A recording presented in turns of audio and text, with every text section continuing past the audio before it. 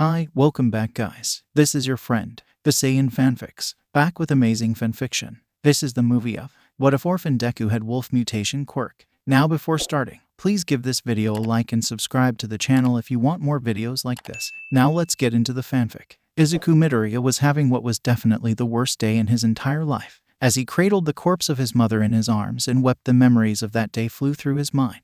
Earlier that day, "Hello class, welcome to your final year of high school," the teacher stated. "Now I should pass out the career assessment sheets."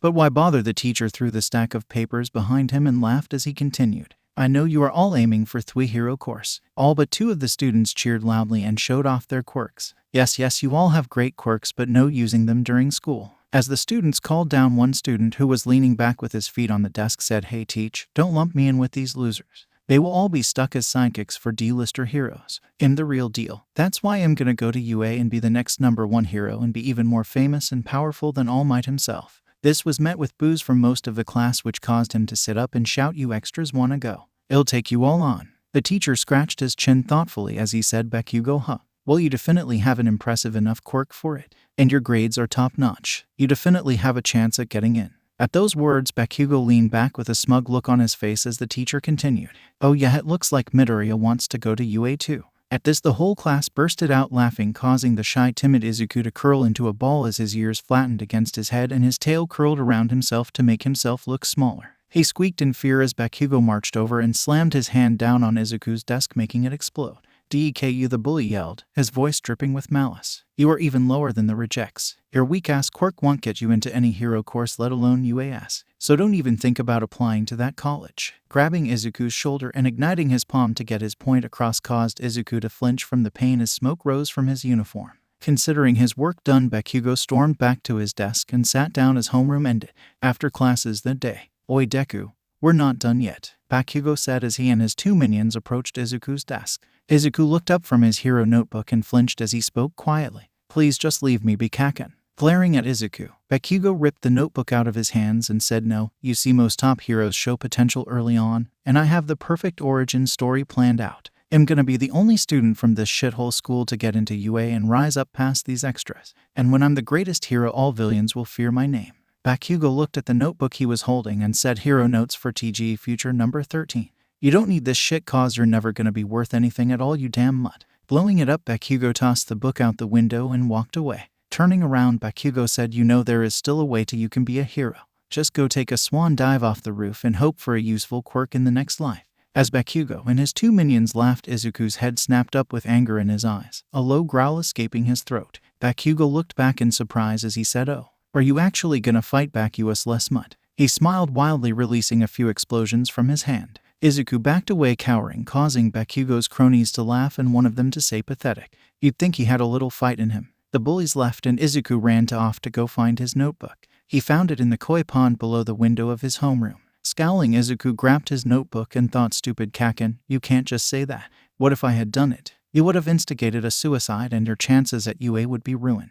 Walking off, Izuku took the long way home. As he was walking through an underpass, a strange substance suddenly enveloped him as he heard a voice say, You really aren't my type, but you will have to do for now. I need to escape that fool chasing me." Izuku struggled against the sludge and grabbed at it. The villain laughed at the futile attempt at freedom and said, "Nice try, kid, but my body's made of fluid. Try all you want, but you're not getting free. Now stop struggling, cause this will only hurt for a minute." Izuku passed out, and as he did, he heard a metal clang. As Izuku awoke, he felt a quick tapping on his cheek and heard a deep voice say, "Kid, wake up." Opening his eyes and seeing the towering form of the #1 hero above him, he screamed in shock and quickly backed away. "All Might," he squeaked out. Ha, I am here. I must apologize for letting you get caught up in all that. I try to keep people safe from harm, but this sewer system is mighty confusing. Anyways, thanks to your help, I have captured the evildoer." As Izuku got over his shock, he thanked All Might for the help. "No problem. Now stand back, I'm taking off." Izuku watched as All Might flew off and thought, "Oh crap, I need to get home."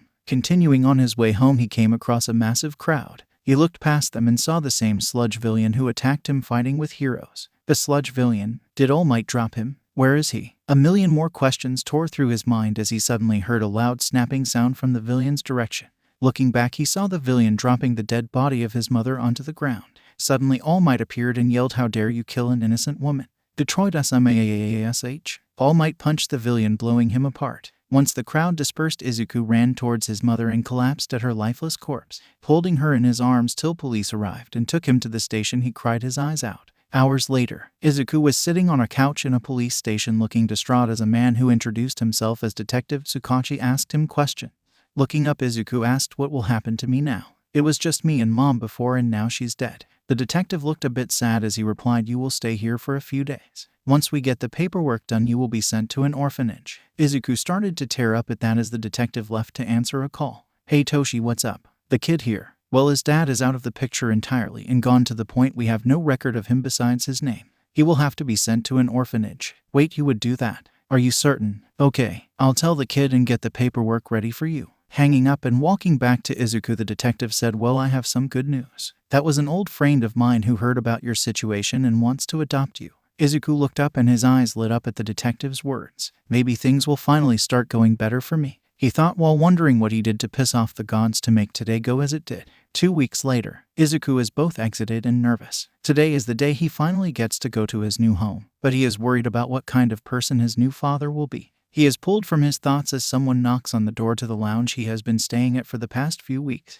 "Come in," Izuku says, wondering who it was. The door opened to reveal the detective and a thin, sickly-looking man with wild blonde hair. "Hello, you must be Izuku, right?" the walking skeleton asked. "Yes, sir, that's me." "Who are you?" Izuku asked, wondering if this was the man who adopted him. "I am Yagi Toshinori. You can call me Toshi. I am the one who adopted you." Izuku looks happier at that reveal and thanks Toshi for his kindness. Pulling his new father into a hug, he says, "Thank you, Toshi. Now can we get out of here? This is a nice lounge, but it's not exactly the most comfortable place to sleep." "No offense, Tsukachi." Toshi laughed and replied, "Yes, I just need to sign a few papers and we can go." Half an hour later, Izuku and Toshi climbed into his truck and drove off. On the way to his house, Toshi asked Izuku, "My boy, can you tell me a little more about your quirk? It seems rather interesting." Izuku looks a bit sad and replies, "It's just your average wolf mutation, but much weaker. I have slightly augmented strength, speed, reflexes, and senses. I also have a few instincts like pack mentality." "Pack mentality?" Toshi repeats, sounding intrigued. "Yeah, if I strongly connect with another positively, then I give them a title of sorts, like a nickname.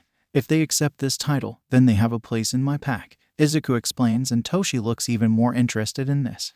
That is interesting. So who is in your pack?" "I only had one pack member before. My mother, but she's dead now and I'm alone." Izuku starts to cry and Toshi comforts him. "It will be all right, Izuku. I'm sure your mother wouldn't want you to shut down over her death. Look towards the future and work hard to accomplish your dreams." Izuku smiles and nods while Toshi says, "We're here. Let's bring your stuff inside and then you can look around." Izuku got out of the truck and saw the large 2-story house. "You live here alone?" he asks. Toshi nods and says, "Yes, it may seem a little big for most people, but it fits me just fine. Now let's head in and start unpacking." The two grab Izuku's suitcases and few boxes and head inside. Unpacking takes very little time as Izuku was only able to take his clothes and a few other important objects. When Toshi looks in the final box, he finds it filled with notebooks labeled Hero Notes for the Future #1. He reads aloud. Izuku's ears perk up at this as he turns around and says, "Yeah, I've been making those since I was even able to write. I thought that even with my weak quirk, if I studied heroes and found what made them strong, I could become strong like them." Toshi flips through the first notebook and says, "The writing is a little sloppy, but if this is your oldest one, then your analysis skills are extremely impressive. You want to become a hero." Izuku nods with a look of determination on his face and says, "Yes. It has been my dream ever since I saw All Might's debut video." His ears press against his head as he nervously asks, "Do you think I can become one even with my weak quirk?" Toshi closes the notebook and replies, "No." Izuku turns away with tears in his eyes at Toshi's answer. Toshi puts his hand on Izuku's shoulder and continues, "A hero needs to be strong to save people. A weak hero will not be able to help anyone. That is why you must become strong." Izuku looks up at Toshi and asks, "Become strong?" "Yes, no hero was born the way they are. Even the strongest heroes had to work hard to get where they are." Toshi continues, flipping through more notebooks. "You have an amazing mind. I only know a few people who could match analysis of this level. But right now your body is weak. You need to train hard to get into a hero college." Toshi finishes speaking and Izuku is crying. When asked what's wrong, he answers, "You're the first person besides my mother to believe in me." Toshi comforts Izuku as he thinks the first person besides his mother. I would think he would have friends at school who would support him. As he finishes that thought, Toshi sees the final notebook in the box is burnt and blackened as well as seemingly waterlogged. "Izuku, what happened to this one?" Izuku flinches at that question and answers, "Kaken blew it up and threw it into the koi pond the first school day this year." Scowling at Izuku's answer, Toshi asks, "Why did he do that?" Izuku started crying as he remembered what happened that day. He blew it up because he wanted to be the only person to get into UA from our school. Continuing, Izuku pulls up his sleeve to reveal the burn scars on his upper arms and says his quirk is explosion. He uses it on me a lot too. The school refuses to do anything because they don't want to tarnish his perfect reputation by putting anything on his record. Toshi is beyond pissed to the point of wanting to storm to the school and beat the shit out of a child. What else did he or the school do? Toshi asks, forcing his voice to stay level. The school lowers my grades to be much lower than his because I score higher than him in every subject except gym class. And no, he's not my friend anymore. Bakugo even went so far as to suicide bait me once. It was on the same day he blew up my notebook and the day my mom died. Izuku was crying his eyes out. Toshi grabbed him and hugged him tight until he was asleep. Putting Izuku in his bed, Toshi made a few phone calls. Narmada saw that Toshi was calling him and picked up asking, "What's up, Toshi?" "Naomasa, we have an issue," is the response he got back. "Is there something wrong with Izuku? What happened to him?" Toshi responded with a rage-filled voice. "I have just found out that Izuku is being terribly bullied. One of them tried to destroy his notebook and uses his quirk to hurt Izuku and even suicide baited him." Naomasa was shocked as his life detector quirk rang true in his head. What's worse is that the school not only allows this but doctors Izuku's test scores to look worse than his bully. Narmada was extremely pissed now and said, "I'm opening a case on this immediately. The school will be punished and this bully will be arrested." Toshi calmed slightly and said, "Good. I'm calling Nezu next to have a ban placed on this Bakugo kid. If for some reason he isn't arrested, then we will make sure he never steps foot onto UA property." Hanging up, Naomasa got to work on the new case. Nezu, the principal of UA, was working in his office to prepare all the events for TGE rest of the year when his phone rang. Answering it, he gave his standard introduction, "Hello, am I a bear, a mouse, or a dog? What's important is that I'm the principal of UA, Nezu. How can I help you?" "Nezu, as you may already know, I have adopted a child recently. There is a small problem regarding him." At hearing this, Nezu perked up, wondering what he was to do. "And what seems to be the problem, All Might?" All Might answer enraged Nezu at the treatment of a child and insulted him as an educator that such a school existed.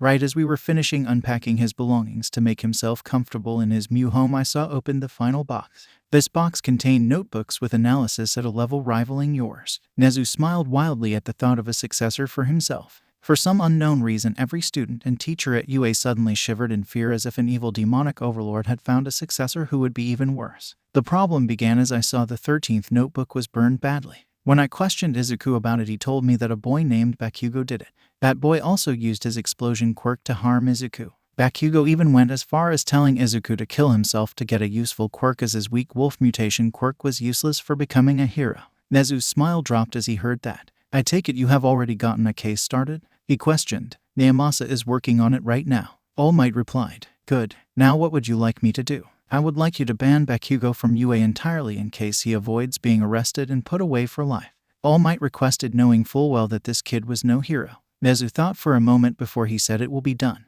That villian will never step foot on UA property. I will personally help with the investigation of the school as well." All Might breathed a sigh of relief before Nezu spoke again. "I would also like to meet with this Izuku. Please bring him to UA tomorrow and have him bring his notebooks." All Might froze before saying, "Yes, sir," and promptly hung up. Nezu stated, laughing madly to himself, causing Eraserhead, who was outside his office delivering reports with Present Mike, to turn around and walk away, saying, "Nope, I feel like keeping my sanity today," and Present Mike to run away in terror, screaming, "Not again, not again, not again." Izuku woke up the next day feeling refreshed. Opening his eyes, he stared at the unfamiliar ceiling as he thought, "Oh right, I came to my new home yesterday." Remembering the whole day's events, he thought, "Oh no, the bullying came out. The school is gonna make it impossible to graduate for me now." Izuku slowly got up and stretched. Walking out, he found Toshi. "Good morning, Toshi," he called out, making Toshi flinch a bit. "Hello, Izuku, how did you sleep?" Not noticing the small flinch, Izuku said, "Good. So is anything going on today?" Toshi sighed as he replied, "Yes. After breakfast, we are going to UA to meet with the principal. I will be helping out there next year, and when talking to him last night, I brought up your notebooks and he insisted I bring you to meet him today.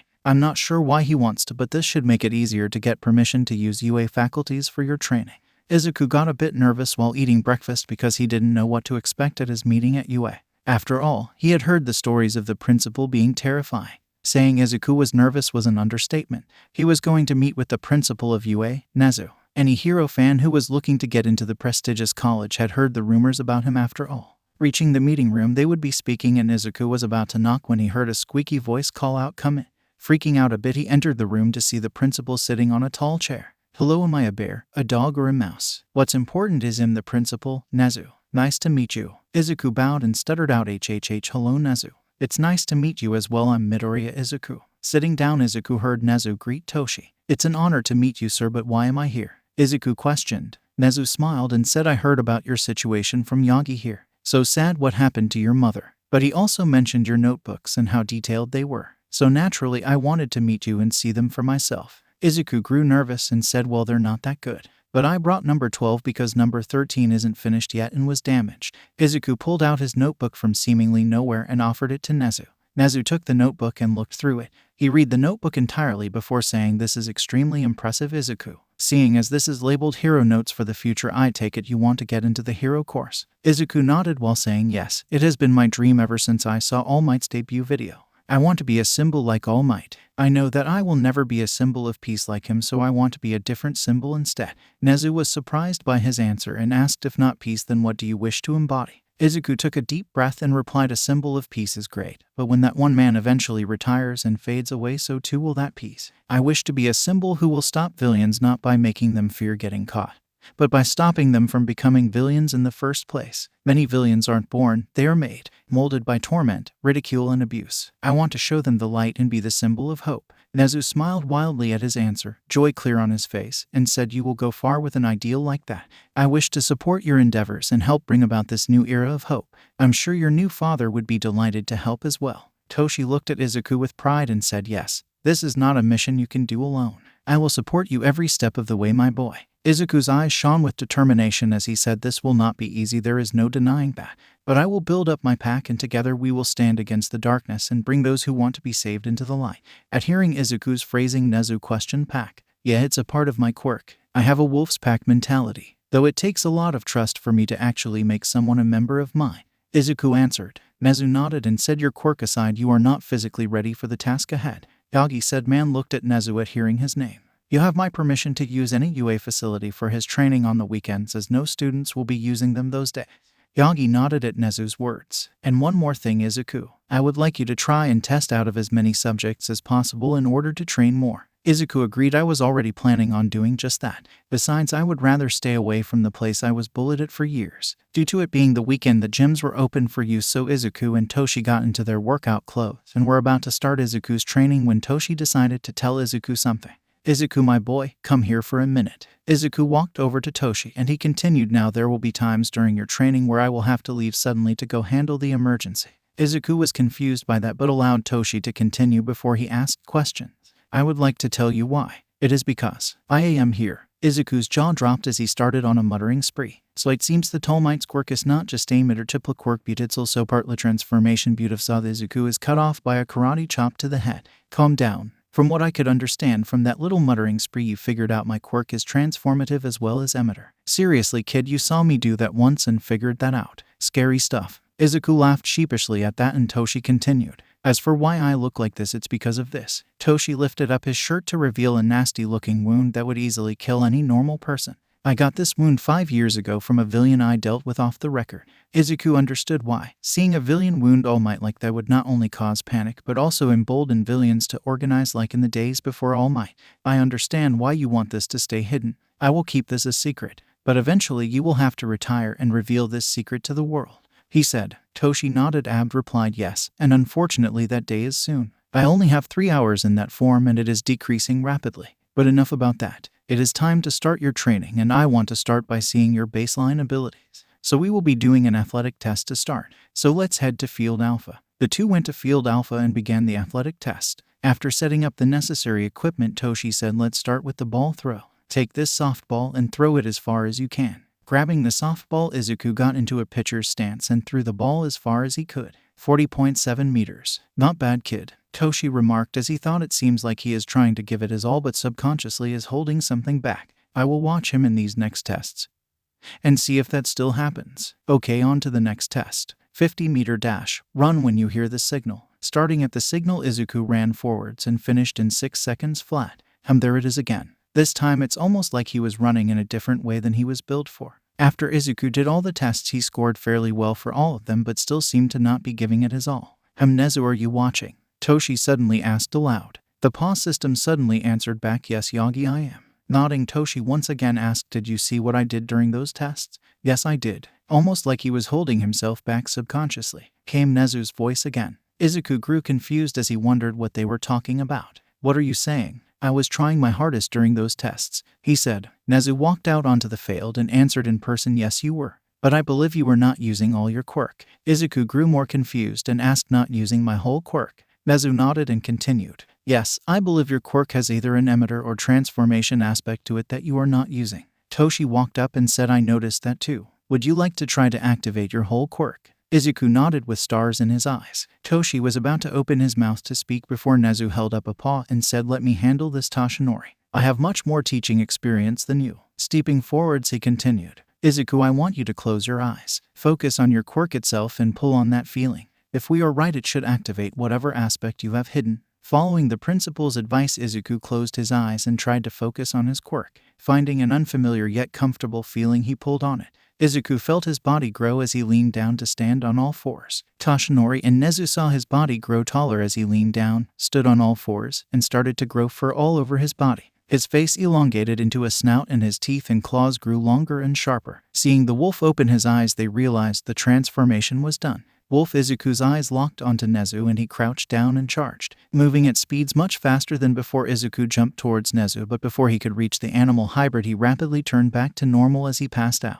Toshi panicked as he buffed up to his muscle form, grabbed Izuku and Nezu and rushed to the nurse's office. Busting down the door to the office, he shouted, Chiyo, we need help. Whem, the small elderly nurse, named Recovery Girl, slammed her walking stick into All Might's foot, saying, how many times have I told you not to break down the door, goddammit.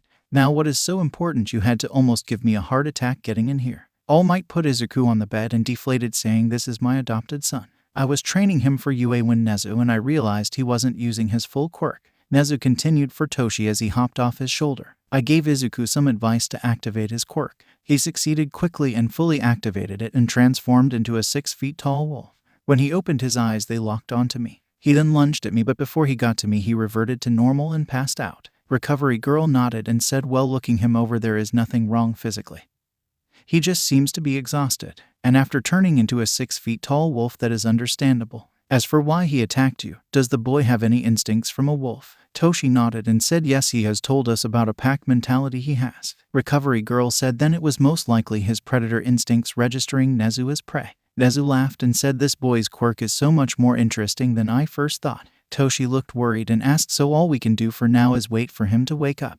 Recovery Girl nodded and said, yes, he just needs rest and should wake up in a few hours. Izuku woke up to see Toshi watching him. Looking around, he sees he is not in his room and asks, where am I? Toshi looks up and says, you are in the nurse's office. What do you remember? Izuku thinks for a moment and replies, I remember Nezu giving me some advice to activate my quirk. Managing to do it, I saw Nezu and then nothing. Next thing I know, I'm waking up here. How long was I out? 2 hours, Nezu says as he walks in. As for what else happened, you transformed into a wolf. Then I'm guessing that your instincts were heightened because you then tried to attack me. Due to you using your quirk at full power, so suddenly you drained all your energy and passed out. Izuku blinked and then asked, I transformed into a wolf. Toshi replied, yes, you transformed into a 6-feet-tall wolf on all fours. It was quite impressive. Izuku smiled and said, well, I guess my quirk isn't so weak after all. But training just got a lot more complicated. Toshi laughed and said, yes, it did. However, I do have a plan for us. After you finish your schoolwork, you will do a workout plan made by me. Then on the weekends, we will come here to work on your quirk.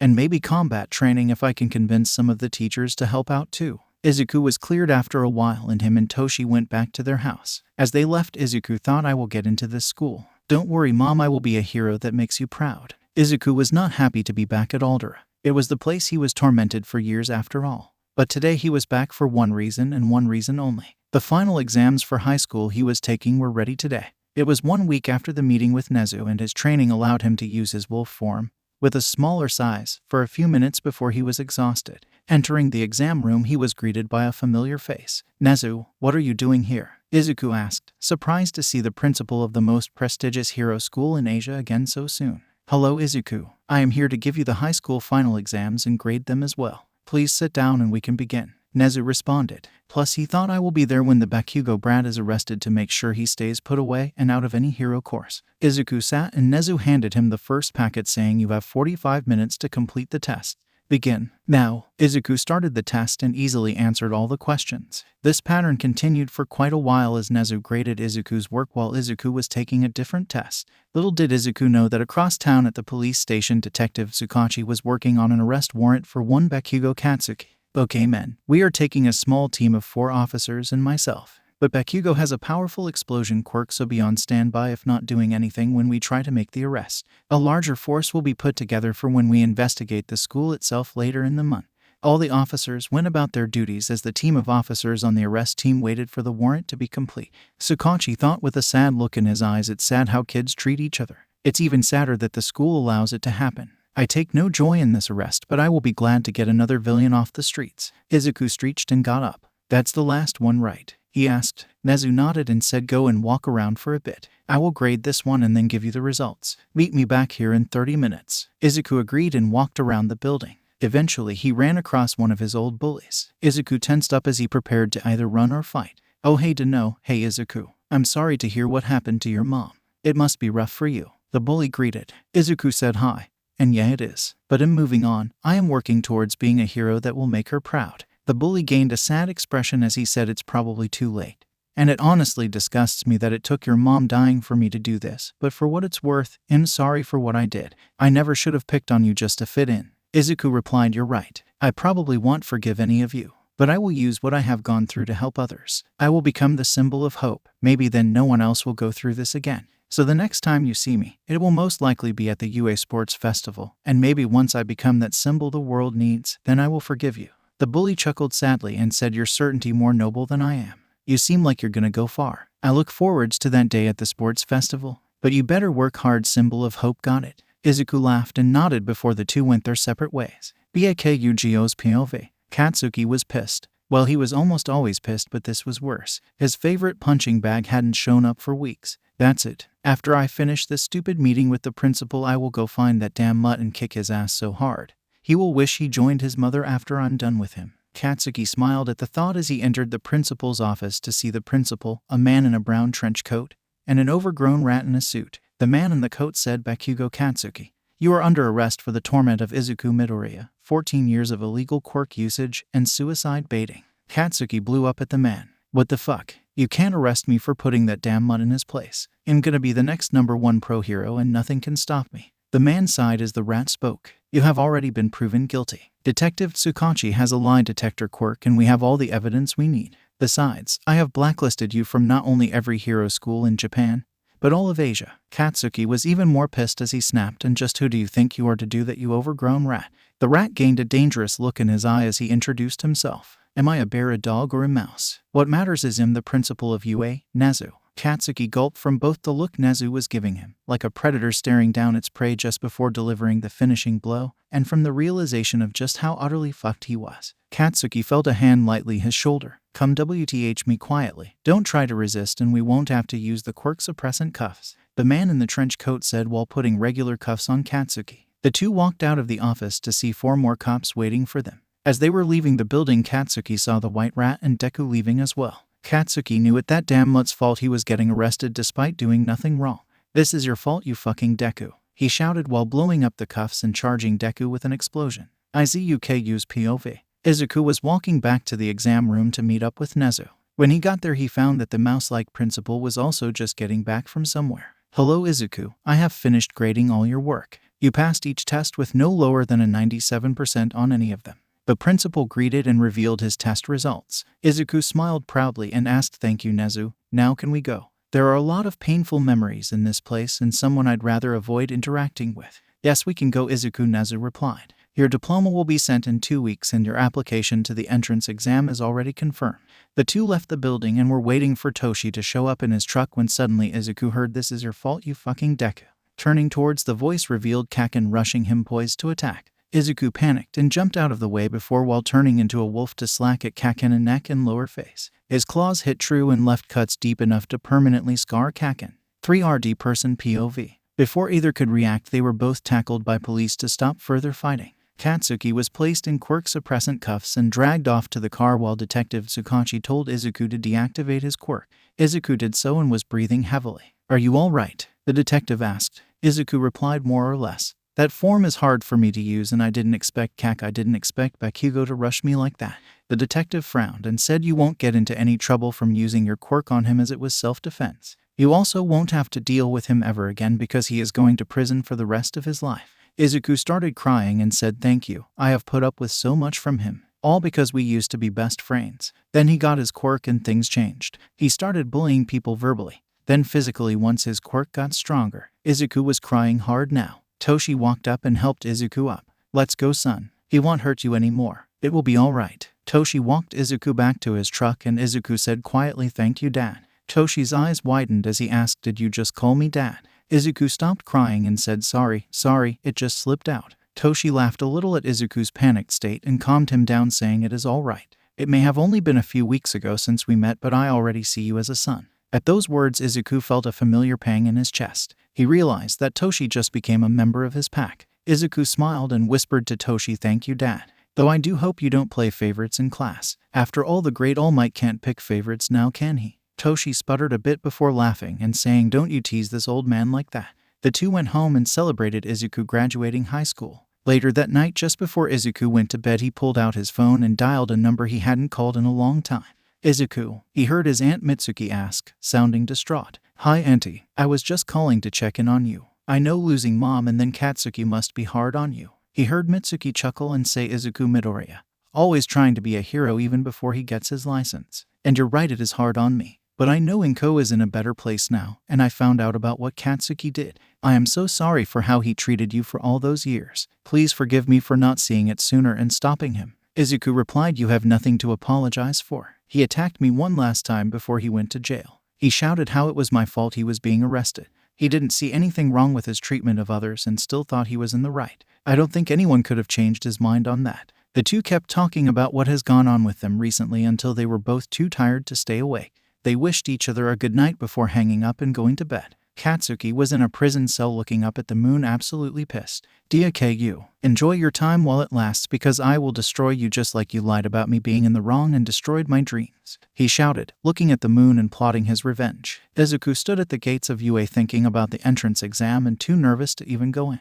Why am I so nervous? All I need to do is walk in and complete the tests. The written exam will be no problem for me. I already know all I need to in order to pass it. I have been training for the last 10 months almost non-stop and my control over my quirk is so much better. I've got this, so just go. Izuku broke out of his thoughts and walked towards the exam room. He got about 6 steps before he tripped and fell face first towards the pavement.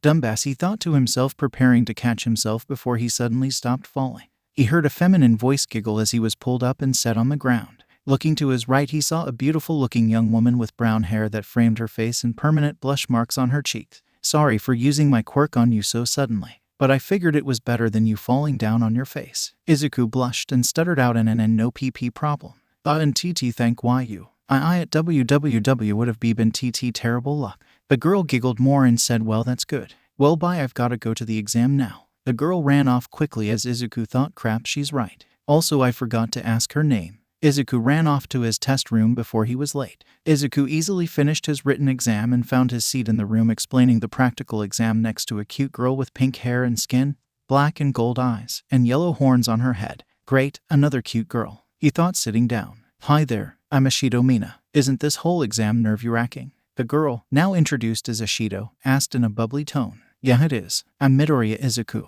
It's nice to meet you. Izuku said back, waiting for the explanation to start. He didn't have to wait long before Present Mike walked out onto the stage, causing Izuku to fanboy. Oh my god, it's Present Mike, the voice hero. I listen to his show every week. Mina giggled and rhetorically asked in a teasing tone, quite the fanboy are we? Izuku blushed at the teasing as Present Mike started explaining the practical. Izuku quickly picked up on the information and started muttering quietly. So it's almost like a video game. Well, most people will probably rush towards the center of the battle arena where the first wave will be. I'll got other outer streets and take out the robots. They're working my way inward so I get as many as possible without interview. Izuku was pulled out of his muttering by Ashido tapping his shoulder. Remember to breathe and slow down as you explain that to me, okay? She teased. Izuku blushed more before explaining slower. Most people will rush towards the center where the first wave of robots will be. My plan is to stick to the outer streets and work my way to the center. That way no one else will be targeting the same ones as me. Ashido's jaw dropped as she asked, you put that together and even guessed where the Ronauts will be and how people will react that quickly. That's awesome. Izuku blushed again at the praise until a storm voice called out, and you with the dog quirk,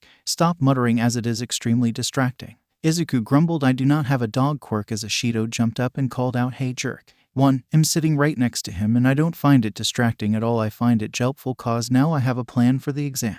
2. You called out present Mike and something he was about to explain anyways. And 3. Everyone is nervous here and dealing with it in their own way. Also personally I find a guy jumping up demanding things to be much more distracting than quiet muttering. The stern young man from before sputtered before sitting down. Sitting down herself, Ashido said, sorry about that. I just really hate bullies. Izuku replied, it's okay. Besides, I have a bad history with bullies myself. The explanation for the practical ended as present Mike told the crowd about the zero-pointer robot meant to be an obstacle. Izuku and Ashido parted ways to their separate test sites and got on the buses set up to take them there. Waiting in front of the gates to the fake city, Izuku saw the girl that caught him in front of the school. He walked over to calm her down but was stopped by the same guy who called him out in the explanation room. Brushing past him and ignoring the cry of hey, Izuku approached the girl to calm her down. Hey, are you alright? He asked. Looking over and recognizing him, she said, oh hi. And I'm just a little nervous. I'm worried I might not pass. I've worked hard, sure, but so many others worked harder than me to get here. Izuku gave her a reassuring look and said, I'm sure you will be fine. Don't worry too much or you might psych yourself out. Just breathe and calm down, okay? The girl smiled and said, thanks. I'm Uraraka Ochako, by the way. Midoriya. Izuku replied just as present Mike said go and the gates opened. Rushing forwards and turning into a wolf, Izuku dashed onto a side street and started destroying robots as he heard there are no countdowns in real life. That one examinee had the right idea, so go. Go, go, go. Izuku quickly proved himself right as he saw an abundance of robots without anyone targeting them. He continued in his smaller wolf form, only about the size of a normal wolf, and silently thanked his father for the extra endurance training. He picked up speed as he tore through the robots at a quick pace. In the judges' room, the judges were watching the examinees as the principal said heroics take a great many talents. From speed to quickly subdue criminals and rescue others, to sensory abilities to find hidden targets, to stealth to complete objectives without being seen, to combat ability and strategy to effortlessly take down opponents. One of the teachers said 3 minutes left. Nezu smiled as he said the real test has yet to come. Release the executioners. Another of the teachers pressed a big red button that released a zero-pointer into each zone. Nezu started laughing as the giant zero-pointers appeared in each zone. Izuku was exited. His exam was going so well. He was currently sitting on a building while in his human form catching his breath after running around as a wolf for the last 7 minutes straight. From his count he had gotten a solid 60 points from taking out robots on the outskirts. He was about to go find some more robots when he saw the zero-pointer appear and smash some building. He heard a familiar voice cry out, help, I'm stuck underneath the rubble. Izuku jumped off the building and hit the ground as a 6 feet tall wolf, running at high speeds towards the voice he recognized to be Uraraka. Reaching the pile he turned back and said, I'm here. I'll get you out. He grabbed some of the larger paces and pulled them off of the trapped girl and freed her before asking, can you stand? Uraraka looked up with tears in her eyes and said, no, I think my ankle is broken. Izuku turned to look at the fast approaching robot. Seeing how close it was, he grabbed Uraraka and positioned her on his back, saying, hold on. He then turned into a wolf and dashed away from the robot. Ochako Pav. Ochako was terrified. First she was super nervous about the exam. Midoriya calmed her down, so that was fine. Then she did fairly well on the exam only to get trapped under some rubble. She screamed for help but no one seemed to even try to help her. Once again Midoriya appeared to help her. He then picked Ochako up and put her on his back before warning her to hold on and turning into a large wolf. Even more terrifying was the speeds at which they moved. It seemed to put even the young man with the obvious speed quirk to shame. Afterwards she slid off his back and onto her butt before Midoriya ran back towards the robot. Dodging one of the slow munches, Midoriya then jumped onto the arm of the robot and ran up it towards the head. The wolf then reached the head and tore into it, deactivating the robot. Ochako thought all would be fine, but then the giant wolf shrunk back into a human. Midoriya then wobbled and fell off the robot. Ochako screamed and ran forwards to save him. Izuku's POV. Izuku had just set Uraraka down. He decided he needed to stop the robot from causing more damage and ran back towards it. He easily dodged one of the slow punches of the robot and jumped up the arm. Running towards and reaching the head of the robot, he tore it apart with his claws. Right afterwards, he felt himself turn back to normal and start falling off the robot, his vision going black. Shit, she slapped. His eyes snapped open as he felt a hand slap his face and he stopped falling. Looking to his right, he saw Uraraka kneel down and throw up. His last thought before passing out was, good, she's safe. The next time Izuku opened his eyes, he saw a familiar ceiling. Looking around slowly, he saw Recovery Girl looking slightly upset. Uraraka looking worried, and his father looking proud. Izuku sat up and joked, "Hey dad, recovery girl. Guess I overdid it again, huh?" His father laughed and recovery girl brought her cane down on his shins hard. "You're lucky you didn't actually get hurt. With how little stamina you had, any healing I did would have killed you." The elderly nurse scolded. Uraraka pulled him into a hug and yelled, "You stupid, reckless idiot. Do you have any idea how worried I was when you fell then passed out? You didn't need to tear that thing's head apart." Realizing she was crying, Izuku patted her back to calm her down. After she did, he said, "I'm sorry. I just couldn't let anyone else get hurt." Letting go, Uraraka huffed as she wrote something me down. Handing it to Izuku, she said, "My number. If you don't call me later, I'm hunting you down and shaving your tail." She pulled him into another hug before leaving. As soon as the door closed, his father busted out laughing. "I see you left quite the impression on her." He managed to get out before continuing to laugh. Izuku glared half-heartedly at his father and asked, "So how did I do in the exam?" His father answered, "Sorry son, you're gonna have to wait a week until the results come like everyone else." Izuku sighed and said, "Fine, so when can we go home?" "The bedside service here sucks." Recovery girl whacked his head and then said, "You're free to leave now. Make another joke and you will have to stay here until you heal from a broken ankle the regular way." Izuku paled and immediately got up and ran out of the room to escape the angry nurse. His father just laughed harder and followed him. The next week was torturous. The night after the exam, Izuku called Uraraka for fear she might make good on her threat. It turned out she got 36 points in the exam, and from what she could tell, most only got in the low 20 seconds in their testing site. The two agreed to meet up in a cafe to open them together. "Okay, so who do we see fail first?" Izuku joked as the two sat down with their drinks. Uraraka said, "Don't even joke about that," while shooting him a glare. She decided to open her letter first and saw a silver disc. The disc projected a hologram displaying All Might. "I am here as a projection. I am also the newest member of the U.A. staff. Examinee number 6429 URARAKAOCHAKO. You have passed the written exam with an 84%. Not bad. In the practical, you scored 36 VILLIAN points. Unfortunately, this alone was not enough to pass." Uraraka's heart sank as Izuku decided to try to get her into the hero course by making a bet with Nezu. Then the video continued. "Fortunately, there is another factor to the exam. But first, watch this." A video played of Uraraka saving Izuku. Another video showed her asking to give Izuku some of her points. How could a hero school reject someone who displayed the true property of a hero? Thus we have rescue points. URARAKAOCKAKO. 45 rescue points. Congratulations, you have passed. Welcome to your hero academia. At that, the video shut off and Izuku congratulated her. In the letter it was revealed she was in class 1 and the move-in day was next Saturday. "Okay Midoriya, let's see yours now." Open in his letter, he also had a disc. But instead of All Might, he got the principal on it. "Hello Izuku. You passed the written exam with 100%. In the practical, you displayed great skill and strength. You scored 60 villian points. That is already enough to get into the hero course, but that's not all. You also displayed the true spirit of a hero. You saved multiple people from robots. You even took on the zero-pointer and beat it to keep others from getting hurt. You get an additional 80 rescue points, putting you at 140 total points. You have earned second place of all time, just 5 points below All Might's 145. Welcome to your hero academia." The video once again shut off abruptly, and looking at the additional papers revealed that he was also in one. Uraraka hugged Izuku saying, "Yes, I knew you'd get in. And we're in the same class too. Okay, I'll text you later. Move-in day is in 3 days and I need to pack my stuff up." As Uraraka left, Izuku thought, "I did it, Mom.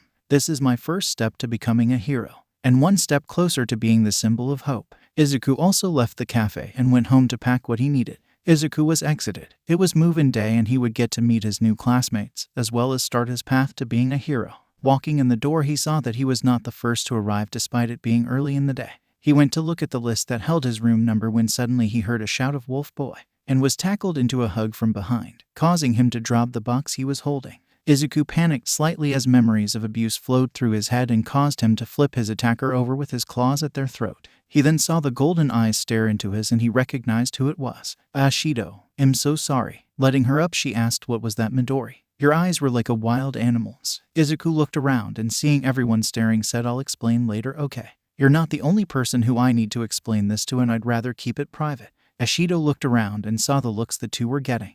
"Okay, but if you try to get out of explaining, there will be consequences." Izuku picked up the box he was holding. It contained his notebooks, and brought it to his room where the rest of his stuff was.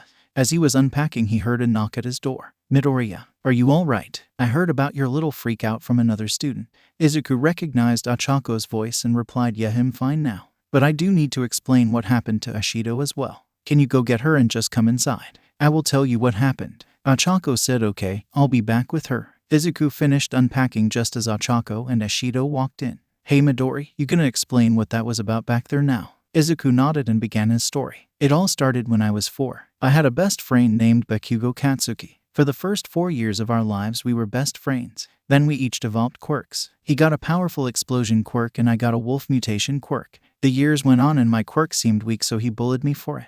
It got worse and worse until in the final year of high school on the first day, he told me to take a swan dive off the roof. Both Ashido and Ochako gasped at that and tears welled up in all their eyes. Izuku continued his story. The day got worse. As I was walking home I was attacked by a villian. All Might saved me and took the villian away. As he was jumping away he must have dropped the villian because he escaped and attacked someone else. The new victim was my mother. That bastard killed her. All Might stepped in again and captured him again. Izuku and the girls were full on crying now. I stayed at the police station for a few weeks before someone adopted me. Yagi Toshinori took me in. He became my father figure and a member of my pack. The girls were confused at the use of the word pack but let Izuku continue. I decided to try to graduate high school early and focus on training for UA.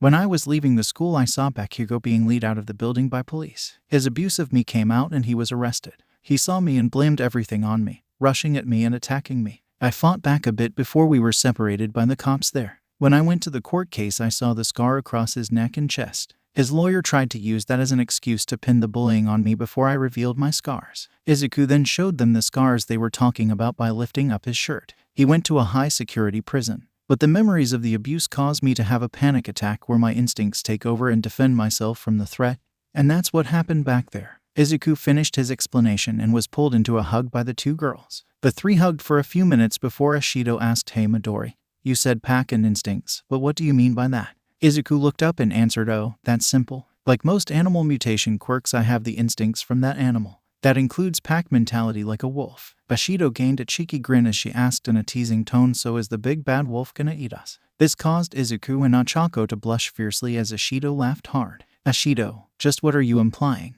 Ochako asked, trying for an angry glare, but she was blushing too much for it to work. This caused Ashido to laugh harder and ignore the question before leaving the room. Moving past that, "Who is in your pack, Midoriya?" Ochako asked. "Just my father. In order for someone to get into my pack I have to start calling them by a name most people won't.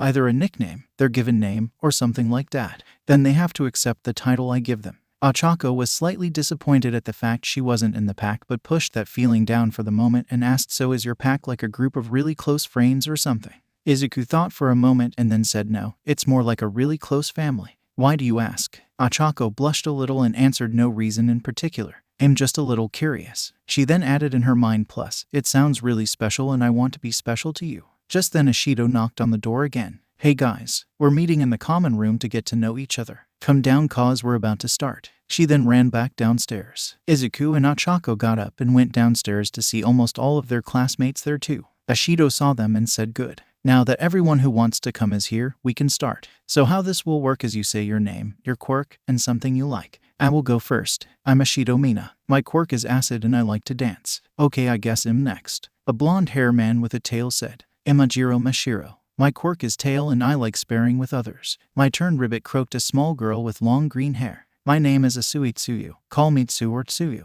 My quirk is frog and I like the water." "My turn," called out a floating set of clothes. "My name is Hage Kurtoru. My quirk is invisibility and I like cure things." "Okay, my turn now I guess. My name is Sato Rikido. My quirk is sugar rush and I like baking sweets." A tall brown-haired boy with large lips called out. "I'm Kaminari Denki." The boy had blonde hair with a black lightning bolt design on it. "My quirk is electricity and I like video games." "I'm Kirishima Ijiro." He had a wide bulky frame and wild red hair. "My quirk is hardening and I like manly things." "I'm Jiro Kyoka," said a short slim girl with short purple hair. "My quirk is earphone jack and I like music." "I'm Uraraka Ochako." Ochako introduced herself. "My quirk is zero gravity and I like stargazing." "My name is Yaoyorozu Momo. My quirk is creation and I like learning about new things." A tall curvaceous girl with long black hair introduced herself in a formal tone. "Hey, I'm Shiro Hanta." A tall boy with straight black hair and large straight teeth introduced himself. "My quirk is tape and I like helping around the house." "I am Aoyama Yuga. My quirk is naval laser and I like sparkly things." A narcissistic boy with bright blonde hair and narrow eyes introduced himself. "I am Ida Tanya. My quirk is engine and I like following the rules." It was the guy from the entrance exam.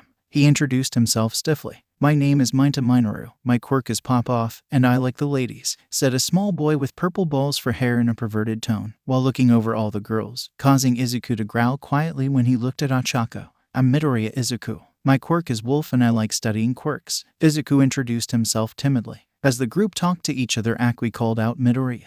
Ribbit Izuku looked at the frog girl and asked Yasasui, "Call me Tao, and tell me, does your quirk come with any instincts?" she asked bluntly. Izuku sighed a bit and said, "Yeah, it does. I have a wolf's predator instincts. That includes pack mentality." Tao croaked and said, "That explains why just looking at you makes my prey instincts scream predator. And why you kinda attacked Ashido when she surprised you earlier." Izuku nodded and said, "Yeah, but that isn't the worst thing my instincts have made me do." This got everyone's attention and Kirishima asked, "What's the worst they have made you do?" Izuku thought for a moment and answered, "Well, the first time I discovered my quirk let me turn into a wolf, it also heightened my instinct.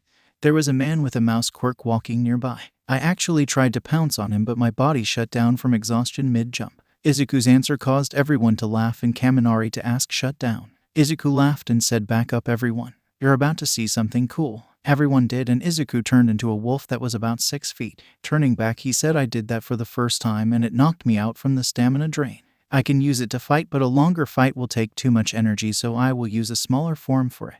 Little did anyone know that hiding in the shadows, their homeroom teacher was watching them. "Looks like I have at least one slightly rational student. He knows his limits and how to work past them, huh? Good, he will need that." The mysterious man exited the dorms without anyone knowing and went on patrol. After a few hours, everyone went to bed. Little did they know the horror they would be subjected to the next morning. Izuku woke up in the morning and went to get breakfast. He decided he would ask for Nezu's permission to work on a little project somewhere on campus. "I wonder if I should get a support student involved. Would they agree? Would they even have time to help?" As Izuku was thinking, Ochako came up and sat down beside him saying, "Hey Midori, how are you this morning?" Shaken from his thoughts, Izuku replied, "Oh, pretty good, Uraraka. Just thinking about something I want to try to do during the year." "Oh, what are you gonna try to do?" Ochako asked. "It's a secret, sorry." Izuku smirked at the pouty expression on his friend's face. Ochako kept pestering him but was getting nowhere. Mina came up behind them and asked, "What are you two up to?" The pair in question jumped a bit and Ochako answered, "Midoriya said he has a project he wants to work on and won't tell me."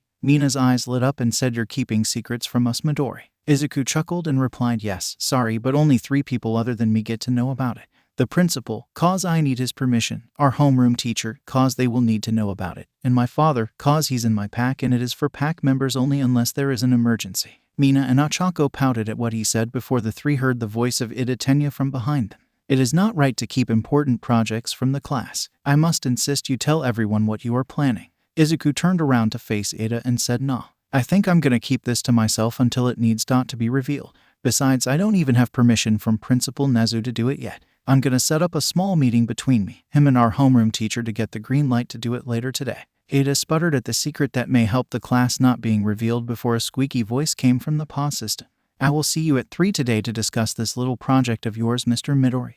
Your homeroom teacher, Mr. Aizawa, will be there too." Everyone in the kitchen minus Izuku was shocked by the sudden interruption of the principal. "Thank you, Principal Nezu." "Wait, hold up." Ashido shouted, "Hor, did you even know what we were talking about?" The principal simply laughed and replied, "I see everything that goes on in this school, Miss Ashido." At that, the pause shut off, leaving the class in stunned silence. Izuku simply got up and walked back to his room saying, "This was fun, seeing you all react like that, but I need to go draw up the plans to show Nezu before the meeting. See you at CLSSS tomorrow." The whole class was now thinking, just what is going on here? Eventually everyone settled down and continued going about their daily routine and finished getting settled in before school the next day.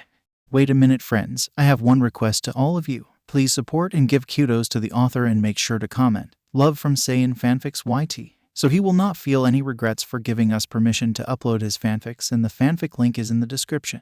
Izuku woke up and did his morning routine. When he got back to his dorm room, dressed into his uniform and went to his homeroom. Upon entering, he saw a few of his classmates that didn't come to the little introduction circle they had.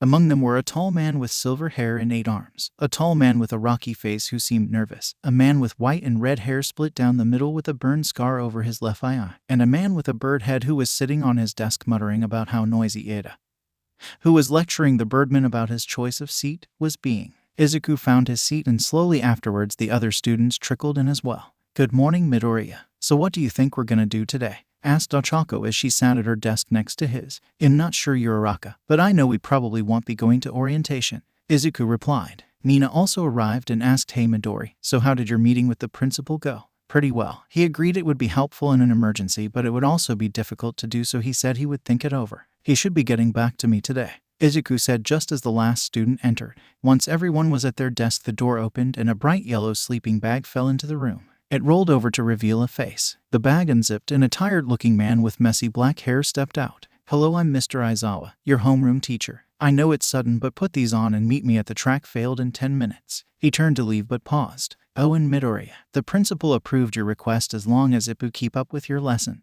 But you have to have a support student help you. One has been selected and she will meet you after classes are over so you can discuss a work schedule." At that, Aizawa left and the students grabbed a gym uniform. In the locker room, Izuku was surrounded by the other guys in there. "Come on man, tell us what got approved," Kaminari pleaded. Izuku laughed, finished getting changed and said, "Fine Kaminari. If you can beat me to the track field, I'll tell you all." After he finished speaking, he turned into a small wolf and dashed away, leaving everyone else in the dust. "Why did you use your quirk to get here?" Mr. Aizawa questioned Izuku when he arrived at the field. "Oh, I told Kaminari that if he could beat me here, I would tell everyone the project I'm working on.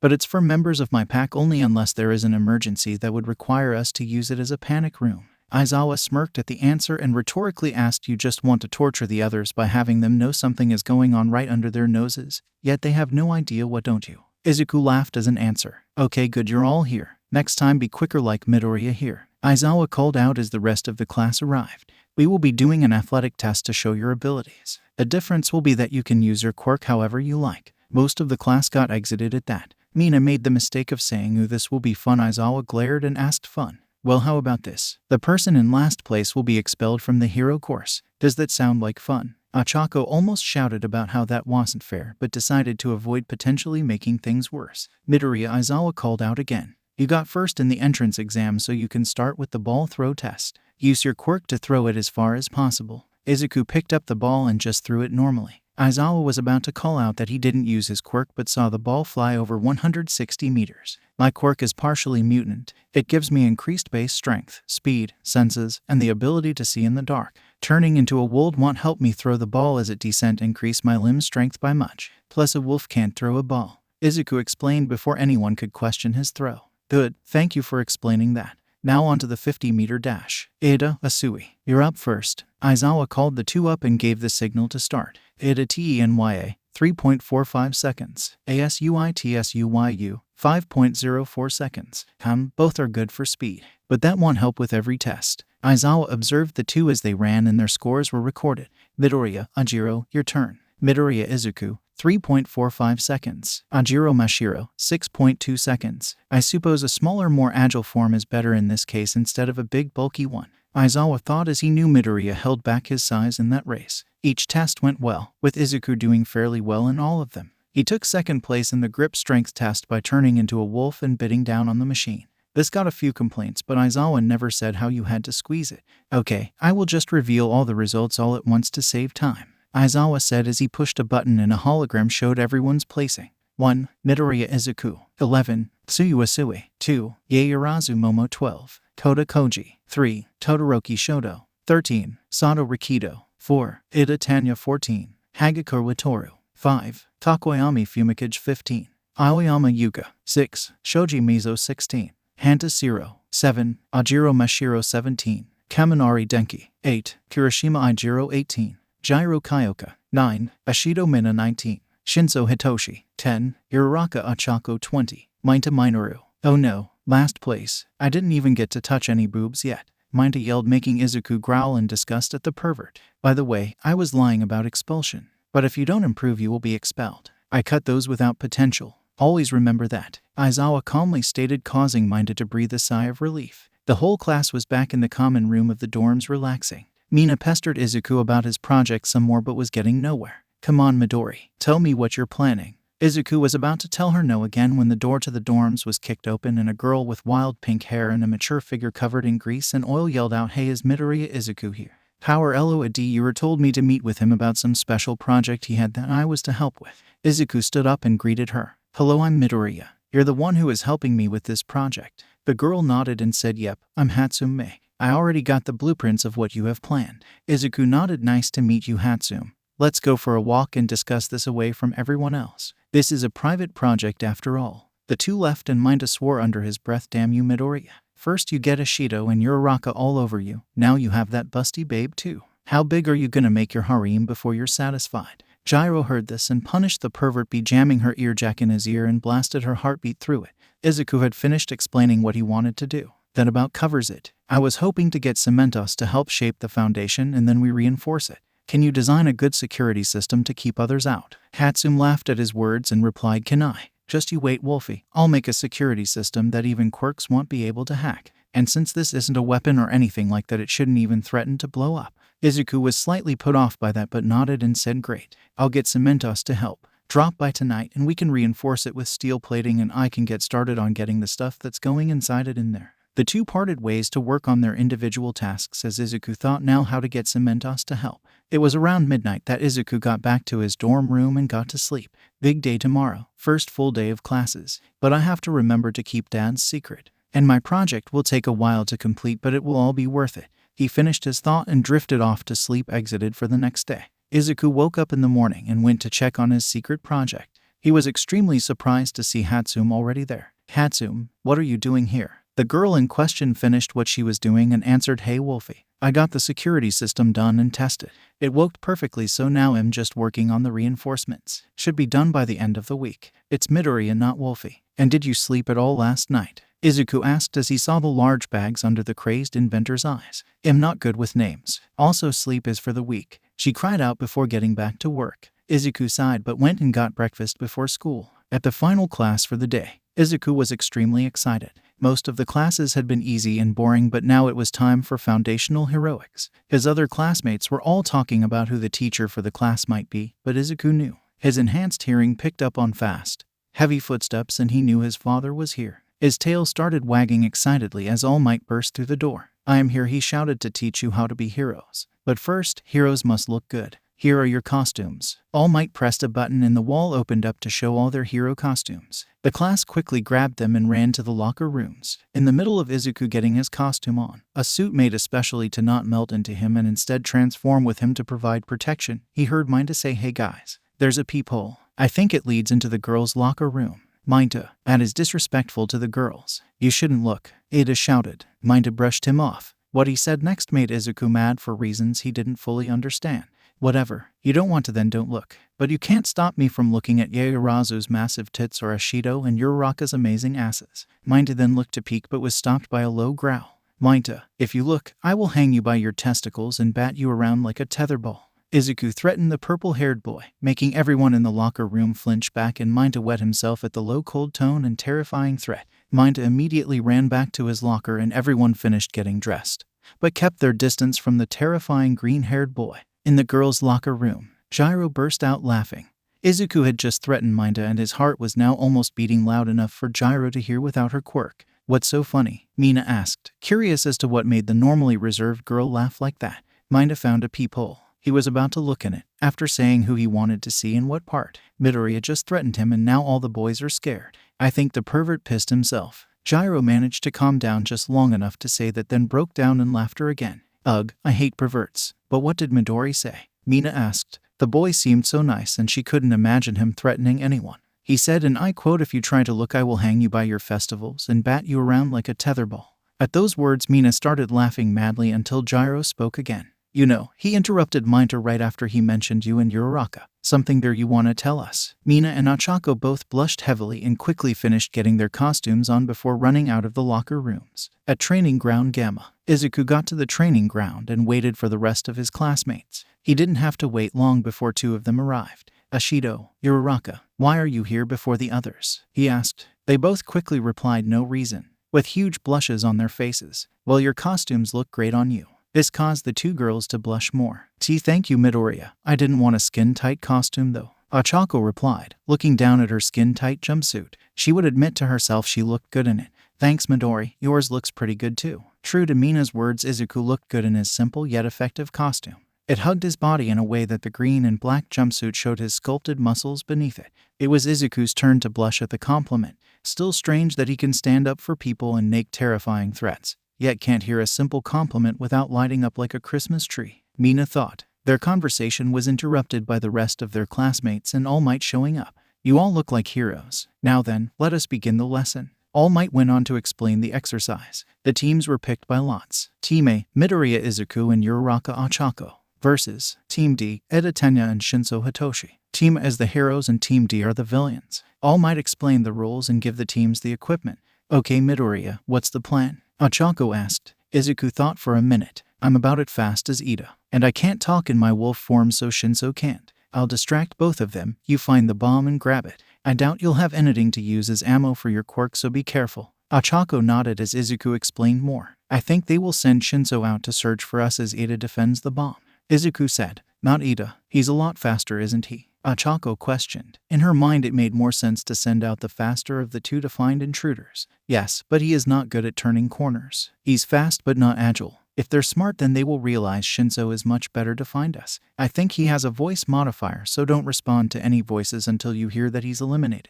Izuku finished his explanation. So you think Ida will use his speed to move the bomb around? So I'll find it and stay hidden until you beat Shinso and come to help. Ochako understood his plan. With Ida and Shinso, I have a plan. Ida stated once they had their gear. You protect the bomb. I will go after them and capture them. Shinso shook his head. No, they will be expecting that. Midoriya seems to be strong, but that isn't his greatest strength. He's a strategist. He will have a plan, so I will find and take them out. They won't be expecting me. You remove everything and protect the bomb. Oh, I see. Okay, you take them out and I'll defend. But be careful. Ida agreed. Just then they heard All Might start the match. Shinso ran off and Ida started getting rid of the junk. With Izuku and Ochako, All Might started the match and Izuku ran in, turning into a small wolf. Yes, the suit works, he thought, saying the heavily reinforced jumpsuit transform with his body and shape itself to his new form. Now to find Shinso. He saw Ochako dash past him, and focused his more sensitive hearing to try to detect movement.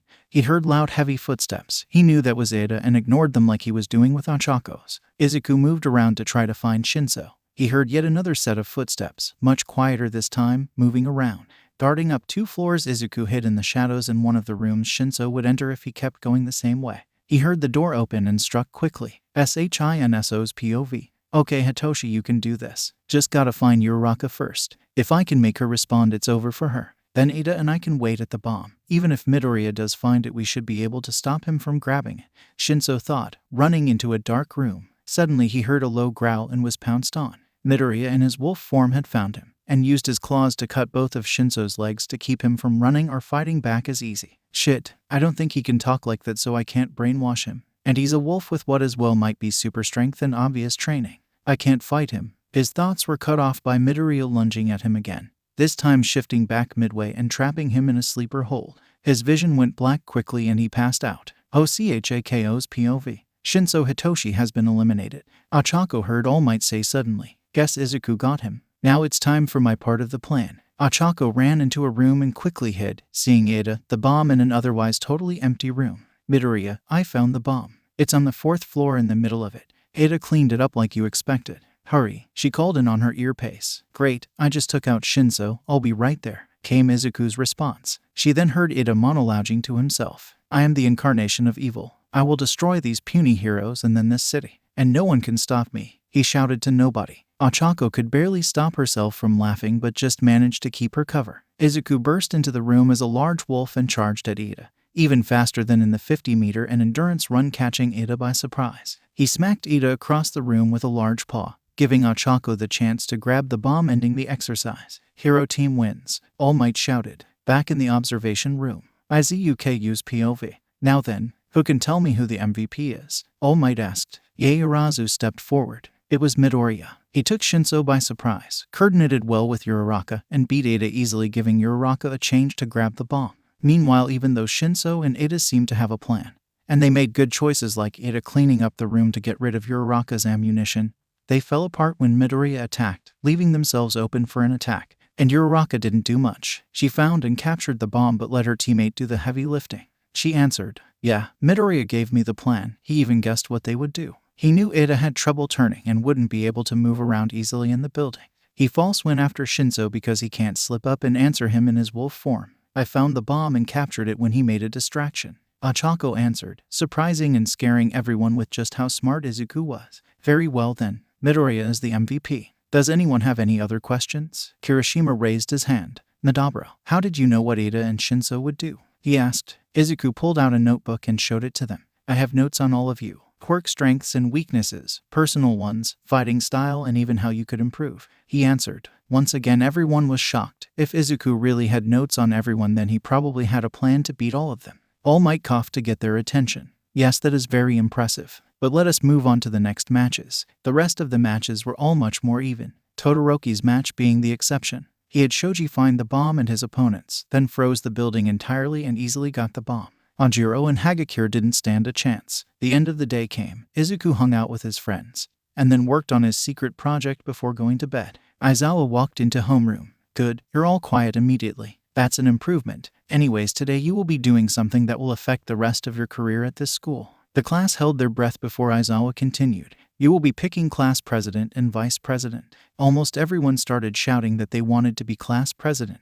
Ada stopped them by shouting, we should settle this democratically. Everyone write down who you want to be class president. Is this acceptable, Aizawa? The homeroom teacher just got into his sleeping bag and replied, whatever. Just get it done by the end of homeroom and don't wake me up. The vote ended with the following votes. Midoriya 4, Yaoyorozu 3, Todoroki 2. Everyone else either had 0 or 1 votes. Okay, Midoriya is class president and Yaoyorozu is his vice president, Aizawa said Firefly as he got out of his sleeping bag and left the class. At lunch, Izuku was sitting with Ochako, Mina, Ada, and Shinso. I still don't know how I got this spot. I voted for Yaoyorozu, Izuku said. Ochako replied, I voted for you, Midoriya. I picked you because you are smart, kind, and a good leader. Mina followed up. Yeah, Midori. Plus you stopped that pervert from looking at us. There was nobody else I could choose. Ada nodded. Yes, you proved to be a much better student than me. You worked well with your partner in the battle trials. You knew about the rescue point system in the entrance exam, and you have proven to be an expert strategist. Shinso simply said, hey, you had my vote pretty much instantly. Even if you're keeping secrets from us, like that little project you're working on with that girl from the support course. I'm still not giving up on finding out what it is. Izuku laughed and replied, that's on a need-to-know basis. Only pack members can use it unless there is an emergency. Hatsune is the exception because she's helping make it, and we need to make sure everything is working. It should actually be done by tonight. And thanks for trusting me to be class president, guys. Nina pouted slightly before saying, you know, Midori, I am serious about wanting in your pack. Ochako nodded and said, yeah, it seems nice. Plus there are a few perks that come with it. Izuku said, it's not that simple. I've only known you guys for a little while. It took months of living with my dad before he got into the pack. The amount of trust it takes for me to consider you a member will either take an extreme situation we are in together or months of getting to know each other. He gained a sad look in his eyes as he remembered the last time someone his age was a possible pack member. Before anyone could question him further, an alarm went off. Everyone panicked when a third year said that alarm means someone broke onto campus. That's never happened before. A stampede pushed Izuku and Ochako to the window where they saw that the press had broken in. Izuku said, it's just the press. Help me calm everyone down. Ochako nodded and asked, what do you need me to do, Midoriya? Izuku said, make me weightless, then toss me towards the wall at the front of the crowd. Ochako did as told. As Izuku was flying towards the wall, he turned into a wolf and howled. He hit the wall gracefully and turned back to normal. In the silence, he shouted, it's just the press. Everyone calm down. WRE or UA students, act like it. Everyone immediately calmed down and looked out the window. One girl called out, he's right. And the teachers are taking care of it. Soon everyone followed the protocol and went back to the student dorms. When they got there, Izuku was pulled away from the rest of the class by Mina. Hey Midori, she said. I just wanted to say thanks for stopping that crowd at lunch. I was almost trampled by them. Izuku shook his head. No need to thank me, Ashido. I was just doing what anybody would have if they saw it was only the press. Mina pushed him into the wall gently and said, no, I do need to thank you. A bunch of people got pushed into the windows like you. You're the only one who said anything. And I know just how to thank my hero. The pink girl then got closer and gave Izuku a small kiss on the cheek. She quickly backed off and said, thank you, Midori. And just let me know if you want another kiss, or maybe something a little more spicy. Anyways, bye. Mina gave Izuku a wink before running off, leaving him blushing and unable to speak. Little did either young adult realize that someone had seen that whole encounter and followed Mina to confront her. Mina's POV. Mina was giggling to herself as she left Midori behind. She may have been grateful that he had stopped the crowd, but she still had to tease her crush. Mina had just got to the girls' side of the dorm when a voice called out, Ashido, wait. Turning around, Mina saw Uraraka walking up to her. Ashido, what was that back there with Midoriya? Mina smirked and replied, just expressing some gratitude. Midori did save me at lunch, you know. Why? Jealous that I kissed him first. Uraraka couldn't stop the blush on her cheeks and retorted, whatever, you only got to kiss his cheek. It's not that big of a deal. Mina knew what that blush meant and decided to tease the girl some more. Yeah, you're right. Next time I'll go for the lips. Unless you want dibs on his first real kiss. She smirked as Uraraka blushed even more. Suddenly the brown Hayward girl calmed down a bit and replied, yeah, that sounds nice. If I ever get into a situation where I can kiss him, I'll take it. Thanks for the offer, Ashido. Uraraka walked away but turned towards Mina and said, I'll be the one to get him in the end, Ashido. It was Mina's turn to blush as she thought, shit, I may have just lost that battle, but I'll be sure to win the next one. Mina called out, fine, I respect the rules of dibs, but don't take too long to do it or I may just cut in line. As this confrontation went down, Izuku was still in that hallway trying to wrap his head around the fact that Mina just kissed him. At the a gate with Nezu. This is not the work of simple press, Nezu concluded. Hound Dog walked up to the principal and gave his report. Nobody not supposed to be here was found and nothing was stolen. Growl. Nezu frowned as Eraserhead asked, so what happened to the gate? It seems to have been reduced to dust by a quirk. But was this a simple break-in, or something much more sinister? Nezu said. This made every teacher present glare at the destroyed gate. After all, Wilbur had destroyed this gate meant big trouble. Izuku had woken up in his bed, barely processing how he got there. His mind had been pretty much blank after Mina, one of the two girls he had a crush on, kissed him. The kiss itself was nothing special, just a quick peck on the cheek, but the offer she made as she ran off completely shut him down. Shaking himself out of his thoughts, Izuku got ready for the day. As he was getting breakfast, he got a text. Unknown number. Hey, it's Hatsum. Just letting you know that your little project is done. Just needs the stuff in it, but you're taking care of that. MIDORIYAI. Thanks, but how did you get my number? He didn't get any response, so he just sighed and finished his breakfast. As he was leaving to get to class, Izuku was stopped by Ochako. Hey Midoriya, how are you today? She asked. Izuku replied, pretty good. I'm a bit worried about the break-in yesterday, but there isn't anything I can do about it.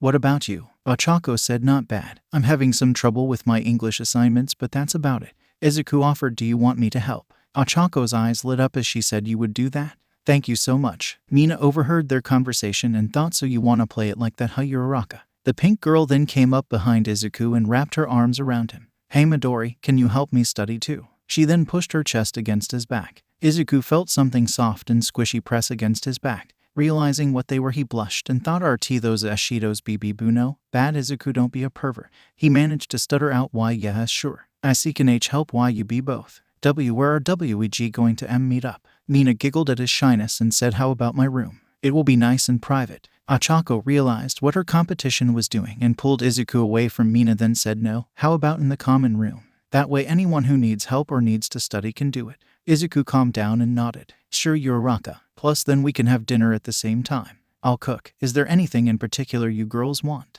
Mina decided to tease him some more. Why Midori, offering to cook for your lovely ladies. How bold of you. Izuku blushed a deep red, causing both girls to giggle. Izuku realized what she did and said, fine. No dinner for either of you. Both Mina and Ochako went wide-eyed and grabbed one of his hands. Wait, no, please cook him, sorry. Mina pleaded. Ochako gave him the puppy dog eyes. Izuku huffed and smiled. Fine, but we are studying, so don't try to get out of it, Mina. Ochako giggled more. Before anyone could say anything else, Iter ran up and said, it is time to get to class. Make haste as to not be late. Then he ran off. Izuku chucked and said, wow, I know him, class president, but he's the one acting like one. Mina and Ochako could only nod as they all walked to class. Izuku then asked seriously though, is there anything you want me to make tonight? Ochako nodded slightly and blushed. I know it's not really a meal, but can you make matcha? Izuku nodded. Sure, I'll have to look up a recipe, but I can do that. Anything for you, Ashido? Mina said, sure. Can you make something with okra in it? Izuku said, no problem. So after classes end, I'll make us dinner and dessert. While we eat, I can help you with homework and study. Sound good? Both Mina and Ochako nodded in agreement. Mina suddenly said, Midori, you go on ahead. I forgot something. Uraraka, can you help me look? Ochako saw the almost desperate look on Mina's face and said, sure. Midori, you go on ahead. We'll catch up. Izuku nodded obliviously and kept walking to class. Mina and Ochako went back inside. Ochako asked, so what's wrong, Ashido? The look you were giving me looked like you really needed to say something. Mina blushed a deep purple as she answered, look at Midori. He's hot, kind, smart, heroic, and strong. Now he's offering to cook for us. He's too perfect. Ochako also blushed. That is true, but what can we do about that? I'm surprised you aren't trying to get any eye candy from him or tease him more. Mina retorted, I can't. If I see him without a shirt on with how hot he is, I might just die from too much hotness. And as for teasing, well, I don't tease the ones I'm interested as much until I know they like me back. Now I don't know what to do. Ochako sighed. You're right. He is amazing, but there is nothing we can do about that except enjoy how he treats us. Mina argued, but you're Uraraka. He's perfect husband material. I can't lose him, but if I make a move too soon, then I'll just push him away. What do we do, cause I know you feel the same? Ochako blushed even harder. As true as that may be, all we can do is give it time. I think it will be like this. He will only date a member of his pack. After all, the amount of trust required in a relationship should be enough to be considered a pack member. So like getting into the pack, we can only wait and pray he chooses one of us. Mina looked down. You're right, we need to be in his pack first. Is it bad that I'm almost hoping for us to get into a life-threatening situation for us to get closer? Ochako could only stare at the pink girl. Yes, it is Ashido.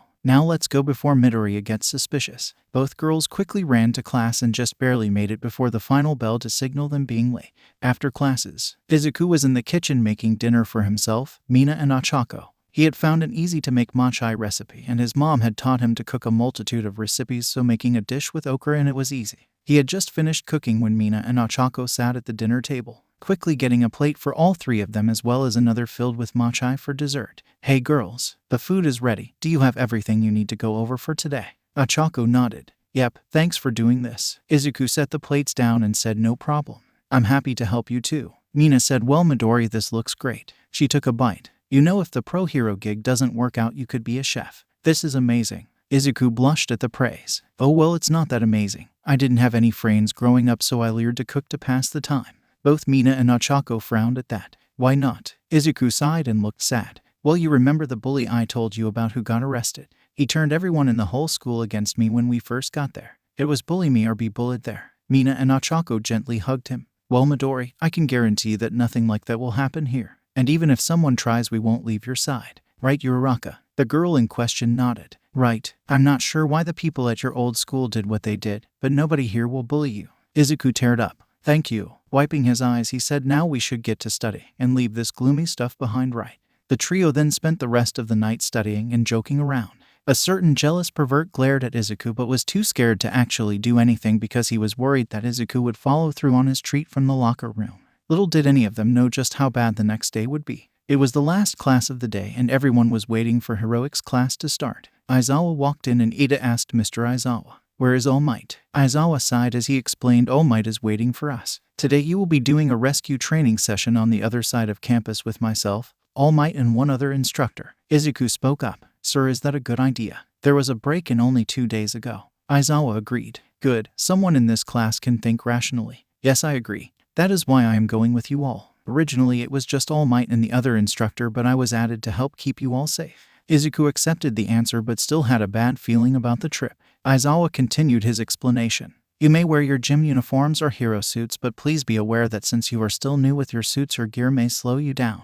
Now everyone get changed quickly. I want you in the bus in 10 minutes. Class reps, make sure everyone is on the bus before we leave. Everyone grabbed their gear and changed. About half the class were in their hero suits and the other half in gym uniforms. When everyone got to the bus, Izuku said, sit with whoever you want, but make sure you don't get into any arguments. Everyone got on the bus and Ida said, but I had a seating chart planned out. Izuku reminded Ida, I know you just want to help, but don't worry, I got this. Ida nodded, still a bit dejected at TGE fact he didn't help. During the bus ride, Asui interrupted Izuku's conversation with Ochako and Mina. Midoriya, I'm fairly blunt. You said your dad is in your pack, but you never said anything about your mom. Why is that? Ribbit. Yaoyorozu chastised the frog girl. Asui, that is clearly something personal and you cannot just ask that. Izuku interrupted. It's fine. You see, Asui, my mom was in my pack once. My real father left when I was really little because of his work. He divorced my mom because she didn't want to leave Japan and didn't want him to leave either. About a year ago, she was attacked by a villian and All Might was worried about hurting her if he attacked the villian.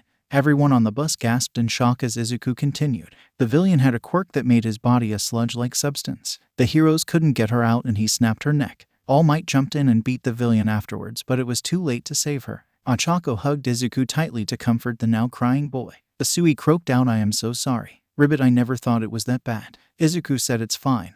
You didn't know. Besides, I would say the worst part is that the same villian attacked me earlier. All Might caught him but dropped the bottles that held him. Then he attacked my mom. Mina muttered, what kind of sick joke is that? Get rescued from a villian only for the same one to kill your mom. She also decided to comfort Izuku with a hug. Mineta saw Izuku being comforted by the two girls hugging him and muttered, lucky bastard with a tragic backstory getting the second and third hottest girls in the class. Yes, he felt bad for Izuku losing his mom, but his jealousy was overwhelming. Aizawa stopped any further conversation by announcing, "We're here, everyone out." They entered the building and saw 13. A large puffy suit with a thick glass dome made it hard to tell her gender. Ochako squealed and Izuku could barely hold his in. "Oh my god, it's 13. She's my favorite hero, always saving people from disasters and accidents." Ochako and Izuku kept spouting out facts about the rescue hero. 13 chuckled and said, "Nice to see I've got fans." Aizawa stepped forward and asked, "Where is All Might?" 13 held up 3 fingers. "He used up all his time coming to school. He's resting in the teacher's lounge." Izuku saw the 3 fingers and sighed. "Dad overdid it again. He really needs to be more careful with his time." Aizawa sighed and pinched the bridge of his nose in disdain. "It seems All Might will not be joining us, Todd." He was cut off by the lights going out for a minute and a swirling black warp gate dispensing a bunch of villians into the center plaza. Kirishima asked, "Is this part of the lesson?" Aizawa pulled his goggles over his eyes. "No, those are real villians. 13 evacuate and protect the students. I'll hold them off." Izuku tried to stop him. "Aizawa, don't. Your style is ambushes and one-on-one fights. You can't take all those villians on."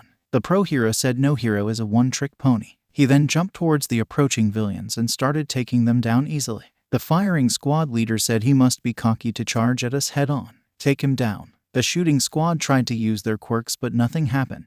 The one with gun barrels for fingertips looked at his hands and asked, "Where did my bullets go?" One of the other villains said, "Idiot. That's Eraserhead. He can erase the quirk of anybody he looks at." Both villains were then swiftly taken out. A large man with a mutant quirk tried to attack, saying how his quirk was still active. Aizawa rolled his eyes and threw the villain away with his capture weapon. "Yeah, but you guys generally use close combat. I took precautions against that." Aizawa took out a few more before he had to blink. In the time his quirk was inactive, the warp villain managed to warp away. The villain covered in hands just stared at Aizawa, watching the pro fight. Up at the entrance, the warp villain appeared. "Hello, we are the League of Villains. We have invited ourselves here to put an end to All Might." Kirishima ran in and tried to attack the warp villain but was teleported away. "My job is to scatter you to your deaths." 13 activated her quirk and started sucking in the smoky body of the warp villain. "I won't let you harm these kids." The warp villain laughed and turned the black hole back onto the rescue hero. "You are a hero who focuses on rescues. Your battle skills are rusty." 13 collapsed and Kurogiri yelled "Begone," and teleported most of the students away. As they were being teleported, Izuku managed to grab Ochako and Mina and they were sent to the ruins zone.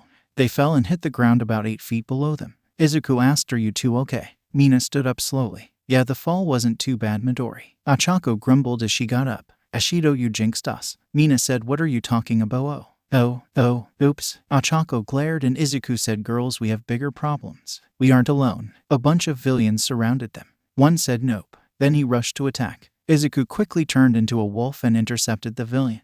Biting into his leg to keep the villain from moving, Izuku tossed him aside. Turning back, Izuku said, "Who's next?" He then bared his fangs and spread his claws. One of the villains, one who was dumber than the rest, said, "How about you girls call off your pet? Surrender and we'll have some fun." He then grinned in a way that reminded Izuku of Mineta. Izuku took a deep breath and said, "You know, I was going to save this for if Mineta tried anything, but now I'm going to follow through on the threat I gave him using you." Ochako and Mina giggled slightly as they remembered the threat as the villain broke out in a cold sweat from the glare he was getting from the wolf. Izuku then pulled some rope out of nowhere and charged the lead villain. In a blur of motion, the villain was knocked out and strung up by his balls, hanging from the roof of a building. The other villains wisely ran in terror at the sight, some using their hands to shield their crotches so they didn't suffer the same fate. Ochako and Mina couldn't stop logging at the sight. Suddenly, the first villain stood up and was about to hit the back of Izuku's head where a big chunk of concrete. Mina shouted, "Look out," as she threw some acid and melted the paste of rubble. At the same time, Ochako had threw a now weightless paste of concrete at the villain.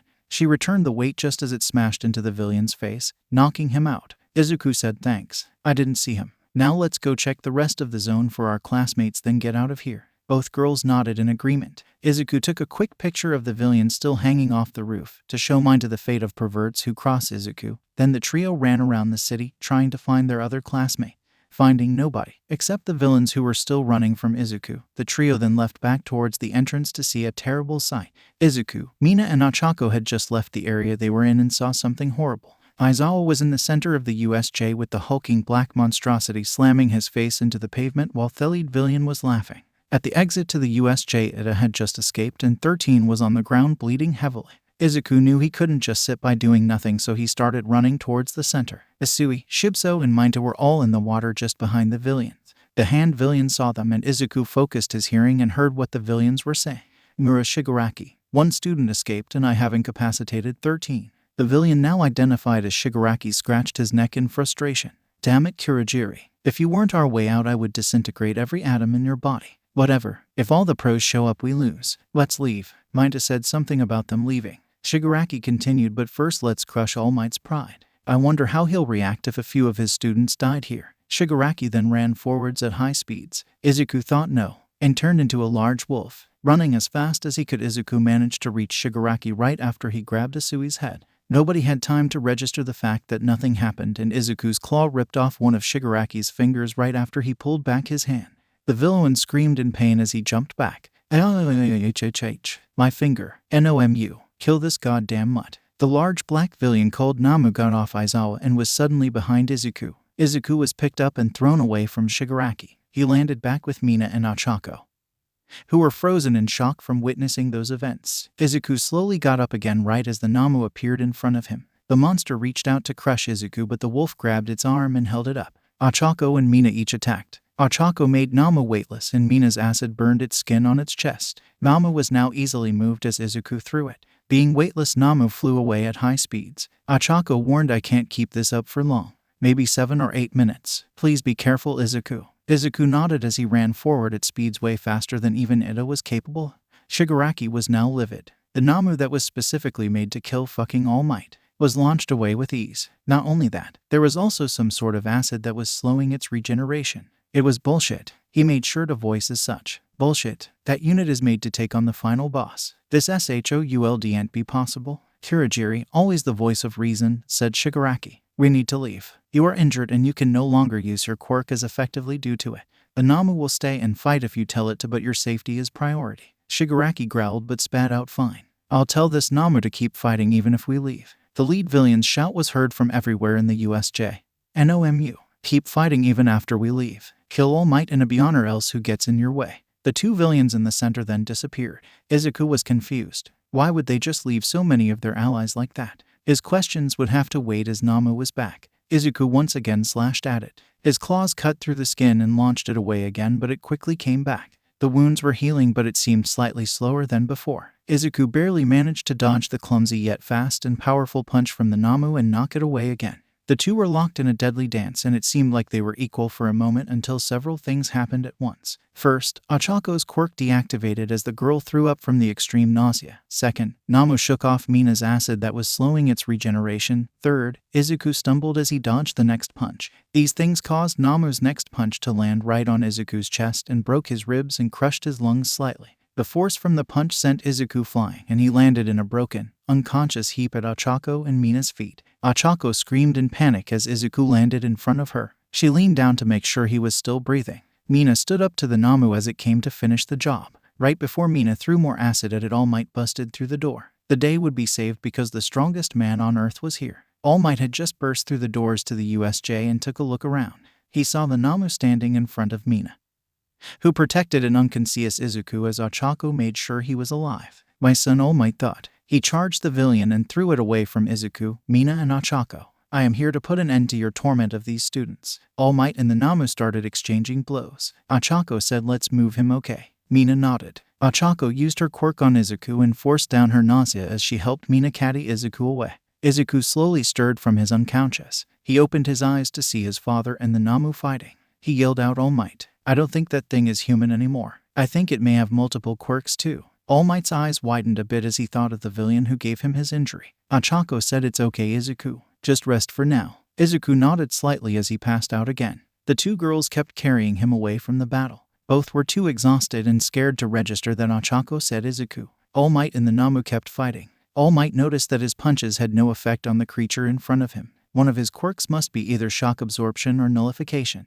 Judging from his lack of wounds, even from the acid young Aceto hit him with, I can tell from the small amount of acid left on him, he must also have regeneration. All Might kept fighting. He pushed himself even further and used every ounce of power he had left at the moment.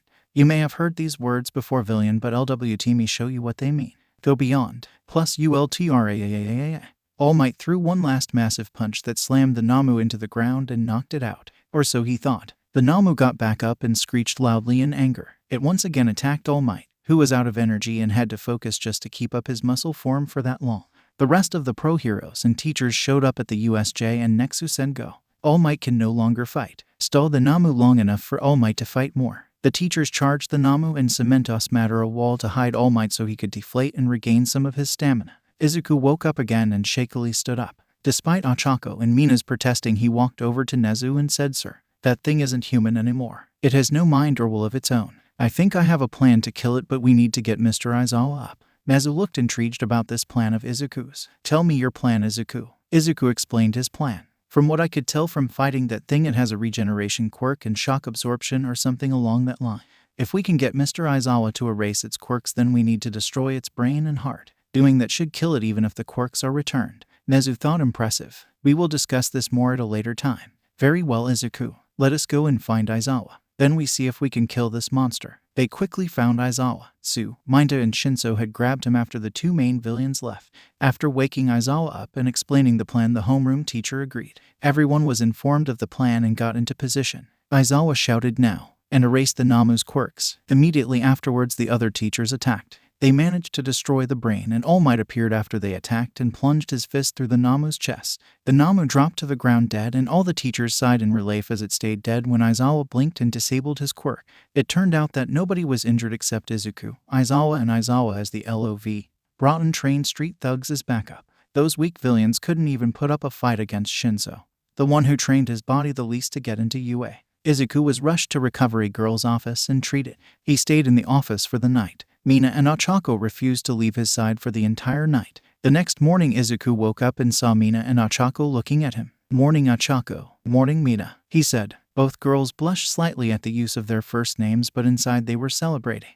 One step closer to being in his pack. "And that's one step closer to getting him as my boyfriend." Izuku fully woke up and realized what he said. He got slightly nervous as he used their first names. If they accepted his use of those names, then that would make them pack members. I am sorry. I didn't mean to use your first names." Ochako grabbed her crush's hand. She said, "It's okay.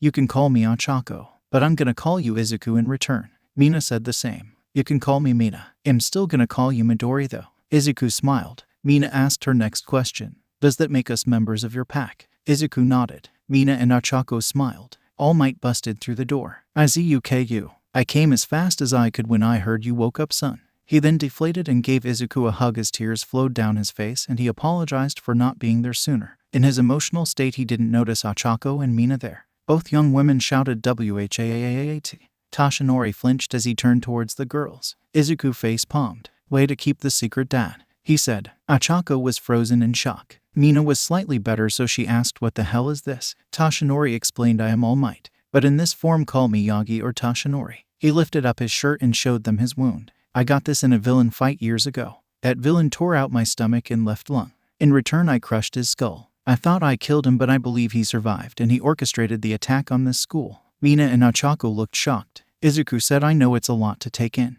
It took me a while to process it and even longer to get used to it." Ochako took a deep breath, then said, "This is insane. But I'm guessing that's going to be pretty normal for us this year. I'm just glad I know." Izuku admitted, "I probably would have told you eventually anyways. There shouldn't be any secrets between pack mates." The other three members of the pack nodded in agreement. Both Ochako and Mina silently thought, "Sorry, Izuku, Midori, but I want to keep my feeling for you secret for just a little longer so I can be sure you will accept them." Toshinori walked the three back to the dorms and then left, saying that he had some paperwork to do. Before he walked away, he turned around and said, "I will be teasing you about how both your new pack members are girls later, Izuku." He then left, leaving the trio of students blushing. Once Izuku, Ochako, and Mina walked in, Ida immediately asked, "Who was that man, Midori?" "It is unbecoming of a UA student to spend time with a stranger." The stern boy chopped the air. Izuku held his hands up in a placating gesture and said, "Calm down.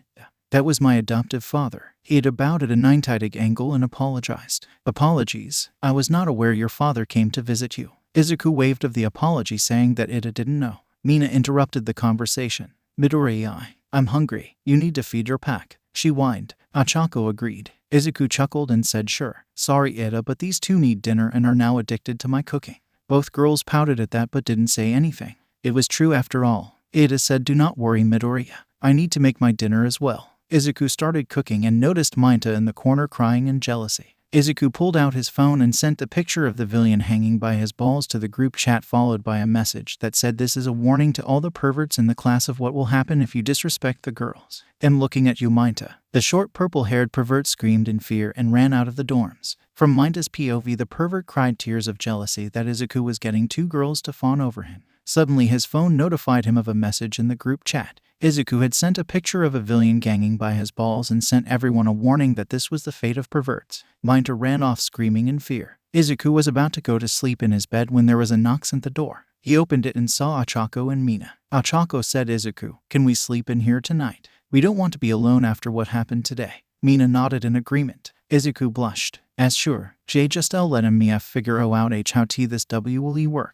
And my bed is a bit too small." He stuttered. Mina giggled at his nervousness. Izuku then remembered something. "Oh, the couch in my little project can fold out into a bed. We can go there." Ochako and Mina looked exited. "We finally get to see the pack-only project." Izuku nodded. "You two are pack members now. Let's go." Izuku sent a quick message to their teacher. Every student had Aizawa's number to inform him of things or for emergency. Then he led them back to the common room. "Grab some snacks and drinks. The fridge in the place is still empty because I haven't gone shopping. I'm thinking we have a movie night." The trio grabbed a few bags of chips and soda along with a few leftovers of Izuku's cooking. Just before they left the building, they were stopped by Ada. "Stub, it is past curfew and you should all be in bed. Not leaving TG dorms," Mina said, relaxing. "The class president can give us permission to leave and Mr. Aizawa already knows where we are going." Ada said, "Apologies. Please do not stay up too late." Their classmate went back to his room. Once he was gone, the trio left and Ochako asked, "Can the class president really let us leave?" Izuku waved his hand in a sort of gesture. "In the second and third years they can. Anyways, we're here." Izuku had led them around the building and they saw a door. Behind the door was a set of stairs. They walked down the stairs and saw a heavy-duty steel door with a scanner. Izuku scanned his thumbprint and said, "We can go to the support course lab and get your fingerprints registered so you can get in on your own tomorrow after class." Izuku opened the door and walked into the room. "Welcome to the den. It has tea, versus a kitchen, bathrooms, basically anything you would need." The two girls were shocked. Mina asked, "So we could have broken through the floor of the common room to get here?" Izuku snorted in amusement. "I doubt it. Above us is concrete 3 feet thick with reinforced steel plating on this side. Not even Endeavor could get into here." Izuku pulled out the bed from the couch and grabbed a few pillows and blankets from the closet. "Get comfortable. I'll get the movie set up." "Any preferences?" Mina suggested. "Do you have any pre-Quirk horror movies?" Izuku dug stuffed the box of DVDs and said, "I have a movie called Alien." Mina yelled, "Play it now." Izuku put it in and the three started watching it. They all fell asleep halfway through the movie though. The next morning Izuku woke to 2 weights on his chest. He slowly opened his eyes to see Ochako and Mina sleeping on his chest with his arms wrapped around them. "We must have rolled around in our sleep," he thought tiredly. He tried to move his arms without waking them, but they were stuck from the girls laying on them. "So this is how I die. These two are gonna kill me for this." The two newest pack members stirred from their sleep. Izuku started panicking and counting down the final moments of his life. Mina woke up first and slid off his left side. When she did, it revealed a new problem. He had morning wood. Mina saw this and scrambled away from him, accidentally smacking and waking up Ochako, who also started freaking out. Izuku immediately apologized. "I quote, I'm sorry. I woke up with you two on me and then that happened." He covered his erection with his pillow to preserve what little dignity he had left at that point. Ochako said, "It's fine. I've always been one to roll around in my sleep." Mina agreed. "Me too. Plus, we're both super hot girls. I'd be more offended if you didn't react." Izuku argued, but this sort of thing seems so mind-alike. This caused both to glare. "Never compare yourself to that perverted waste of space," Mina said. Izuku immediately apologized, though he didn't fully understand why. After that incident ended, the three went back to their rooms and get changed for school. Getting to class, everyone started guessing who was going to teach homeroom. Isui approached Izuku. "Midoriya, I would like to thank you. If you hadn't attacked the villian when you did, then I most likely wouldn't be here." Izuku said, "And no need to thank me, Isui. I was just doing what any hero would." Aizawa opened the door and walked in covered head to toe in bandages so that he looked like a mummy. An excellent sentiment to have. Heroes shouldn't be in this for fame or money, though the latter is why most people can be heroes in the first place. You are doing this to help people. Everyone took in their teacher's words. Ochako looked saddened by something while Mina looked like she had her goals reinforced. Aizawa continued. Now, your fight is not over. Everyone thought there were more villians. The sports festival draws near. Everyone was relieved. Mineta yelled, "Can't we just skip it? We were just attacked." Kirishima said, "Do you even know what the sports festival is? This is our chance to get scouted by actual pros." Mineta screamed, "I know that, but I don't want to die." Yaoyorozu said, "Mineta is right. Ugh, just saying those words make me sick. But Mr. Aizawa, is it wise to hold this festival so soon after we were attacked?" Aizawa sighed. "Nezu thinks that it will be a chance to show that UA is as strong as ever. We will be upping the security to 5 times that of last year with every top 10 hero coming. If you have any complaints, talk to him. But I do agree. This sports festival should not be happening in the first place." Izuku had an idea and raised his hand. Aizawa asked, "Yes, Midoriya." Izuku asked, "Would we be in trouble for turning this sports festival into a massive joke that nobody takes seriously? I mean, it shouldn't be happening in the first place, so why should we treat it as an official event?" Aizawa grinned wildly. "I like your logical thinking, Midoriya. Showing that UA is still strong is the official reason. Nezu wanted to postpone it until we can be sure another attack will not happen, but the event committee and the HPSC didn't want to lose any money." He continued, "So those people will probably be pissed. Nezu, me and most of the staff would probably congratulate you." Izuku laughed. This was going to be fun. He made a plan and told the rest of the class, "Okay, I have an idea. Me and Yaoyorozu will set up a meeting between every class president and vice president. We use that meeting to convince them to have their classes also turn it into a big joke. You guys go to the other classes and convince them as well. You in?" The whole class agreed, and Aizawa handed Izuku a packet. "These are the 3 events. They are chosen before the festival starts but are random every year. You pull this off, I throw you all a pizza party with my own money." The 3 events were an obstacle course, King of the Hill, and a one-on-one battle tournament. Izuku grinned. "I say we walk the obstacle course, never move during the King of the Hill, and use rock, paper, scissors to decide the one-on-one matches." Everyone agree. Kirishima looked nervous about the plan and Ida looked mortified. "We should not be treating a massive event like a game." Kirishima agreed. "Yeah, it's not manly." Izuku countered, "Neither is risking lives all for money. And Ida, they clearly don't care about us, so why should we care about them right now?" Nezu, who was listening in on everything with all might, was cackling maniacally. "Your son is brilliant." He laughed as tea spilled all over him when he tried to drink some as he was laughing. All Might chuckled as well. "He surely is. I've made my choice." Nezu laughed. "And a great choice he is." At lunch, the door to their classroom was blocked by a large crowd. Izuku stepped forwards. "I know you are all wanting to scope out the competition, but this will do you no good. Let us go to lunch." A blonde-haired, purple-blue-eyes boy named Manama Nito came into view. "What competition? 1B will crush you all." The blonde was knocked out by a chop to the back of the neck. An orange-haired girl with teal eyes named Kendo Itsuka said, "Sorry about him, Midori." Izuku rolled his eyes. "It's fine, Kendo. From what you have told me, he is a major handful." Kendo nodded. She went to leave, but Izuku stopped her. "Wait, I'm setting up a meeting for the presidents and vice president of every class. Can you help me spread the word?" Kendo asked. "Sure. When is it?" Izuku said, "After class today at 4. In the normal meeting room." Kendo nodded. Achako and Mina glared at Izuku. "Who was that?" they asked at the same time. Izuku flinched a little but said, "Kendo Itsuka. She's the class president for 1B. The 2 girls said, "Oh," and instantly brightened up. At lunch, Izuku asked Achako a question. "Hey Achako, you looked sad during homeroom today. Why?" Achako replied with a question of her own. "Izuku, why do you want to be a hero?" Izuku answered, "I was bullied for years. So many other people had the same thing happen to them. I'm still here and working to be a hero. Most of the others are either dead or villains. I am becoming a hero to chance society." All Might was a deterrent for villains because they now knew they would be caught. Once he retires, peace will vanish. "I want to be a symbol that lasts. One that stops villains from becoming villains by helping those who are falling to the darkness." Achako sighed. "So noble. I want to be a hero. For money. My parents have never been well off, so I wanted to use that money to help them." Izuku said, "That's a great reason to be a hero. You want to help others, your parents need money, and you will save people to give them a good life. That sounds noble to me." Achako smiled. "Thank you, Izuku. I feel better now." After classes, every class president and vice president met in the meeting room. Izuku stepped up and started the meeting. "I called this meeting to discuss the sports festival." A third year asked, "What about it?" Izuku said it shouldn't be happening. The school was just attacked. Mr. Aizawa said that those who fund the school refused to cancel it because they would lose money. They don't care about our lives or those of the civilians. This pissed off everyone. Izuku continued. "I say we turn every event into a joke. I'm not sure about the upper years, but the first year events will be a race, King of the Hill, and then a one-on-one tournament. My class has agreed to walk the race. Never move with capture the flag, and do rock, paper, scissors to decide the tournament. Minama, the vice rep for Class 1B asked, and why would we do that? Izuku said the ones in charge don't care about anything but money. Let's ruin their biggest opportunity to get it as payback.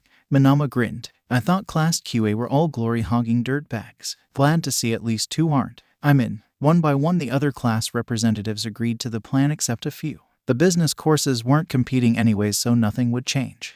The sports festival was finally here. Every student had been waiting for this day for a long time. As Class 1A were in the waiting room, Todoroki approached Izuku. I know we agreed to turn this into a big joke, but I need to say that I would still beat you without my left side. Izuku said, Todoroki, I don't know what your issue with your left side is, but we will talk about it later. But for now, let's turn this festival into one big joke and teach everyone that you do not risk people's lives for money without suffering consequences. Everyone in the class cheered and the light above the door turned green. The class left the room and went towards the field. Once they got there, present Mike announced all the classes. Welcome everyone to the sports festival. First up we have the survivors of the USJ, Class 1A. Then we have the other hero course, Class 1B. We also have Gen Ed courses C, D, and E, support courses F, G, and H, and business courses I, J, and K. Each class walked and then Mike continued. Now as our referee we have Midnight. She will tell everyone the events and make sure everyone follows the rules. I'll stay up here and provide funny commentary with my pal Eraserhead here. Aizawa groaned at being forced to be in the announcer's box with the voice hero.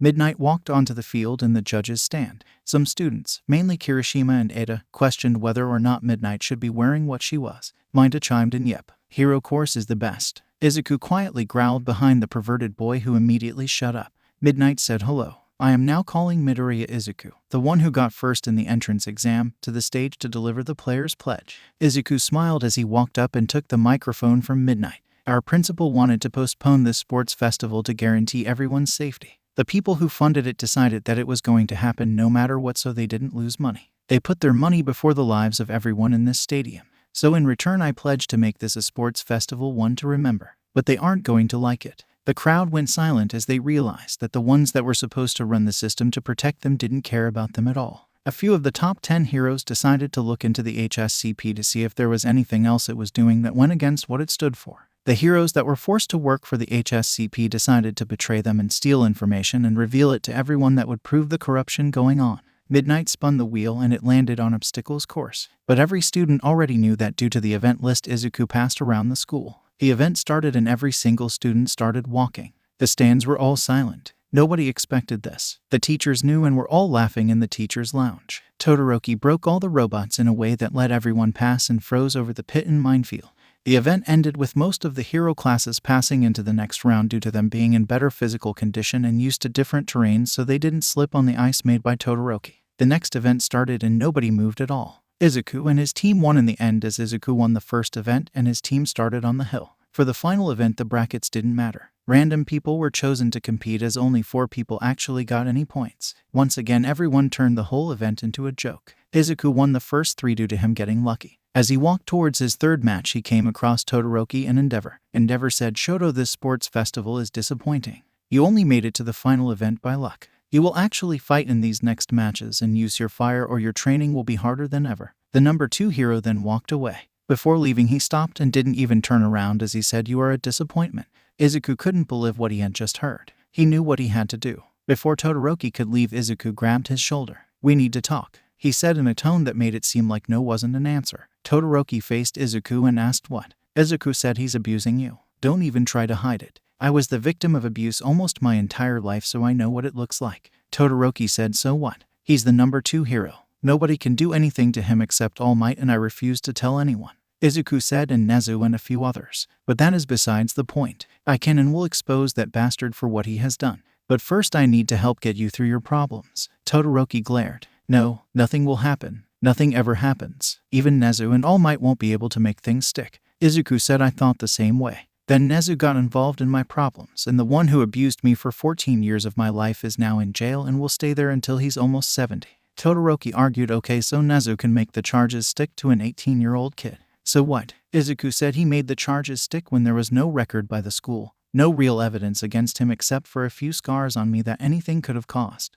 This impressed Todoroki. Okay, fine. But what do you mean, fixing my problems first? Izuku face-palmed. You only use half your quirk. Trust me when I say you are hurting yourself. But I know words won't get to you, so you and I will have one real fight in the finals. There I will get you to use your fire. Tomorrow we go to Nezu and get Endeavor arrested." Izuku then walked off to get to his next match. It was an easy victory once again, as Izuku always seemed to know what the other person would pick. Todoroki also managed to make it to the finals. Midnight started the match sounding extremely bored. Todoroki shot out a large wave of ice at Izuku, who managed to jump over it.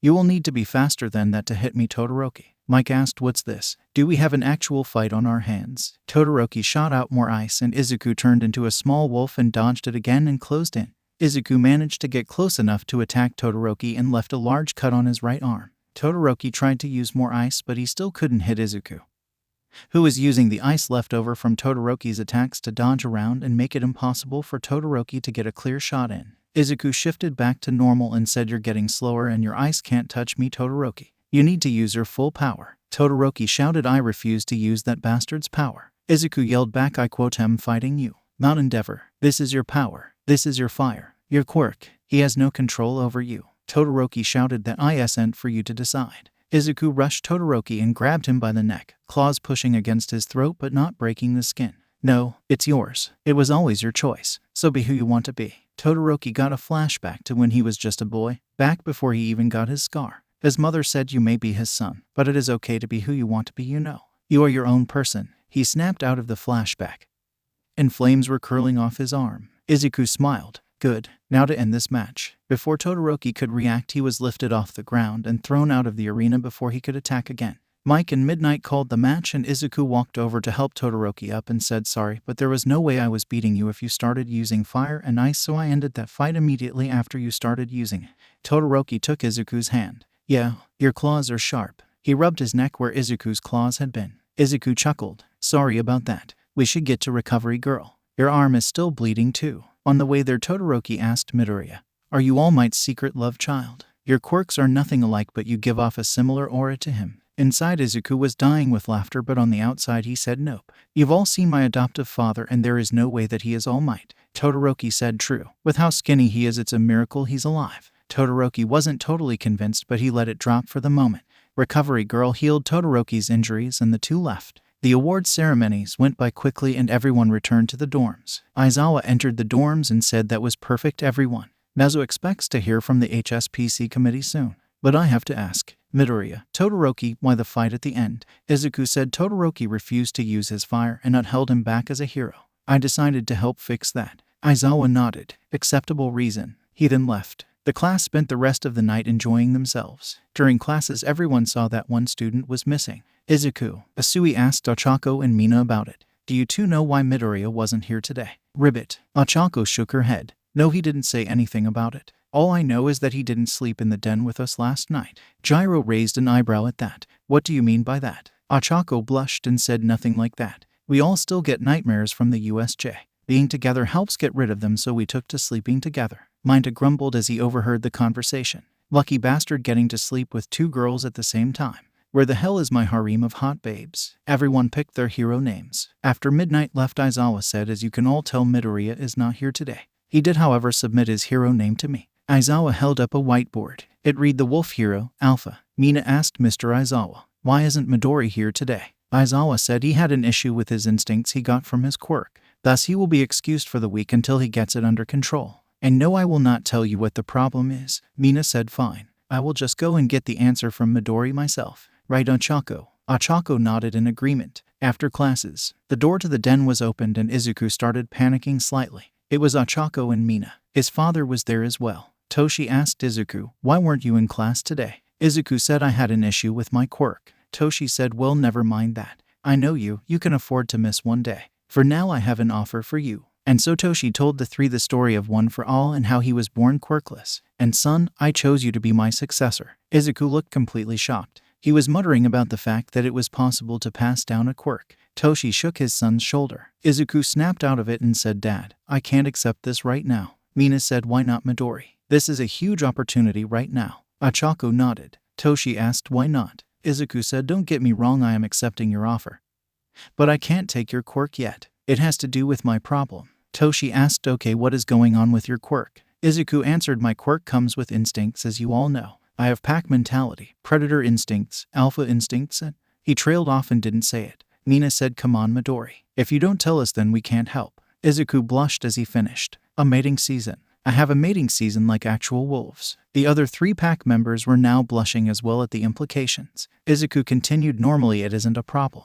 I would only mate with another pack member, and the only one I had last mating season that was a girl was my mom, so she wasn't considered a possible mate. Now I not only have you 2 in my pack, but this mating season is much worse. It is picking up every single female student and Ms. Midnight as a potential mate. I can barely control myself around you 2, and that is with Dad here. The girls blushed. Mina asked, how long does it last? Izuku said, a week at most. So I won't be joining the class again until after the internships. Toshi asked, so you don't want to take one for all because it might make this mating season even worse? Izuku nodded. Who knows what it would do to my instincts when the strongest one I have is actually active? Toshi said, okay. Once this problem is solved I will give you my quirk. I have set up your internship with my old mentor Gran Torino. For now I will leave. If you have any problems then do not be afraid to ask. Izuku said, thank you Dad. I hope this ends soon. Toshi left and Izuku tuned to the girls. You 2 should leave too. I don't want to do anything we end up regretting. Mina said, but what if we want to do something with you Midori? Ochako screamed, what? Mina replied, oh don't tell me you weren't thinking about it. Ochako said, maybe I was, but that doesn't mean I'm comfortable with it yet.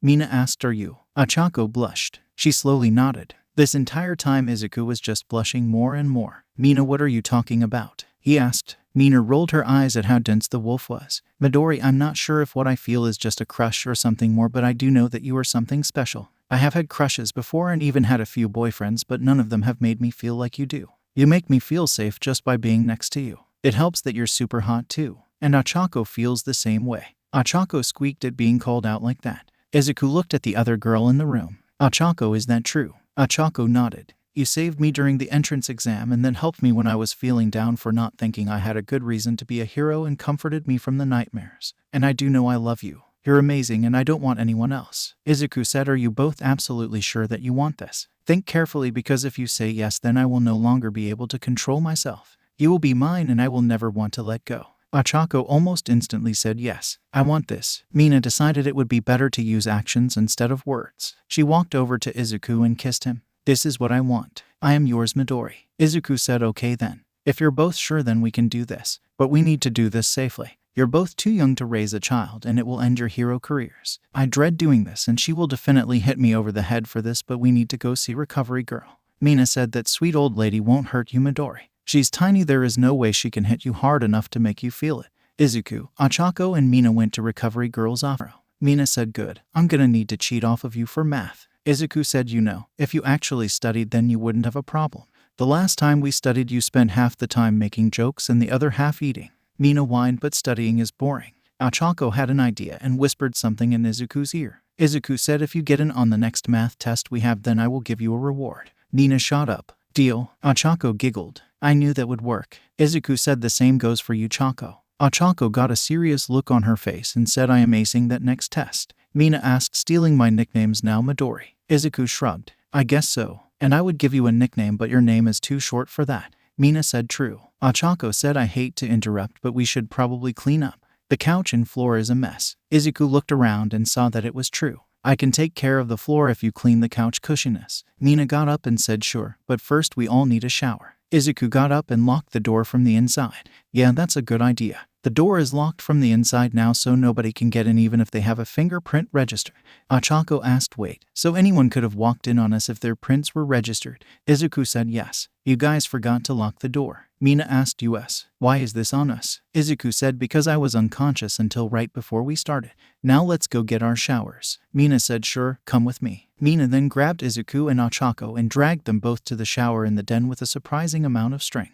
In the showers, Ochako and Mina found out how Izuku got his hair so fluffy and made him turn into his wolf form so they could repeat the process and end up with a wolf with very fluffy fur. They cleaned up the room and pulled out the couch into a bed so they could sleep.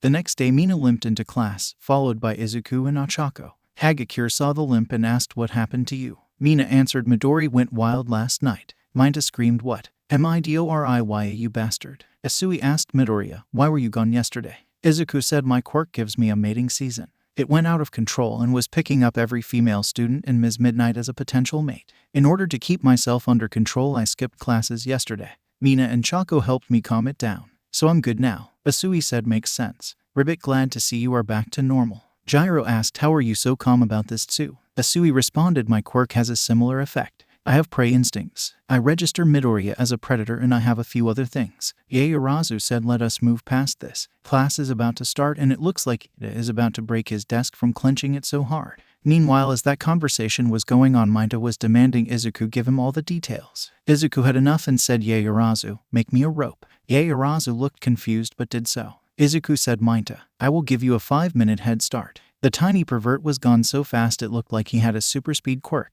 Nina laughed. Look at him go, serves him right. 5 minutes passed and Izuku stood up. I will be back. Minta will not. And with that, Izuku was gone.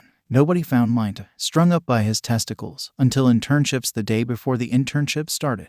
Izuku, Mina and Ochako were once again sleeping in the den. Izuku woke to a knock at the door. He opened it to reveal his father. Hey Dad, why are you here so early? Toshi said, as you know, tomorrow is the start of the internships. I am going to give you OFA today so we can see the effect it has on your quirk. Izuku nodded. Let me wake up Ochako and Mina. I'm sure they will want to see this too. Plus, we all need to get some breakfast. At the mention of breakfast, Mina woke up. I'm up. Work your magic in the kitchen, Midori. Her shouting also woke up Ochako. Ugh, too early for shouting, Mina. She groaned. An hour later, after they had woken up and eaten, Toshi led them to an empty fake city. Now then, son, I know for a fact you will be able to handle this quirk. It is extremely powerful and the backlash can be intense, but I know you will be able to do this. Izuku nodded. Okay, I'm ready. Toshi buffed up and plucked a hair. Good. Now then, eat this. He held out the hair to Izuku. Mina and Ochako started laughing as Izuku looked at the hair incredulously and asked, really? Isn't there a better way? Toshi shook his head. Nope. You must take in my DNA, and this is the least gross way to do so. Izuku groaned but took the hair and ate it. Good. How long will it take for the quirk to transfer? Toshi deflated and said, it took me about 6 hours to obtain the quirk as I had to digest the DNA and take it into my body. Izuku nodded. Okay, so due to my increased metabolism, that should only be about an hour and a half. Mina asked, really? That quickly? Izuku nodded. Yep, I tend to digest things over 3 times faster than normal. Ochako said, that's handy. So they waited for an hour and a half. Izuku's estimate was correct, and soon after the time passed he felt a change in his quirk. Okay, I think I have it now. Something feels different. Toshi said, try to activate your quirk and see what happens. Izuku did so and turned into a wolf. But something was different now. Instead of being a normal wolf, he was skeletal with green flames coming out of him. Ochako asked what happened. That's not his normal wolf form. Izuku started running around the city at high speeds, seemingly testing his new quirk. He was obviously much faster than before, and he left green flames in the shape of a paw print everywhere he stepped that quickly burned out. Toshi said, it didn't happen with me as I was quirkless, but it seems Izuku's quirk has evolved thanks to OFA. Honestly, he looks creepy like that. Mina took a picture and said, yeah, he does. Izuku turned back to normal. That was different. Toshi said, well, now we know what OFA does to your quirk. Izuku shook his head. I don't think so. I could still feel OFA separate from my quirk. I didn't activate OFA that time. Ochako asked, so does that mean you would be even stronger and faster than you just were? Izuku nodded. I think so. Let me try. Toshi warned, stick to a low percentage, son. We don't know how much of the quirk you can handle or how much of a boost you will get from it. Izuku said, don't worry, I got this. He turned back into his wolf form, and this time the flames seemed to be more intense as green lightning arced around him. Izuku took a deep breath, and when he breathed out, green flames shot from his mouth. Izuku ran around again and was almost too fast to follow this time around. After about a minute, Izuku stopped in front of them and turned back to normal. Toshi asked, how much of OFA was that? Izuku said 10%. And I wasn't even straining myself there. Ochako asked, what's your limit? Izuku said, from what I could tell, at 10% I would guess at least 20%. Mina said, wow. And your base quirk evolved too? Izuku nodded. I guess I got a part of my biological father's fire-breathing quirk. Toshi said, interesting. Do you think you could use those flames without turning into a wolf? Izuku said, maybe. I mean, I can try. Izuku then focused on the new part of his quirk and pulled on that feeling. His claws erupted into green flames. Yes, I can, he said. Ochako said, that's really cool. Do you know how hot the fire is? Izuku walked over to a building and said, nope, but we can test it. He then pressed his claws against the concrete of the building. When he took his claws away a second later, it left a very clear burn mark on the building.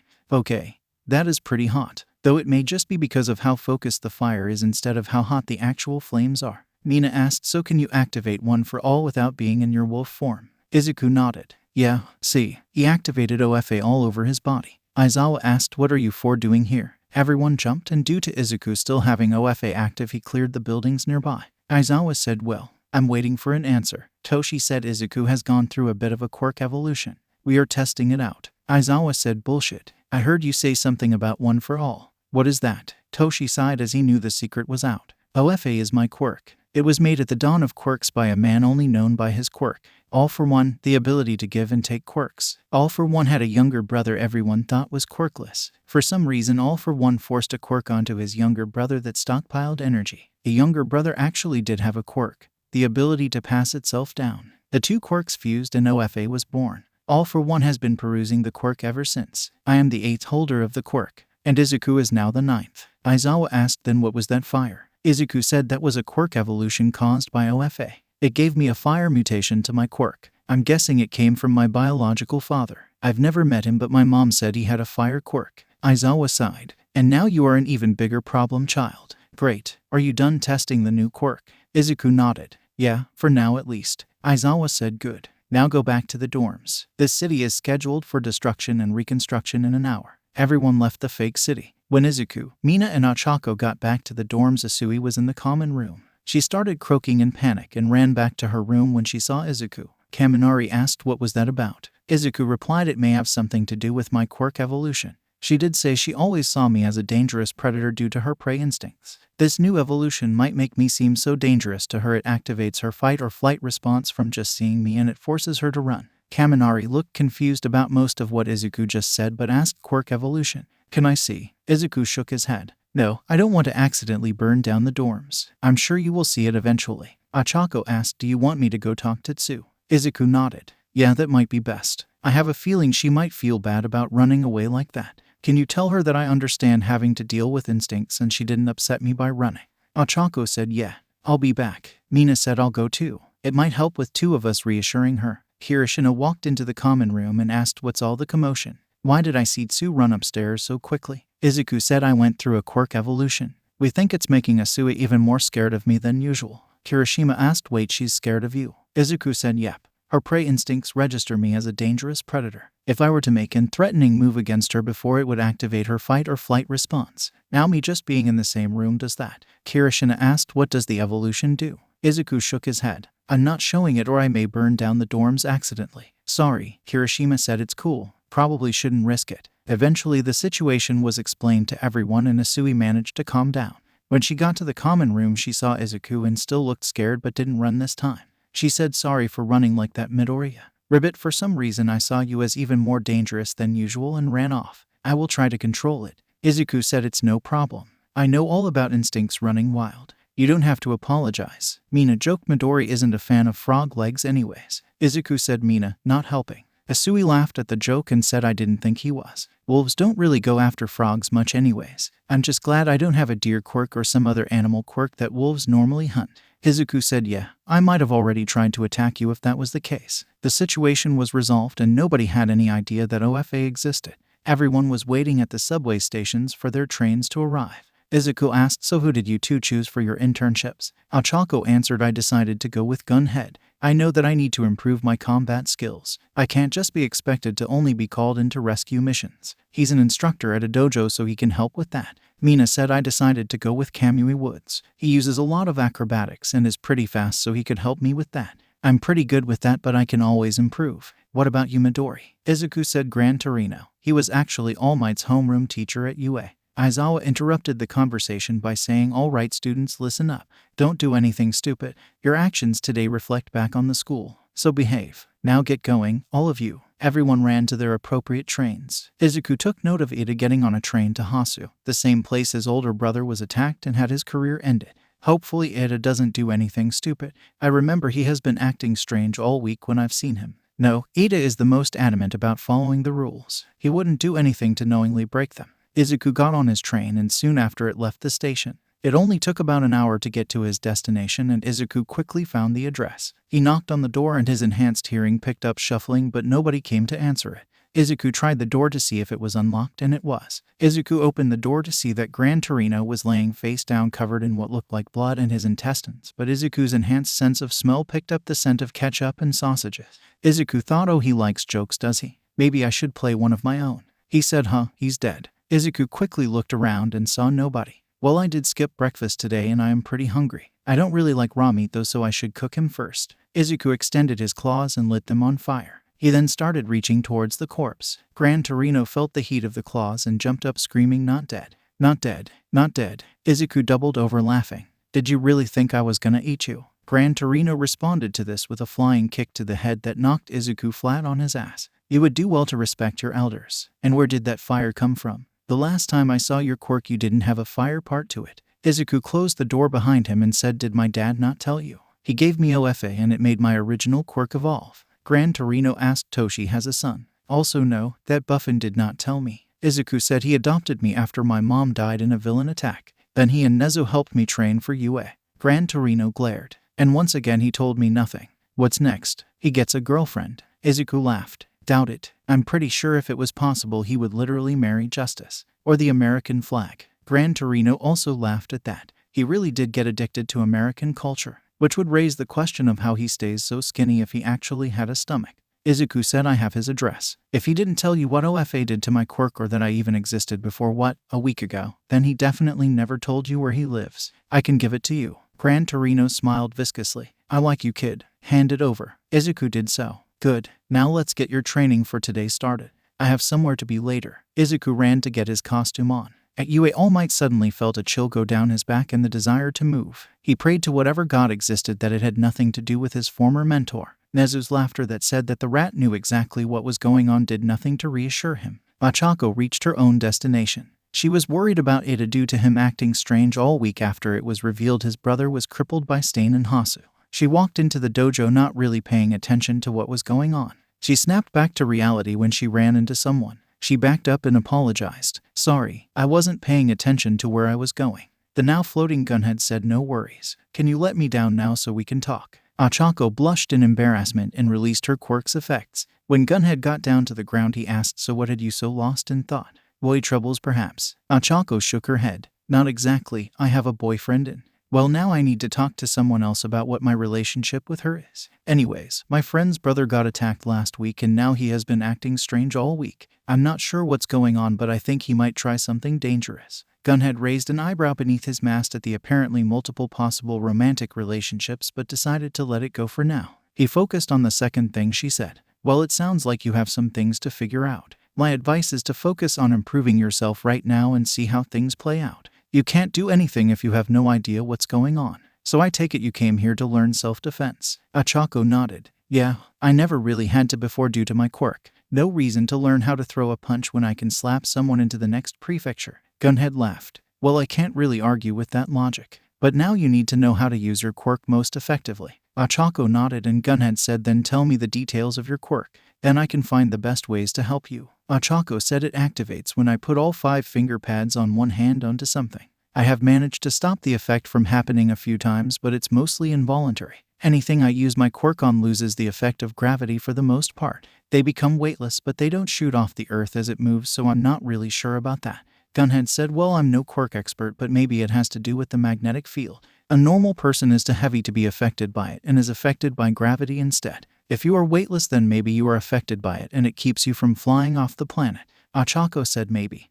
Izuku would probably know the answer. Gunhead made a mental note to ask about this Izuku after training for the day was done, but other than that said, "Regardless, I think the best way for you to utilize your quirk would be with a bit of judo and Brazilian jiu-jitsu. I will try to teach you the basics as well as how to defend against someone who uses weapons so you know how to defend yourself. Then we can see what we can do after depending on how fast you pick things up. Does that sound good?" Achako said, "Sure. I don't really know anything about this stuff, so whatever you can recommend I will try." Gunhead said, "Then let's get started. I'm used to teaching people of all skill levels, so I should be able to help. Let me introduce you to the class." Achako nodded and followed Gunhead. Mina wasn't that worried about it. She liked the guy, but she thought that he was the most responsible out of anyone and wouldn't do anything stupid. Plus, she was too focused on the fact that she was in a new place and there were new sights to see. She managed to find the building and went in. Kamui Woods, the hero she was interning with, was waiting for her. The pro greeted her. Hello. You must be Ashido Mina, correct?" Mina said, "Yup, that's me. Nice to meet Cha." Kamui said, "Yes, nice to meet you too. Shall we get started with showing you around? My agency is still relatively new, so I don't have many people working here yet, so we have quite a few empty rooms you can stay in."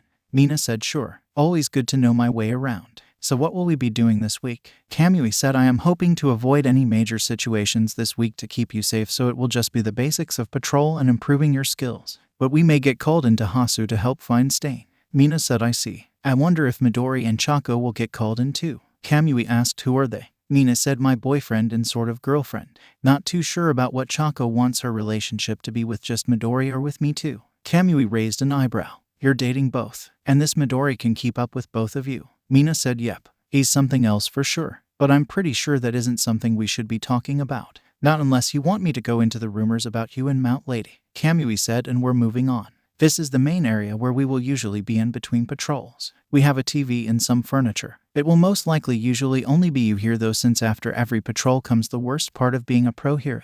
The paperwork. Mina shuddered. Sounds just like studying or homework. And I hate both. Kamui nodded. It is sort of similar, though instead of completing it for a good grade we do it for a paycheck at the end of the week. They went on to the next room. This is the kitchen. It is always open, so don't be shy about using it. Just try not to use up everything or make a huge mess. Mina said, got it. Man, I'm really gonna miss Midori's cooking. He works magic in the kitchen. Kamui said, you are only here for a week. I'm sure you will survive. Mina said, I don't think so. I may have to sneak out and go find him and make him cook for me. Kamui asked, would he even do that? Mina nodded. Yep, I'm a part of his pack and he would do anything for his pack. Kamui looked confused, so Mina explained. Oh, he has a wolf quirk. It comes with instincts. It's kind of funny to see our other classmate with a frog quirk panic a bit during training due to predator and prey instincts. Any fight between the two ends pretty quickly in Midori's favor. Kamui said, sounds like your other classmate has a big weakness. Mina said, not really. Midori is just terrifying when he wants to be. A fight with him can quickly turn into a horror movie scene in the right situation. So Tsu panics and the fight ends. Pretty sure Midori was taught by Nezu too. Kamui Woods froze at that. Oh god no, not another one. What's next? Trained by All Might. Mina laughed. All Might is a teacher at our school and gives one-on-one lessons for training at times. Kamui looked down, seeming defeated at that. That kid is either going to be the strongest hero or the most terrifying villain. Mina said, either way he has a good reason to be and I would follow him. He even orchestrated the whole sports festival thing and turned it into a huge joke. Kamui laughed at that. Yeah, that was a fiasco. I wonder how the HPSC president reacted to that. Mina said, complained straight to Nezu. Nezu pointed her to Midori. She left looking like her whole worldview was twisted inside out and turned on its head. We got a pizza party from it. Kamui said, of course you did. Anyways, these are the rooms. Go ahead and relax for today. I have already finished all my patrols for today and I'm tired, so no training today. Mina said, okay. See you tomorrow then. Kamui said, we start at 8:30, so be up early. Mina groaned. She was not a morning person unless Izuku made breakfast. Izuku returned with his costume on and was immediately knocked flat on his ass again. Gran Torino said, always keep an eye out for villains. You never know when one will surprise you. Izuku got up and transformed into a wolf, a normal wolf, to avoid setting the building on fire, and lunged at Gran Torino only to get kicked in the snout and knocked down again. Gran Torino said, you need to be faster than that. Show me the power of OFA. Izuku turned back to normal and said, then we should probably go outside. I don't want to burn down the building. The two went outside and onto the roof of the building. Izuku once again transformed, but this time he was a skeletal wolf covered in green flames. He was then coated in darker green electricity. The two once again started fighting. This time on the roofs of the buildings around the apartment they were staying in. And the battle was happening at speeds that showed everything as a blur of motion unless you were moving just as fast or had a high-speed camera that recorded everything. They stopped after a while and landed on a roof. Gran Torino asked, how much of OFA are you using? Izuku replied, 20%. That's my limit to use it without hurting myself. As far as I have tested, that is. Gran Torino said, impressive that you can already use that much. Nana, the OFA user before Toshi, could only use 17% safely at first, and the quirk was much weaker back then. But we should see if that really is your limit or if you can go a little higher. Izuku nodded and activated OFA at 20%. He then slowly raised the power little by little until his limbs started to hurt. He lowered it a little and said, I think all I can do is 23%. At 24% my limbs start to hurt even without moving. Gran Torino said, good. Even 3% can be a huge difference in a life or death situation. Izuku kept OFA active and asked, so what now? Gran Torino said, now we fight again. But this time I want to see what you can do without fully transforming. Izuku said, sure. I can tell you that a big difference is that I actually use technique instead of just slashing and biting wildly. Gran Torino smirked. Good. I might actually have a hard time dodging this time. Izuku coated his claws in flames again and the two stood facing each other. waiting for the other to move. Without warning, both shot off like rockets and the high-speed battle once again started.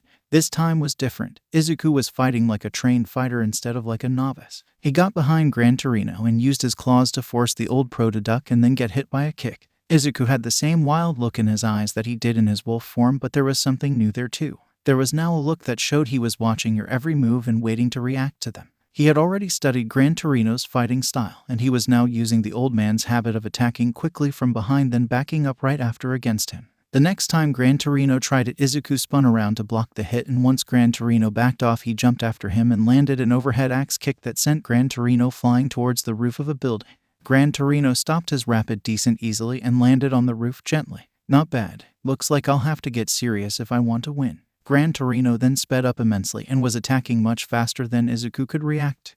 In the blur of yellow, Izuku was knocked back to the street, where he dropped OFA and surrendered. Izuku said, "Wow, I guess that's what true experience looks like, huh?" Gran Torino landed next to him and helped him up. "Exactly. You have the power and speed you need to make a successful career as a pro hero. You have the brains to go even farther. With more experience in combat and everything else that makes a hero, you will be something even greater than All Might. I like you, kid. You're not arrogant like some of the past OFA users. You're not a muscle-bound idiot like Toshi, and you're not a sniveling wimp like how Toshi used to be." Izuku said, "Thank you. Even from the short time knowing you, I can tell that is high praise." Gran Torino said, "It is. Now let me ask you something.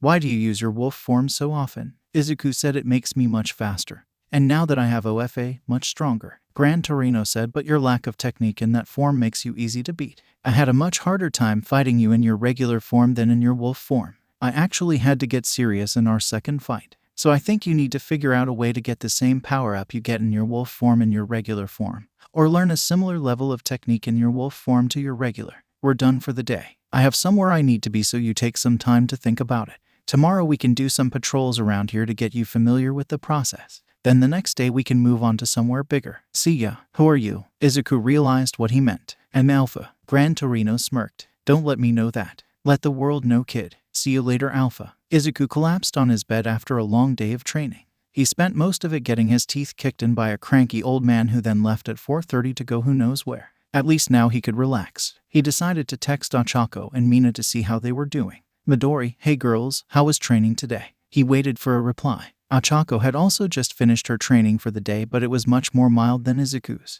All she did for the day was get shown around the dojo, meet the class she would be in during the week for group training, and learn some basic footing. So she wasn't too tired by the end of the day. She decided to call Mina and ask her about something. Mina picked up and said, "Hey Chako, what's up?" Ochako said, "Hi Mina, I need to ask you a question." Mina said, "Go ahead." "I've just been relaxing all day because Kamui was too tired to do anything after his patrols." Ochako asked, "What is our relationship? Are we both just dating Izuku, or are we something to each other too?" Mina said, "I was wondering the same thing. I want to be something more. What about you?" Ochako said, "Me too. I guess we need to start spending some time with each other without Izuku around to build up our relationship more." Mina said, "Sounds good. Do you want to have a movie night in my dorm room when we get back? Just for the two of us?" Ochako smiled. "I would like that." Gunhead knocked on the door to Ochako's room. "Uraraka, can we talk for a bit?" Ochako told Mina, "Oh sorry, I have to go. Gunhead wants to talk to me. See you later, Mina." Mina said, "Bye Chako." She then hung up. Ochako opened the door and said, "Yes, Gunhead." Gunhead said, "I just wanted to say that you improved a lot today. You really did well." Ochako said, "Thanks. I really need to keep improving if I want to keep up with my class." Gunhead asked, "Especially this Izuku I heard about earlier." Ochako blushed slightly. "Please don't start with that." Gunhead laughed. Fine. You should get some rest soon. We start with the real work tomorrow." He then left the room. Ochako checked her phone and saw a message from Izuku in the group chat between him and Mina. "Midori, hey girls, how was training today?" "Shako, not bad. We just went through some basic footing and I met the class. Apparently we are starting the real work tomorrow." And Gunhead is a bit of a gossip. He tried to get me to tell him about my relationship. Alien Queen, wow, didn't expect that. Did you tell him anything? Shako, nope. He dropped it after I asked him to. So what did you do, Izuku? Midori, Gran Torino started the internship by faking his death. He had a bunch of sausages covered in ketchup with him and laid face down to try and screw with me. I decided I didn't like raw meat and lit my claws on fire. He came back from the dead pretty quickly. Alien Queen, oh my god. What happened next? Midori, he spent the next 6 hours kicking my teeth in and forcing me to learn. Apparently tomorrow we are starting on some simple patrols around town before moving to someplace a little bigger the next day. Alien Queen, wow, I got off pretty easy then. I didn't do anything today because Kamui had already finished his patrols for the day and was too tired to train me. I guess he had a busy day. Shako, maybe. Anyways, I think the hardest part about the internships will be being away from you too. Alien Queen, all lesser than 3, I know what you mean. Plus we have to go without Midori's cooking for a week. Hey Midori, would you be against me randomly showing up so you could cook for me?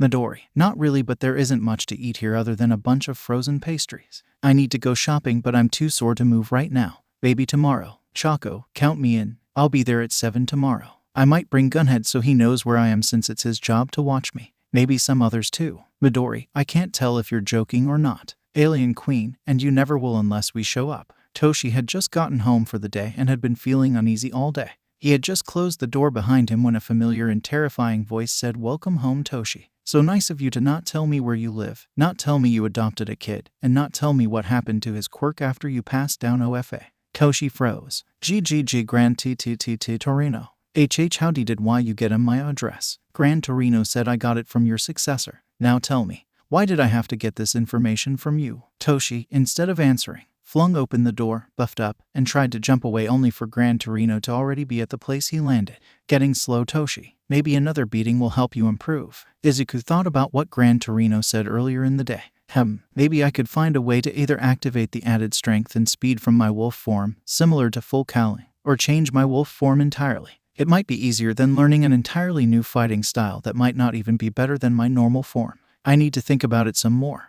Thinking hard about his problem, Izuku was still at a standstill in his progress. I know what I need to do. I need to find a way to keep my level of skill while still getting the strength and speed from my quirk. But how do I do that? Maybe Mina and Ochako can help. He texted them again. Midori, hey girls, sorry to bother you so late at night, but I need some advice. Almost instantly he got a response from Mina. Alien Queen, what do you need? Is something wrong? Midori, sort of. Gran Torino said that I either need to learn some sort of fighting technique for my wolf form, or find a way to keep the same technique I have now but still get the bonuses from my wolf form. I don't exactly have the time to learn a whole new fighting style, so I decided to try and find a new way of getting the added strength and speed from my wolf form. Shako, huh? That is pretty tough to figure out. Not sure. Alien Queen, gasp werewolf. Wait, you have that skeleton form too. Giant flaming skeleton werewolf. You need to try to do it, Midori. It would be so cool. Izuku once again thought about his problem. He remembered the really old werewolf movie he had watched with Mina and Ochako, but he never thought of trying to do something like that with his quirk. Midori, give me a minute. I need to try something. Going outside to try out his plan, Izuku looked at the sky and smirked. It was a full moon. A full moon. Okay, definitely trying this now. The conditions are too perfect not to. Izuku focused on his quirk and the feeling he got from it when he transformed. He looked up at the moon and tried to activate it while staying up on 2 legs. He felt himself start to shift to 4 legs and deactivated his quirk. This went on for a few minutes until Izuku gave up and wondered, is this even possible or am I just missing something? I can sort of feel the next level of my quirk, like a ledge just out of reach or a rock too heavy to move. But what can I? That's it. He activated OFA over his entire body and once again tried to transform. This time he could feel his normal wolf form, as well as the skeletal form, but there was also something else there. He pulled on this new feeling and felt his body grow taller and bulkier. Fur covered the rest of his body, and his clothes were torn apart instead of just disappearing like they normally did. Izuku could feel his instincts wanting to take over, but he forced them down. Grabbing his phone off the ground, Izuku took a picture of himself in his werewolf form. Looking it over, he saw that he had grown almost 6 inches and bulked up quite a bit too. He could feel his control over his instincts slipping, so he dropped the form and went back inside. He then sent the picture to the group chat. Midori, it worked. Hard to control though.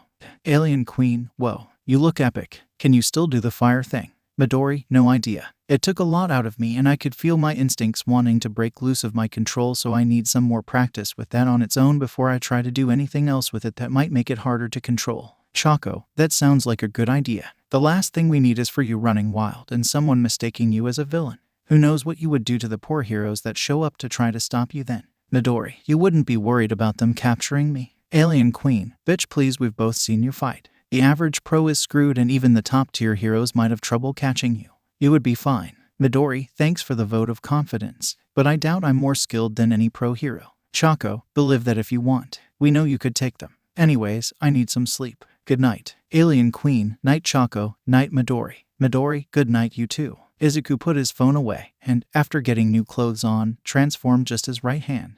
So this is the next level of my training. Learning to control this. Looking from just behind the door, Gran Torino saw Izuku transform his hand and thought impressive. I was only gone for a few hours and he figured it out. He really is something special. The next morning Izuku showed Gran Torino his new form. The old man pretended to be surprised to see the form to keep from revealing that he was eavesdropping the night before, which wasn't too hard as he was still genuinely surprised to see how fast Izuku improved. Gran Torino asked, "Can you fight like that?" "I'm not sure, but I can't wait to find out." Izuku's voice came out deeper than usual, and it had a hint of aggression in it from the small amount his instincts affected him even as he held them back. "Before I can though, I need to work on controlling this form. It changed my instincts into something much more aggressive and dangerous. Like their whole purpose is to seek out a target and eliminate it." He turned back to normal. "So for now I should stick to OFA in a fight so I don't lose control and hurt someone." Gran Torino nodded in satisfaction. "Good. Every hero needs to know when to hold back or not use certain powers they have.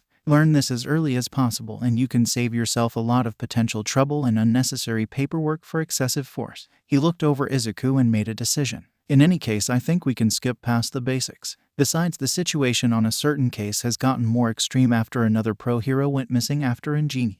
Eyes wide as Izuku realized what Gran Torino meant, he started to ask, "Do you mean?" Gran Torino cut him off with, "Get ready, kid. Tonight we go to Hasu and try to track down the hero killer." Around the same time, in an unknown bar, a man carrying tons of blades on him with a white mask over his eyes and a blood-red scarf around his neck named Stain, the hero killer, was facing off against Shigaraki, who had just recovered from his wounds from the USJ, though his finger was still missing. The mist villain Kurogiri was paralyzed and unable to do anything. Shigaraki asked, "Why won't you join us? I plan to tear down this society just like you do." Stain, with a disgusted look in his eyes, replied, "I do not plan to destroy everything like you do. The title hero has lost all meaning beyond one. Heroes," he spat out the word, "now seek only fame and fortune. None seek to truly help others. I know I have taken the path of evil in my quest, but once the world is filled by true heroes once more, I will turn myself in. Until then I will not rest nor be captured. That is my ideal." Stain looked over Shigaraki and focused on his adversary's eyes. "You have no ideal. You simply destroy for the sake of destruction and have no plan to build it up afterwards." In an instant, Stain knocked Shigaraki to the ground and stabbed both his shoulders. Even with a knife pressed against his neck and him close to dying, nothing changed in Shigaraki. Stain said, "Even this close to death you show no ideal. You are dangerous because of this. I cannot allow you to live and possibly ruin my mission.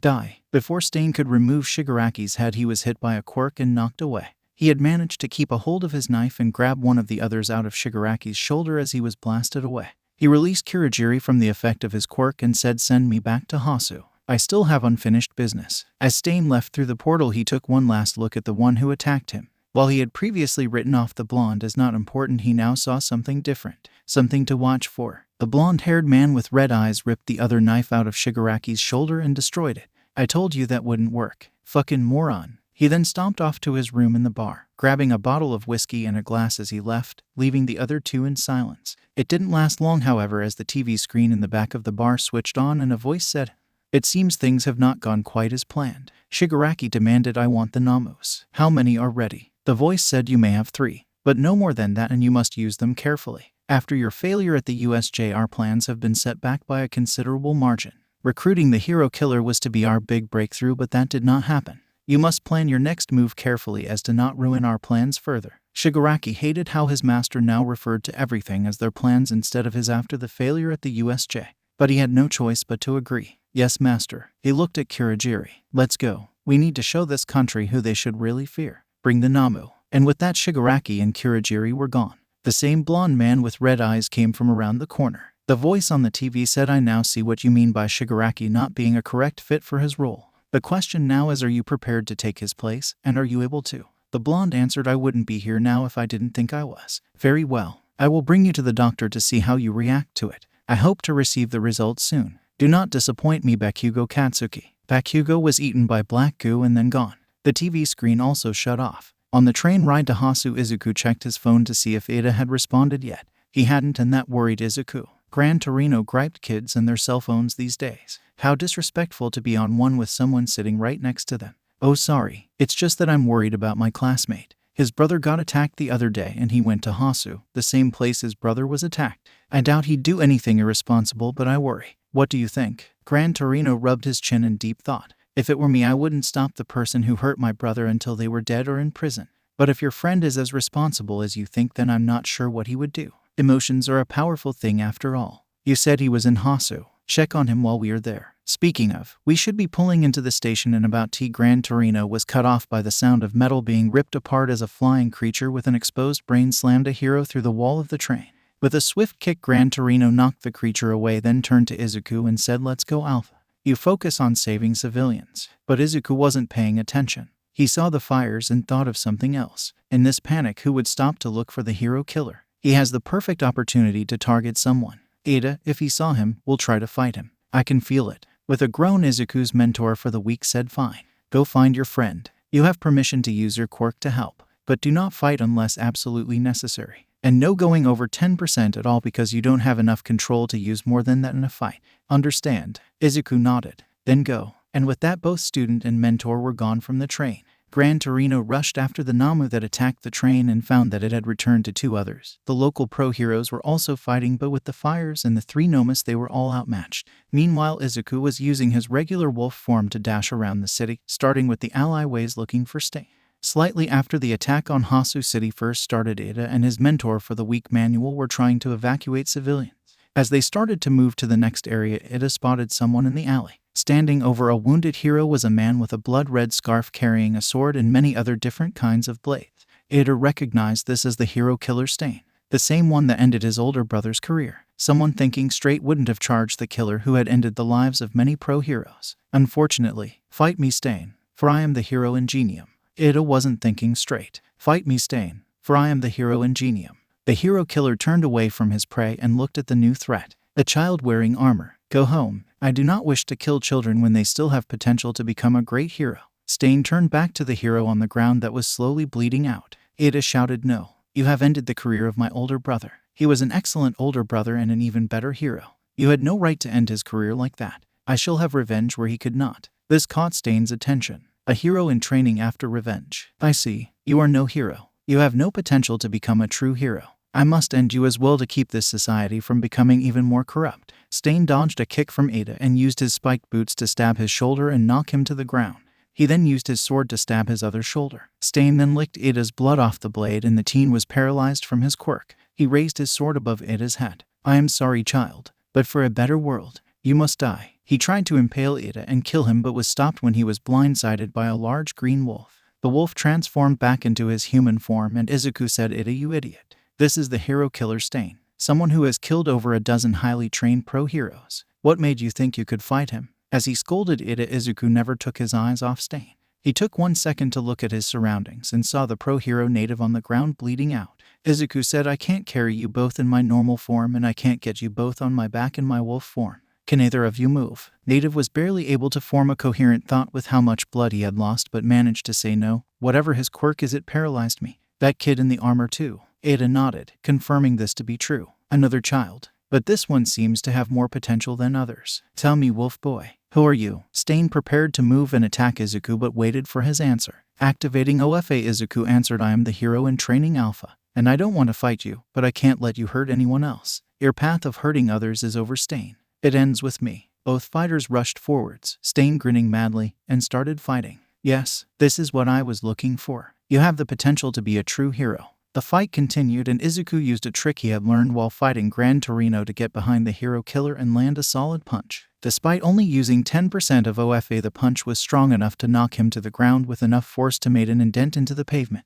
Stain said, "A good trick. You didn't read my moves or anything like that." He picked himself up. "You only got outside my field of vision and used that moment to strike. But there wasn't enough force behind the attack to bring me down." Stain was bleeding from the head, but that didn't seem to bother him at all. Instead, he held up his blade and drank the blood on it, paralyzing Izuku. "You were good, but I was still fast enough to scratch you. And that was all I need. You have the potential to be a great hero Alpha, but you protect the wrong people. Let me show you the error in that." Stain once again started walking towards Native to finish the job he had started, but he was stopped by a wave of ice. Standing in the alleyway was Todoroki, holding his phone. "You know, Midoriya, you really should give me more information than just your location. It took me a while to figure it out." Izuku had sent out his location to his entire class in hopes that someone else was in Hasu and able to help him. Todoroki responded, Once I told the pro heroes. They should be here any minute once the other situation is taken care of. With so many people in that alley and more heroes showing up, Stain knew he had to hurry up.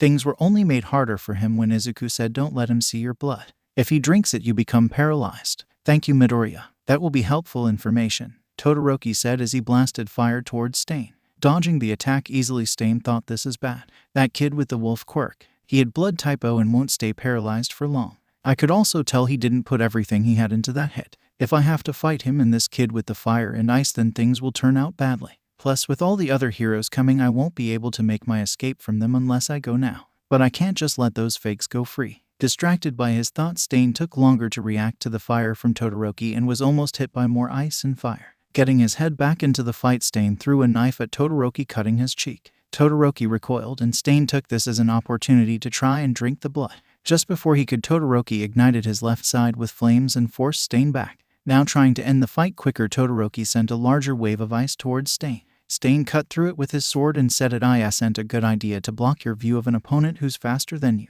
He was about to cut Todoroki in his chest but was stopped by a large clawed paw that broke his sword and knocked him back. Izuku's paralyzes had worn off and he had transformed into a werewolf. He said, "I was worried about hurting you more than necessary, but I see now that I can't afford to hold back even a little." Everyone was shocked at the new transformation as it was terrifying. Your quirk paralyzes anyone whose blood you drink. So how well can you fight against something that has no blood? Confused by that, Stain asked, "What do you mean?" He was cut off as Izuku erupted into flames and his skin burned away until he was nothing but a flaming skeletal werewolf. "Oh shit," Stain cursed. Moving faster than what seemed possible with such a large form, Izuku rushed forward and swiped at Stain with his claw. Stain jumped over the attack only to be caught by a fireball Izuku had shot out of his mouth. He was blasted away. Ida asked Midoriya, "What is this? How are you doing this?" "It's a long story, but my quirk evolved a lot and now I'm even stronger than before." Native, who was still paralyzed on the ground, asked, "How did you get up? You should still be paralyzed." Having thought about it already, Izuku said, "I have a few theories. The amount of blood comes into play. It becomes less effective with more people it is used on at a time, or different blood types have different time limits." Drawing two large knives, Stain said, "Correct. It is blood type." Impressive to have figured that out so quickly. He jumped at Izuku in an attempt to keep fighting. But that knowledge alone won't save you. The blades hit Izuku and scratched his bones but didn't do much more than that. Stain muttered, "Oh, you have got to be kidding me." A new transformation from him that I wasn't able to react to in the first place. Then he lights himself on fire and becomes that thing. What the hell is his quirk? Izuku rushed Stain and landed a kick that sent him into a wall. Stain collapsed to the floor but recovered and gasped for air as it was forced out of his lungs from the force of the kick and then the impact with the wall. "This is bad. I can't win this fight, and with how fast he is, I'm not sure if I can escape either. But I can't let myself get captured here. I must find other true heroes like him and All Might." Incredible. You are truly worthy of being a pro hero. You have the power and intelligence, and you aren't just in it for money and fame like some people. This whole system is full of fakes, but you and All Might are true heroes. This was immediately proven to be the wrong thing to say to Izuku as he got angry. "That is why you're doing this. Are you fucking kidding me? Let me ask you this. How many people do you think actually only want money and fame from being a hero? Not very many. Most actually want to protect people. And there is nothing wrong with wanting money for a stable life. Nobody would be able to be a full-time pro hero if it didn't pay. They still need to live an actual life. And I admit that this whole hero ranking is incredibly stupid. There shouldn't be an official hero ranking at all. But that is not an excuse to kill people. If you think this system needs to change, then there are so many better ways to do it.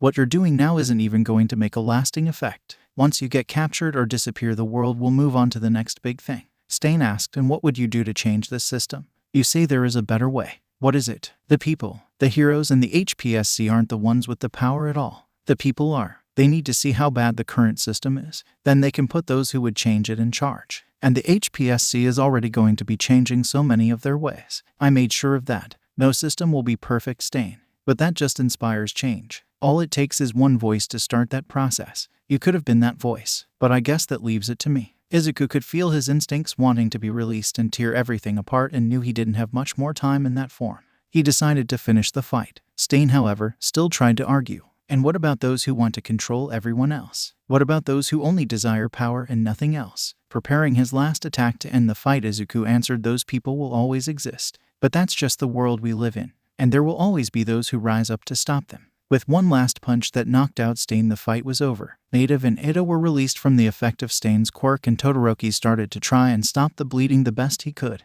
Way too conveniently to be a coincidence, there just so happened to be a rope in the dumpster in that alley. They took all the knives off of Stain and tied him up. The rest of the pro heroes showed up and Izuku turned back to normal. Endeavor and Gran Torino asked at the same time, "Is that the hero killer?" "Yes," Izuku answered. Before he could explain, the flying Namu that was still alive swooped down and grabbed Izuku. It flew off towards where Shigaraki and Kirigiri were. None of the pro heroes could catch them, and Stain used a knife he still had hidden on him and cut his ropes. He then jumped up and killed the Namu. Stain turned towards the pro heroes and, with his single knife, stared them down. His killing intent had them all frozen in place. "I will not be captured. Only one is worthy. Only All Might can kill me." He zeroed in on Endeavor. "Endeavor, you will be first, you fake." Before Stain could do anything, some of his blood dripped into his mouth and paralyzed himself. He passed out shortly after and was taken into police custody. Ida, Todoroki, and Izuku were all rushed into the hospital. At Gunhead's agency, Ochako saw a text Izuku had sent her and Mina. "Midori, so I may or may not be in the hospital after fighting a serial killer." Alien Queen, "What? God damn it, Midori. Can we not leave you alone for even a second before you get into trouble?" "Shako, are you hurt?" Midori, "No, I'm fine." "Also not fair, Mina. I do not constantly get into trouble." Alien Queen, "At the entrance exam you passed out after beating the 0-pointer. At the USJ. You almost died because of that Namu thing. In the sports festival you made a fight harder for yourself by forcing Todoroki to use his full power. And now this. Do I need to add on what you have done during class?" Midori, "No. Point taken." Shako, "Good. What hospital are you in?" Midori, "Hasu General Hospital." Shako, "Good. I will be there in about an hour." Alien Queen, "Same. See you soon, Midori." "Gunhad. Get in here." Ochako yelled. Gunhead ran into the room asking what's wrong. Ochako answered, "My boyfriend is in Hasu General Hospital. We are going there now." Gunhead decided he enjoyed life and listened to the demand. They were on a train to Hasu in less than 10 minutes. Emina ran into Kamui Wood's office. "Hasu General Hospital. Now, why?" Kamui asked, not looking up from his paperwork. She shot a small amount of acid near Kamui. "Because Midori is there after fighting a serial killer. Move your ass or I won't miss next time." Never has Kamui Woods moved faster to get somewhere. Izuku felt a shiver down his spine and he knew the girls were on their way and not happy at all. Ada asked, "What is it, Midoriya?" "There is a very good chance Ochako and Mina are about to break down that door and kick my ass," he responded. "Todoroki said I failed to see how they would accomplish that. You are easily the strongest student in our class." Looking at Todoroki with a small amount of fear in his eyes. Though not caused by Todoroki, Izuku answered, "Those two are terrifying when I make them angry." "Oh, forget it. A single guy would never understand what I mean." The door was kicked down and Mina shouted, "Midori. You are going to explain to me why you thought it was a good idea to fight a serial killer or I will give you a reason to stay in this hospital." Izuku screamed in fear and tried to run, but Mina grabbed his tail. "You aren't getting away that easily." Ochako came in afterwards and caused him to float in the air. She said, "Mina's right. You have some explaining to do and if we don't like your answer we are going to shave your tail." "Sorry about this, Ida, but this is your fault." Izuku told the girls Ida tried to fight Stain on his own and I had to jump in and call Todoroki for backup to save him. Both girls turned to Ida looking angry while Ida wore a look of betrayal. Izuku took this moment to think of a way that didn't cause him any punishment. However, he knew he was probably screwed when he saw the door open, then felt a boot connect with his face. The next morning after their fun the night before, Izuku, Mina, and Ochako all went back upstairs. This time nobody was limping, so Ida and Todoroki were none the wiser about what the other three did the night before. To start things off for the day, Izuku asked everyone to sit at the table to talk over breakfast that he made.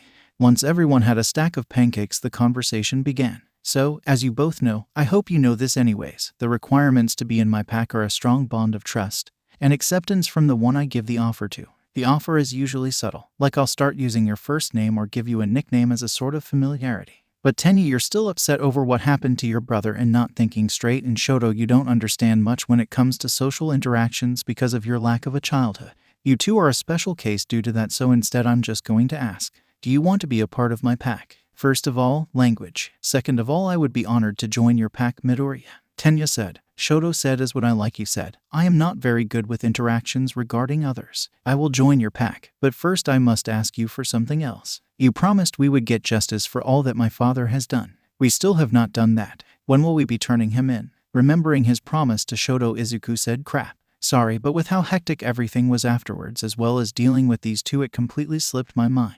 We can go talk to Nezu and my dad about it. Speaking of, my dad should be here soon." Still not believing that Izuku wasn't All Might's secret love child, Todoroki asked, "All Might is coming." For reasons unknown to Tenya and Shoto, Mina and Ochako burst out laughing. After all, Todoroki was right on the money with his dad might theory. There was only one more thing to go over. Now, the one rule to my pack. And this one is important, so really listen to me, okay? No lies or secrets between each other unless there is an actual reason for it, okay? Izuku asked. What would an adequate reason for keeping secrets or lying be? Tenya asked. Izuku replied, oh, things like surprises for each other, plans for activities in hero classes, and things that will hurt others if you reveal them without their permission. Understanding the need for some things to be kept secret, both Tenya and Shoto agreed to those terms. Shortly after, Toshi entered the building and walked over to the group. Izuku greeted him with a hug. Hi, Dad, he said. Hugging his son back, Toshi said, hello, Izuku. I am going to guess that these two are now a part of the pack. Izuku nodded. I would expect nothing less after fighting a serial killer. Though I must ask. Toshi paused for a minute before the kind and lighthearted attitude dropped and he started shaking Izuku violently. What in God's name were you thinking fighting a villain that killed countless heroes, including one as skilled as Ingenium? The newest members of the pack rushed forward and tried to pry the skinny man's arms away from his son's shoulders, but despite looking like a walking skeleton, Toshi was still the 8th user of OFA with a body that could handle the full force of the quirk without backlash. Even as weakened as he was, there was still more than enough strength in those arms to resist the attempts to make him release Izuku by Tenya and Shoto. Eventually he did and allowed Izuku to stop his brain from rattling around in his skull. After doing that, Izuku answered. Stain's quirk was fueled on blood. If he drank it, you would be paralyzed. In my skeletal form, I don't have blood for him to drink, and my bones are strengthened enough to be almost impossible to break by normal means. He couldn't touch me. Crossing his arms and glaring, Toshi said even if that is true, it was still a dangerous situation that should have been left to those more experienced. Endeavor was in the area, and I doubt he would have had any trouble capturing Stain. It was Izuku's turn to glare as the wolf boy said, I wouldn't trust that walking, talking, flaming piece of shit as far as I could throw him without my quirk. Aghast that his friend was using such foul language, Ida gasped loudly and chopped the air as he said, watch your language, Midori. This man is your father. He is to be respected and does not deserve to hear such words. The tension in the situation was suddenly broken as everyone broke down into laughter at Tenya's attempts to chastise Izuku. And between laughs and taking deep breaths, Izuku managed to say, Tenya, please call me Izuku. And don't worry about my language. I know for a fact that Dad has heard so much worse in his lifetime. After all, a high-ranking hero tends to make a lot of enemies, and cursing you out is one of the tamer things they will do to you. Raising one of his eyebrows in suspicion and looking over Toshi, taking in the seemingly frail frame and no obvious physical advantages, Shoto asked, he was a high-ranking hero. I just don't see it. Who was he? You mean whom? I don't mistake my condition for weakness. I am still one of the strongest heroes in the world, young man, Toshi said. In fact, another pause as he started to emit smoke and buffed up. You may recognize me better than you realize. There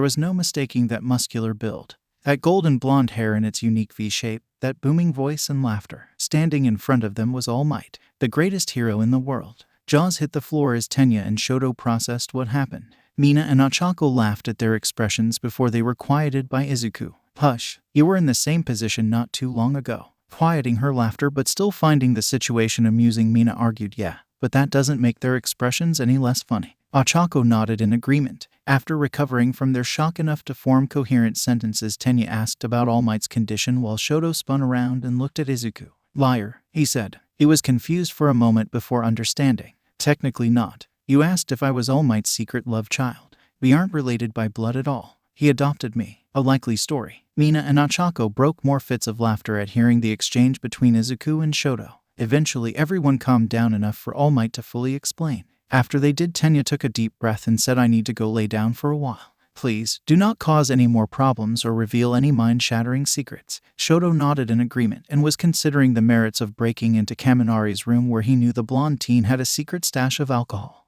He normally didn't drink, but this was no normal situation. It was still early in the day, but nobody disagreed with Tenya. After he and Shoto agreed to keep All Might's condition a secret, they were allowed to go do whatever they wanted. He went to go either take a nap or contemplate everything he knew and had learned. Shoto did the same, though Izuku, using his enhanced hearing, noticed that Shoto didn't stop on the floor his room was on, but instead traveled up to the floor Kaminari's room was on and broke into that room, taking something before leaving back to his own room. The next day, the rest of Class 1A returned. Nobody interacted much until they were in class, and then everyone started asking questions. Kaminari said, man, you guys sure had a crazy week. I mean, fighting the hero killer and winning. By the way, does anyone know why one of my cases of beer are missing? I can't find it anywhere. Todoroki said nothing, leaving Kaminari to wonder about his missing beer. Nobody else knew the answer but Izuku, who also said nothing to protect his packmate. What Izuku did say was, it wasn't anything I want to talk about. I'm pretty sure nobody wants to hear about how me, Tenya, Shoto and the pro-hero native all almost died anyways. Fair enough, Kaminari admitted. Nobody else asked any questions about the encounter. Instead, Kirishima asked, so what happened after that whole Hasu thing? Shoto, in the same flat tone he always used, answered, I considered fighting the police. Izuku got his face kicked by an old man and the chief of police, and Hasu did his best to not run in fear of Izuku. Tenya also has nerve damage in his hand. What the fuck? Half the class uttered at the same time. Although it would be funny to see them wonder about what really happened, Izuku spared his classmates by explaining things better. My mentor was an old man named Gran Torino. He punished me for fighting a serial killer by kicking me in the face. Shoto went on a small rant about how the law shouldn't be able to stop people from saving others. The chief of police has a quirk that gives him the head of a dog, and apparently the same thing that happens with Tsuyu happened to him. He wasn't prepared to be in the presence of someone like me, and you have all seen the effect I have on Tsuyu, who is somewhat used to me. And Tenya has nerve damage in his hand from his injuries. Nothing too serious right now, thankfully. I only find it hard to close my hand, and I have lost a considerable amount of grip strength. Tenya reassured the class. That put them more at ease. Nobody wanted to question things more. Later in the day they had their hero course lesson. The way it worked was All Might stood in the middle of a fake city. 4 students stood at one of the 4 entrances, and once All Might turned on the beacon they would race to him. The first 4 students were Mina, Shiro, Ajiro and Izuku. In the observation room the students were placing bets. It's gonna be Mina. Her acid is perfect for moving around quick. No way Kirishima. Shiro has this in the bag. I bet 10,000 yen on it. Guys, it's gonna be Ajiro. I bet 20,000 yen on it. You're on. I'll add 15,000 yen on Mina. Seeing an opportunity to make some money, something she needed as she was poor, Uraraka chimed in. Izuku will win. I bet double what you all did combined. No way. He's fast, but that terrain isn't one he can move around easily in. Sato said. The 3 betting boys agreed, thinking they would get some easy money, though Kirishima didn't want to take anything from Ochako since she was struggling financially. When the race started, everyone started cheering for whoever they wanted to win. Izuku still hadn't moved from the start line. Just as Kaminari was about to say something about Ochako having one chance to back out and keep her money, Izuku suddenly burst into flames and transformed into a large flaming werewolf. He then easily won the race well before anyone else did. Ochako said, I win. Pay up, boys. They reluctantly did so. When everyone got back, people started asking questions to Izuku about how he did that. Only a few people weren't. His pack, since they already knew. And Tsuyu, who was frozen in terror from seeing Izuku. She then saw him in person and took a step back as he took a step forward to apologize for scaring her. Izuku backed up, but it was too late. Tsuyu bolted out the open door. Asui Tsuyu was many things. The coward was not one of them, but a few things did scare her. 1. The villain that nearly killed her at the USJ if it hadn't been for Izuku and Aizawa. 2. Losing her family. Her family meant everything to her. And 3. Midoriya Izuku, and she felt horrible for it.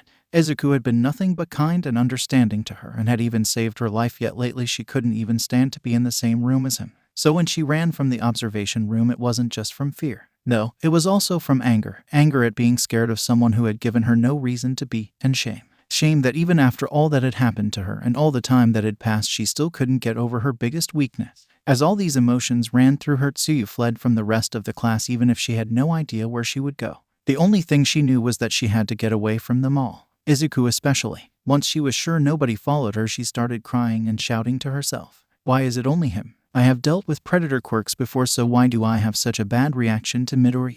Why can I not get over being scared of him? Why?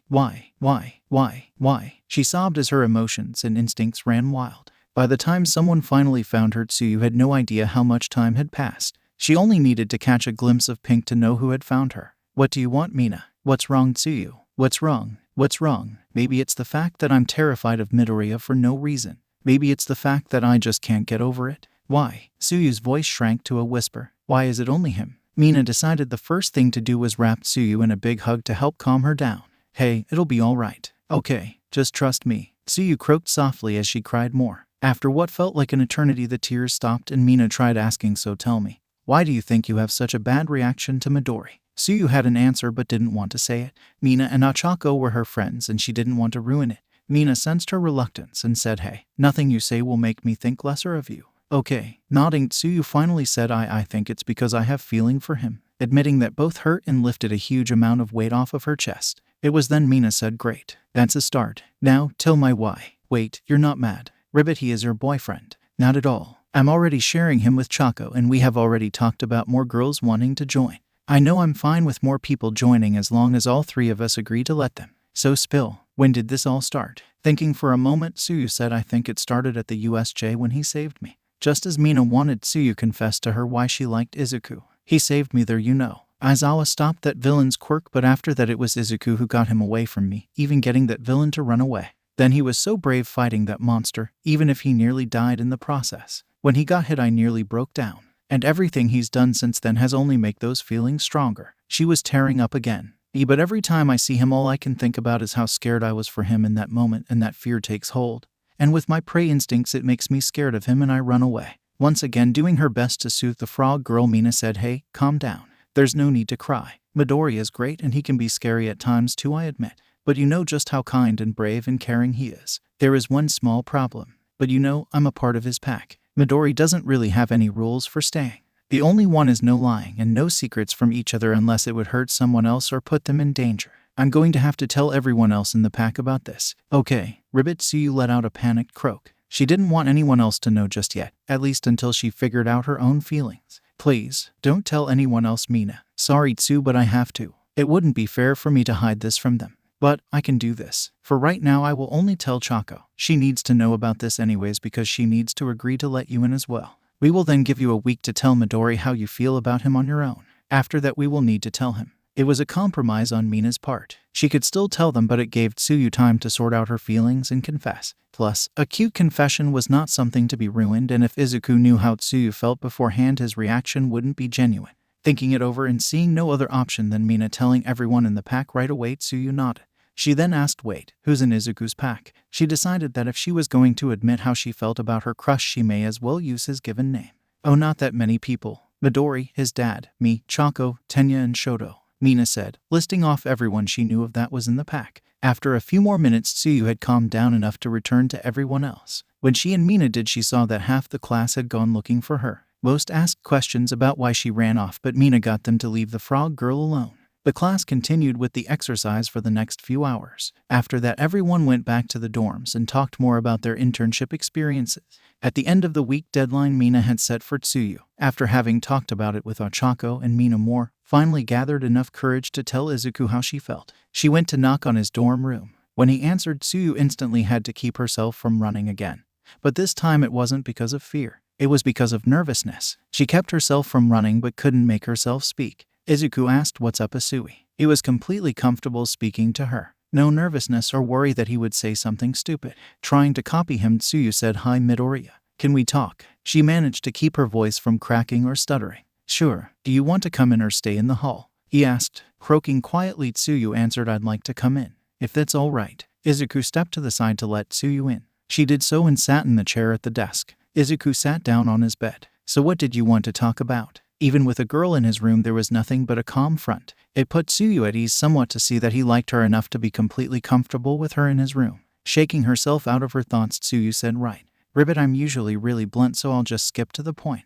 Izuku, I like you a lot. Will you let me join your relationship with Mina and Ochako? She did warn him she was blunt, and he was still not prepared for just how true that was. Asui, I like you. I really do, but for that to happen, for me to have any sort of emotional attachment, you need to be in my pack. Tsuyu looked down thinking she was being rejected. Tears started to form in her eyes. Before she could break down any further, Izuku continued. That's why I have to ask, Tsu, do you want to be in my pack? Still crying, Tsuyu looked up. Do you mean it? Can I really join? Nodding, Izuku explained, for someone to get in my pack I need to trust them with my life. Then they need to accept being in the pack. And I know that if you convinced Mina and Ochako to agree to let you in the relationship, then you must be trustworthy enough. I know I can trust you with anything. At that revealed, Tsuyu froze. Why, you knew about that? Laughing cheerfully and nodding again, Izuku said, you are a bit too late to surprise me like that. Mina was in here about 10 minutes ago telling me about how you felt. Sorry you couldn't tell me yourself. Oh, but I still have one day left before she said she would tell you.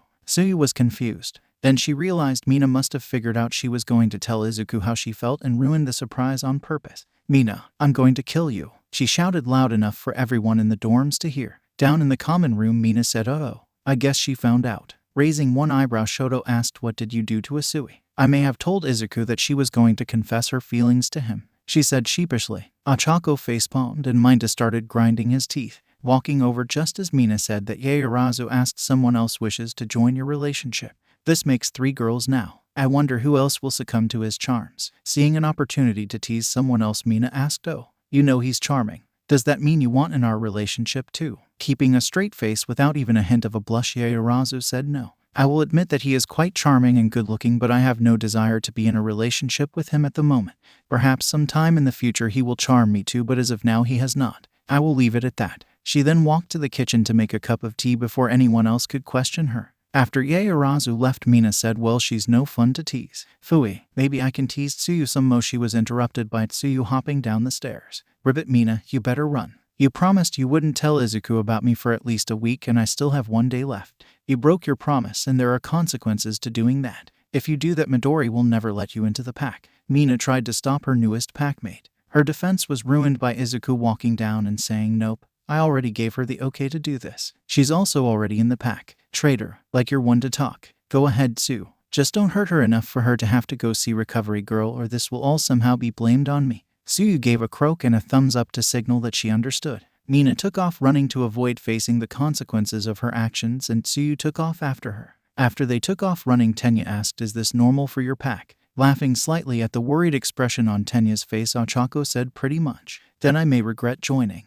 Once Tsuyu and a heavily bruised Mina came back, most of the students of Class 1A had already gone to their own rooms. Only Izuku and the other 3 members of his pack in the class remained. He said, Mina, I hope you learned your lesson about breaking promises. Mina nodded, unwilling to say anything. Good. Now normally we would spend nights in the den, but... He paused. Ochako finished for him. It needs to be cleaned. She was blushing heavily, as was Izuku and Mina, though it was hard to tell with her as she was already purple from her bruises. Not understanding the implications, Tenya and Shoto were confused. Tsuyu got it, however, and she also blushed. Shoto asked, why would it be too dirty for us to stay down there? 2 of you are very neat and could convince Mina to clean up as well. Croaking out the answer in her usual bluntness, Tsuyu said they were having sex again. Ribbit. What? Ada shouted. Not only once but twice you have completely disregarded the rules of this school and engaged in such activities.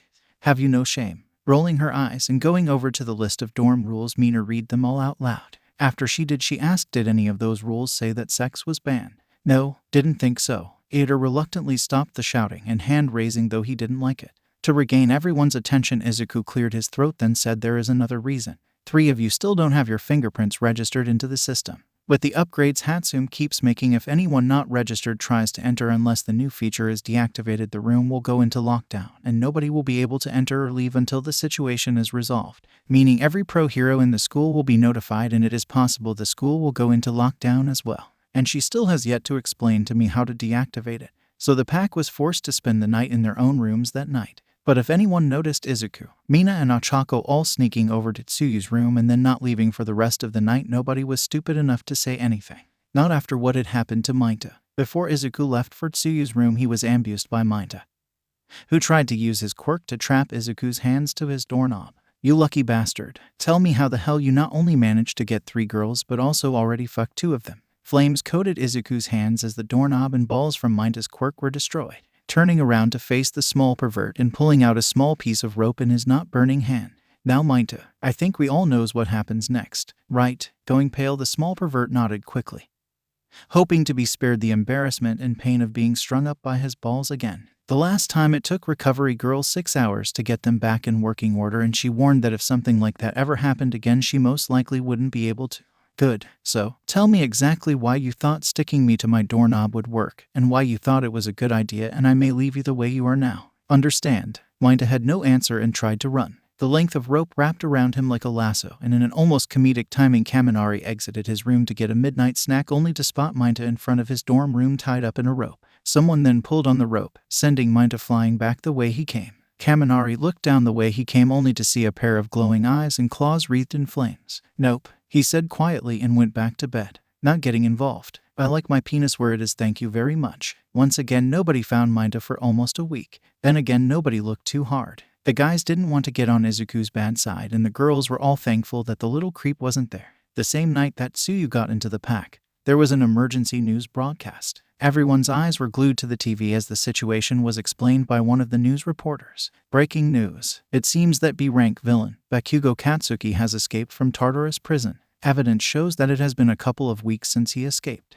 It is unclear if nobody realized that Bakugo escaped because of a quirk of sorts, or if this was a cover-up, but either way it suggests there was inside help for Bakugo to escape. A full-scale investigation is being carried out by the HPSC. Nobody is fully sure where Bakugo will go, or what he is after, but we do have a hint. In his cell a note was found, written in blood from another prisoner that went missing shortly before Bakugo escaped. The note reads, "You put me in here, Deku. You ruined my life with your lies. Now I'm coming to finish what I should have done years ago. Whoever this Deku is should be very careful. Bakugo has a powerful..." Nobody was paying attention anymore. Instead, they were watching Izuku as his pack tried to calm him down from the panic attack he was having. Kirishima asked Madabro, "Do you know him?" All Izuku could do was nod. His breathing was heavy, and he could barely think straight. A slim man that many recognized as Izuku's father burst into the dorms. He ran over to Izuku and pulled him into a hug. "It will be okay. He can't hurt you anymore." Somewhat nervous to ask any questions to avoid making the situation worse, Kaminari asked, "Excuse me, but can you explain why you're freaking out? How do you know that guy?" "I'm the one who got him arrested." It was the first thing Izuku said since the news show revealed he had escaped. Bakugo had a long history of illegal quirk use and assault. In our last year of high school, it moved on to suicide baiting and even attempted murder. On the last day I saw him, he was being arrested, broke out of his handcuffs and charged me. I used my claws to fight back. He has a nasty scar on the side of his neck and hates me even more for it, I'm sure. He won't rest until he either finds me to try and kill me, or he gets captured by a pro hero. But with how powerful his quirk is and how skilled he is at using it, even a lot of heroes wouldn't stand a chance. The only ones that would be the ones who are higher-ranking pros. I'm not sure what the minimum ranking a hero could have and still be able to fight him and win, but heroes like Native, or any other small-time heroes that stick to smaller towns or stay in large groups with others, none of them would stand a chance. I have a feeling that one way or another, the final confrontation between us will happen, and it will only end when one of us is dead. Only Ida knew what he wanted to say. That is impossible. Pro heroes will be able to capture him long before he confronts you. With heroes like All Might, Hawks, Endeavor, Maruko, and all the rest of the top heroes, you will never see him in person again. Shaking his head, Izuku replied, "No. If there is one thing I've learned about my quirk, it's to trust my instincts. And right now, they are telling me that one way or another Bakugo will find me, even if it kills him." Everyone decided to leave the conversation at that. Nobody wanted to argue with Izuku, especially since they didn't know much about Bakugo. The next day everyone went to the classroom. There was still nobody talking about what had happened the night before, at least not in Class 1A. Rumors were spreading like wildfire about who Deku was, and what they did to Bakugo. The teachers were unable to confirm any of the rumors, and even if they could, they wouldn't have. Aizawa entered the room and started class immediately. "Today we are announcing the final exams. There will be 2 parts to it, a written portion and a practical portion. They will each be in 2 weeks, so start studying and preparing in any way you need to. Most classes won't have any new information, so you will just be going over what you learned previously in the year. That will be all." He then crawled into his sleeping bag and went to sleep. The dumber students started freaking out. Mina rushed over to Izuku as soon as Aizawa went to sleep and collapsed to her knees begging, "Help me study, please. Please, please, please, please, please, please." Lifting Mina to her feet, Izuku replied, "You don't need to beg. Of course, I'll help you study, but you can only learn if you put in effort." The other idiot of 1A, and really the only one since Mina had gotten better about studying and learning after getting with Izuku, Kaminari groaned. "Man, what am I supposed to do? Pay attention in class?" Gyro offered. "That usually works. You'll never get anywhere without putting in effort." Kaminari groaned more. With an eye roll so large it almost changed the direction the earth rotated. Izuku said, "I'll be holding a study session every night until the exams. They will start at 6 and be in the dining room. I'll cook something for everyone who shows up afterwards." Most people agreed to join in the study session. Midterms were close, but only a few were actually worried about the written part. The practical part was a different story since nobody knew what that part was going to be. One day at lunch, Kendo Itsuka, the class rep from 1B, was collecting Minama after he tried to taunt the people in 1A. Before she left for her table, she said, "Oh, by the way, I asked one of my upperclassmate friends about the practical exam and she said that it would be against robots like the entrance exam. That took most of the stress off for most of them." Shinso was still worried because his quirk was useless against robots and his combat abilities without his quirk, while passable, were nothing special. It was his biggest weakness. Todoroki saw his classmate still looking worried and asked, "What is there to be worried about? I would think that the extra lessons with your real father would be enough to put your mind at ease." "Real father? You train after school with Mr. Aizawa?" And you are his secret love child. You look similar. You share a love of coffee and cats. You barely get enough sleep at night. You are always tired, and your quirks each have to do with shutting down a part of someone. Mr. Aizawa removes the ability to use someone's quirk. And you remove someone's ability to control their own body if they respond to you. Everyone was staring at Todoroki. They were shocked at how well thought out the theory was, but how wrong it was at the same time. With any normal person, Shinso's response would have made them feel foolish. But Todoroki wasn't a normal person, and he didn't understand sarcasm at all. Oh yeah, you totally found it out. Good job. It also didn't help that Shinso's voice didn't change much from the way he normally spoke. So, Todoroki was looking proud of himself and pulled out a notebook. He flipped to a page and put a check mark on it before looking at some of the other pages and muttering to himself, "Oh no, it's spreading. Everyone get away from Madabro before you start keeping a notebook and muttering too." Kirishima joked. This got a laugh out of everyone except Todoroki, who was still lost in his own head. After getting the knowledge that the midterm exam's practical portion would be the same as the entrance exams, everyone in 1A was much more at ease. That didn't last long though. The day of the exams came. The first few periods passed quickly, and everyone felt mostly confident in their answers on the tests. Everyone was forced to eat lunch in the classroom to avoid being able to cheat, and everyone started discussing the exams. Mina said, "Man, the backside of that final page for math was killer. I only understood about half of what they were asking us to find." A fork clattered to the floor as Kaminari dropped his out of shock. Back page. There was a back page. Oh god, I quote am screwed. Kirishima tried to console the electric blonde, but it was impossible at the moment. Also worried about one of his exams, Anjiro sighed. "I probably failed in science. I just can't get a hold of it for some reason. Hopefully the rest of my tests will be good enough to let me go to the summer camp." Tilting her head with a finger on her chin, Sue said, "I wonder what we will be doing at the summer camp." Ribbit nobody knew, but they were all excited. Mostly, Shinso was still worried. "I'm not sure if I'll even be able to go. I'm not that great of a fighter and my quirk doesn't work on robots. So I'm not sure how many I'll be able to destroy." Hagakure spoke up. "You do know that every robot has a big red stop button somewhere on them, right? It's protected by heavy-duty sheet metal to keep it from accidentally being pressed by rubble or something. But the cover is easy to open, and the robot can't see you as you try to go press it. It's a really big blind spot. God damn it. Why am I only hearing about this now?" Shinso slammed his head into his desk, spilling food everywhere in the process. The rest of the written exams passed, and Aizawa gathered everyone and brought them to the testing sites. The rest of the teachers were also there with the exception of one. As you may have heard, last year the heroics classes were tasked with destroying robots like in the entrance exam. However, after everything that has happened to you all, with the USJ and in some of your internships, the teachers have decided that it is not enough to test you all. So instead, you will be fighting. The final teacher that was missing landed with a loud crash that scattered dust everywhere. All Might stood up to his full height. Everyone now saw what the villains did when he fought them, someone intimidating and to be feared. A few of them may or may not have wet their pants because of it. The day before the practical midterms, the staff were having one last meeting to finalize everything. Aizawa started it off. "We're changing the exams. Robots won't be enough to challenge my students after what they've been through, and it will teach them nothing important either. Plus, a few of my students will be set up for failure in the exam since we are using the models without the shutdown button." Leaning back in his chair, super bored with the entire meeting, Present Mike said, Yeah. We already know this. The students are fighting 2-on-1 with us, and we'll be wearing weights that weigh up to half our body weights to slow us down.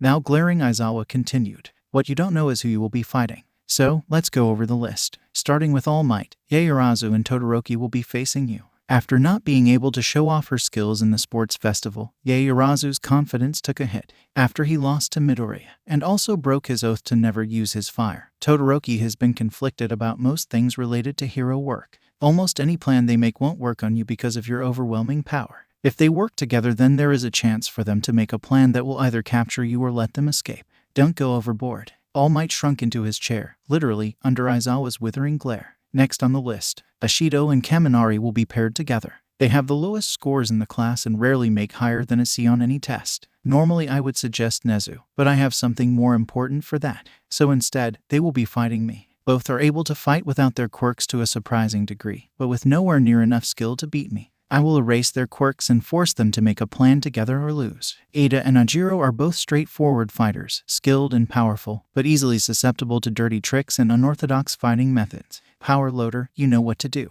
Make it impossible for them to fight you with normal means. The pro hero and support course teacher smirked cruelly. He had many things in store for them. The next pair was for ectoplasm. Two people that are over-reliant on their quirks are Takoyami and Shinso. Ectoplasm, get around their quirks with your clones. Overwhelm them and make them think outside the box. It was the next pair that Aizawa worried for the most, because of who he was putting them against. Nezu, the rat-like principal, perked up at hearing his name. You will be facing Midoriya and Asui. They have trouble working together due to the nature of their quirks. Predator and prey. Midoriya also has to constantly focus during a fight, or his more destructive instincts will take over. Make him lose it. Keep them together until he does. So Asui is terrified of him. If you can, make them fight each other, but don't let him hurt her too much. Who knows how far he'll go if he loses control. Nezu's laughter sent shivers down the spines of everyone else in the school. When the rodent stopped laughing, he said, I will enjoy this very much, but I have something else to add to the exams as well. Pinching the bridge of his nose, Aizawa said, yes. You will be working in groups of 2 and fighting us teachers. We will be wearing compressed weights that will add half of what we weigh normally. The teams are as followed. Aoyama and Uraraka versus 13. Kaminari and Ashido versus me. Minta and Siro versus Midnight. Gyro and Koda versus Present Mike. Kirishima and Sato versus Cementos. Ada and Ajiro versus Power Loader. Midoriya and Asui versus Principal Nezu. I wish you good luck and pray for your sanity afterwards. Shoji and Hagakure versus Snipe. Takoyami and Shinso versus Ectoplasm. And finally, Todoroki and Yaoyorozu versus All Might. Everyone's reactions were different. Asui was slightly nervous, but after becoming a member of Izuku's pack, her own instincts no longer told her that Izuku was a predator, and Izuku's no longer registered Asui as prey. Most were scared to fight the teachers, but Todoroki kept his usual blank face. Aizawa continued his explanation. Originally, there were 2 ways to win. Capture us with handcuffs that will be supplied to you or escape through an exit. You lost if 30 minutes passed or both members of the team were incapacitated in some way. Now there is a requirement that must be met before you leave. Each one is different, and while you can capture us before completing the mission, the timer will not stop until you do, and completing the mission does not immediately end the exam.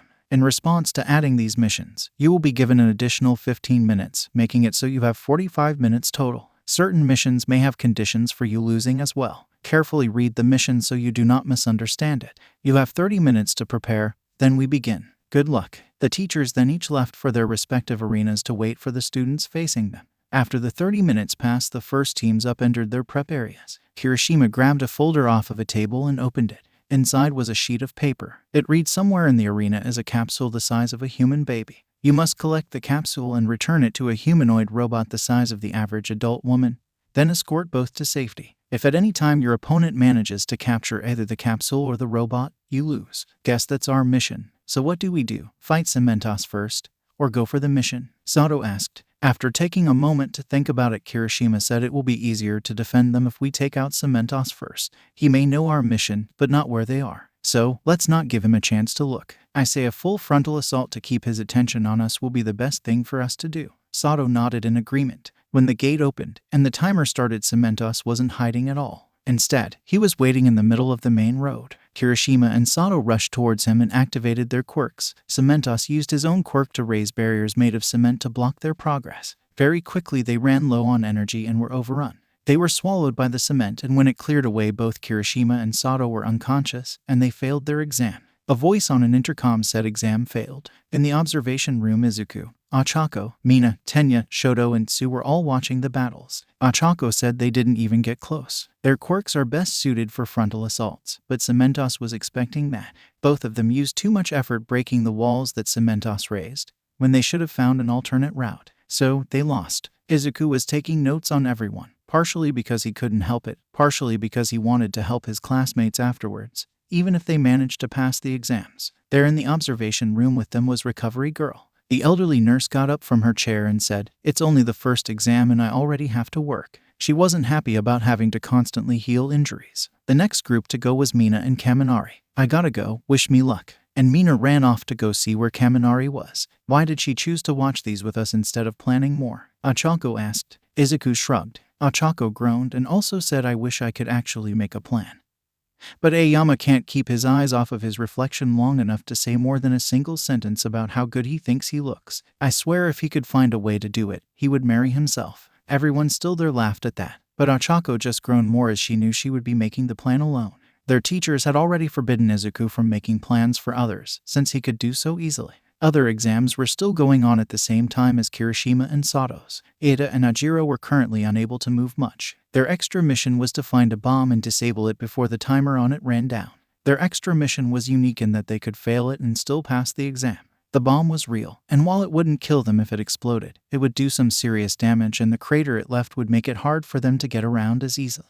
The reason they were unable to move was Power Loader. He was in one of his mechs and digging tunnels underground that left most areas unstable and impossible to stand on without causing the tunnel to collapse. And to make the problem even worse, at random intervals Power Loader would pop out of the ground and attack one of them, so not only was time running out, but they couldn't move at all. And they were each battered enough to make staying conscious after the explosion of the bomb impossible for them. We need to do something. We already know where the bomb is, but we need to get to it. But how do we do that? Ajiro asked. Ada replied, I am unsure. Perhaps a distraction, but neither of us know how to disarm this bomb.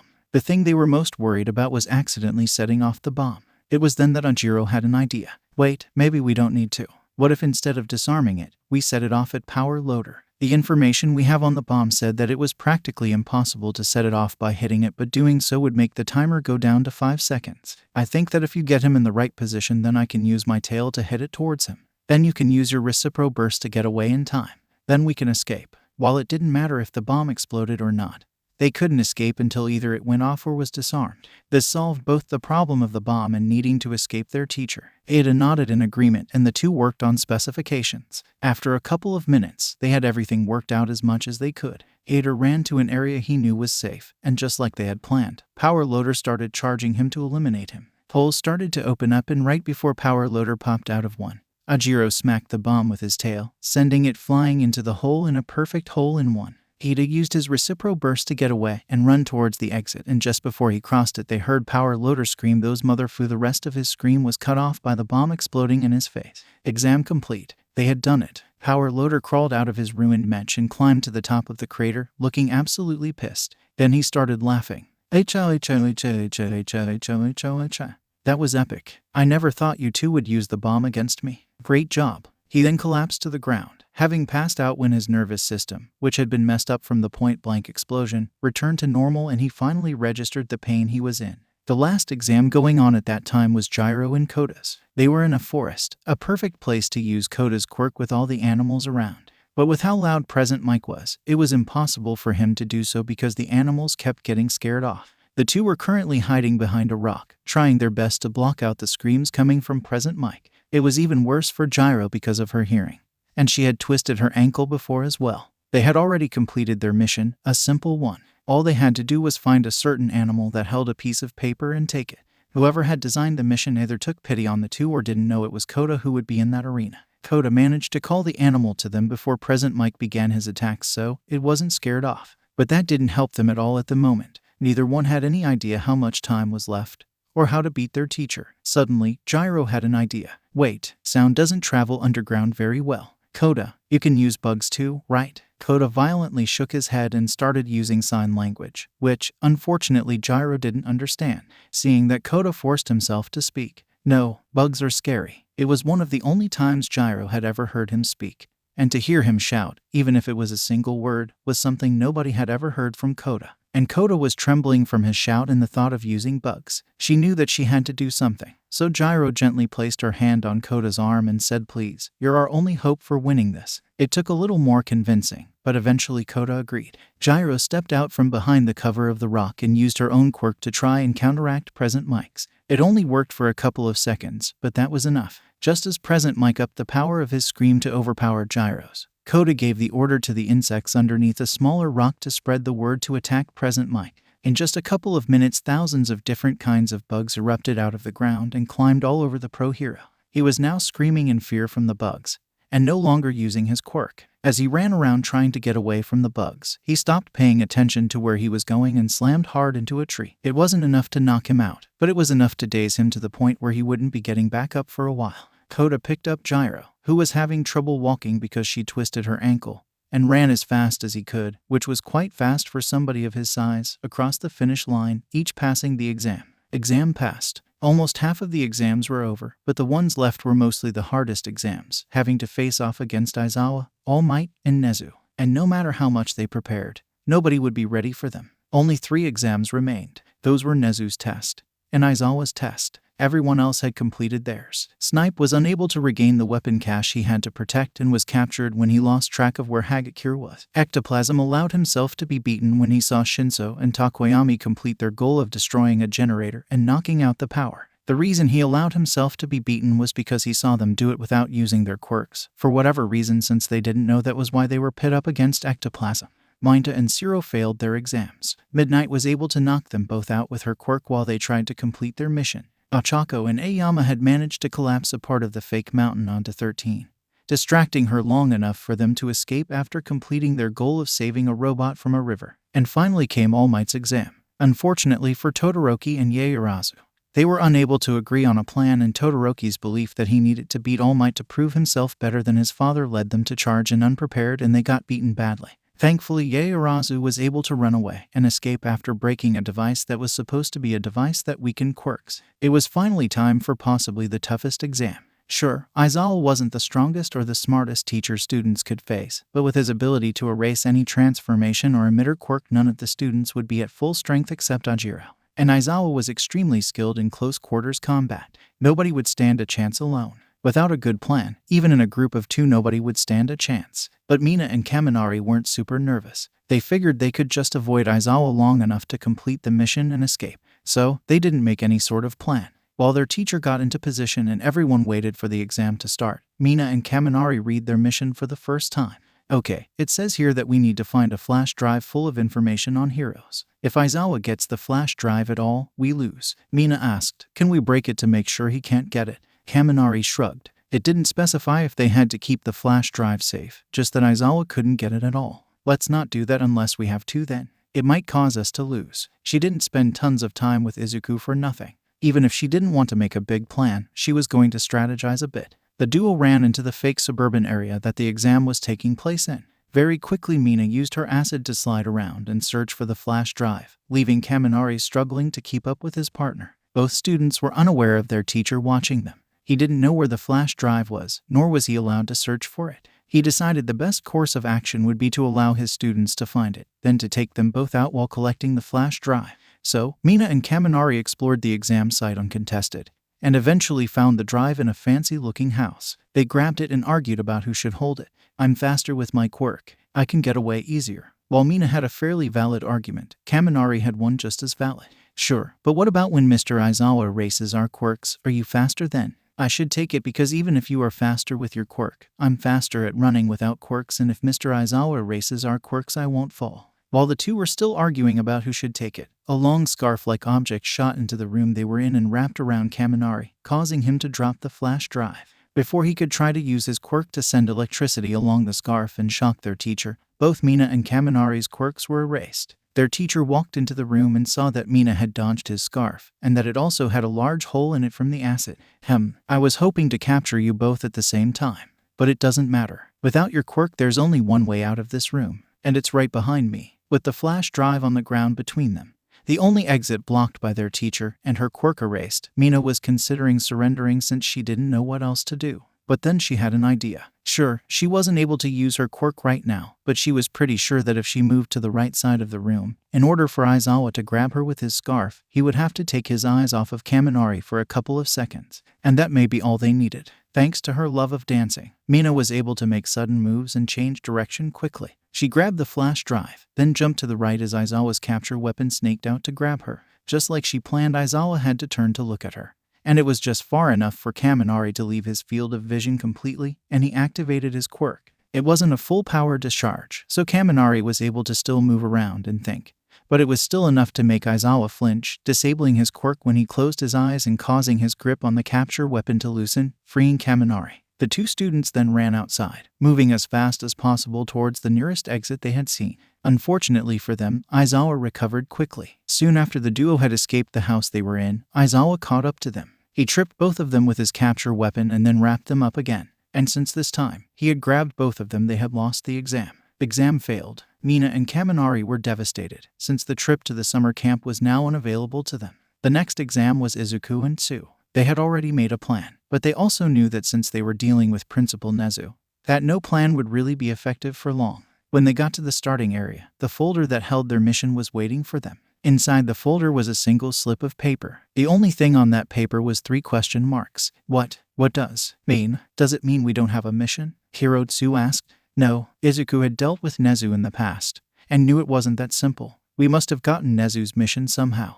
We won't know what it is, but it would be something that's obvious for us to do during the exam. He wants us to go about this as if we didn't have another mission, and he has traps planned for us if we do. Having already gotten access to the UA security cams of the testing site, Nezu laughed at the first part of his plan being found out so easily. But it was far from the end. He still had so many tricks up his sleeves he could use. He took a sip of tea as he waited for his opponents to make the first move. Very carefully, Izuku and Tsu moved towards the center of the exam site. From there they planned to go after Nezu, before he could set anything up that would allow him to trap them somewhere. Once they reached a more open area, a loud crashing noise was heard. Then another, and then the buildings around them started to collapse. Izuku tossed Tsu into the air and transformed into his regular wolf form. Tsu landed on his back, slightly startled from how fast everything happened. That feeling quickly wore off as she prepared for anything else. All around them buildings started to collapse, and the rubble was blocking off their options. There was only one easy way to go, and Izuku took it since he had Tsu on his back and couldn't jump as high as he normally could because he was worried that she might fall off. That was what Nezu was counting on, and he managed to corner his opponents. At first, he sighed and lamented at the thought of his newest playthings being boring. But as he moved to trap them in rubble, the wrecking ball he was using to do it came into view of Izuku for a couple of seconds. Just like a cornered animal, Izuku violently lashed out and fully activated both of his quirks. He became a flaming werewolf with green lightning around him. The wrecking ball and the building it was about to hit were turned to flaming piles of rubble. Izuku had lost control of himself and was now running on instinct. And when transformed like that, his main instinct was to destroy everything around him. However, it was a bit different this time. With a member of his pack put in danger, Izuku was now about to hunt down whoever dared to threaten her. But first he needed to check on her to make sure she was okay. When he looked back, Tsu was on the ground holding her stomach, a chunk of rubble about the size of a basketball lying on the ground next to her. Tears were streaming out of her eyes, and she looked terrified. When Izuku approached, he was relieved to see that it wasn't because of him. Even in his flaming form, which he put out of avoid burning her after getting closer, she didn't flinch or shy away from him at all. Instead, she looked relieved and felt safer. Izuku did his best to make sure nothing was broken, and as far as he could tell, the rubble that hit her had only cracked a few ribs, but there would probably be a nasty bruise there for a while, even after the ribs healed. He wasn't thinking about how Recovery Girl could heal Tsu easily. All he could think about was destroying whoever had done this to her. And Izuku knew the culprit was close, very close. After he started stalking towards Nezu, like a predator on a hunt, the rodent-like principal thought, I have made a possibly fatal mistake. Time to make my exit. He drank the rest of his tea and then started running, using his smaller form to slip into gaps in the rubble and escape. But Izuku used brute force to destroy the piles of rubble and chase after him. Little did Izuku know that this was exactly what the mission was. Protect your teammate from harm. If you fail to do this, then avenge your teammate at all costs. That was their mission, and Izuku was completing it. No matter how fast Nezu ran, he couldn't escape his pursuer. And eventually, he found himself trapped in an alley, just like how his opponents were just a couple of minutes ago. With his back to the wall, Nezu felt something for the first time. True fear, even when villains had attacked him in the past. They were no threat and never scared him at all. But every potential way to escape Nezu ran through in his mind. All led to him being mauled by Izuku. But that didn't happen, because even as Izuku had lost all control, one of his deepest instincts was to be a hero. So instead of killing or maiming the principal, he knocked Nezu out with a swift chop to the neck. That marked the end of the exam. Izuku and Tsu had won. But instead of celebrating, Izuku ran back to Tsu, picked her up like she didn't weigh anything, and ran back to the observation room, leaving Nezu alone in the exam site. In the observation room, Recovery Girl was just getting up to leave when Izuku burst in. Heal. He was still lost in his own mind and could only speak simple words. The elderly nurse did so, and when Tsu was okay, Izuku was able to regain control of himself and deactivate his quirk. Thank you, he managed to say before the physical and emotional exhaustion of losing control like he did took its toll. He curled up on the ground and fell asleep. Tsu decided to sit down next to him and put his head in her lap, running her fingers through his hair like he was an actual dog, something he couldn't help but enjoy. Mina and Ochako also sat down, making sure Tsu was okay and petting Izuku. Todoroki and Ida would have also checked up on Tsu, but Todoroki was in the medical ward because of All Might, and Ida was checking on him. After the failure in Hasu, everything seemed different for the few remaining members of the LOV.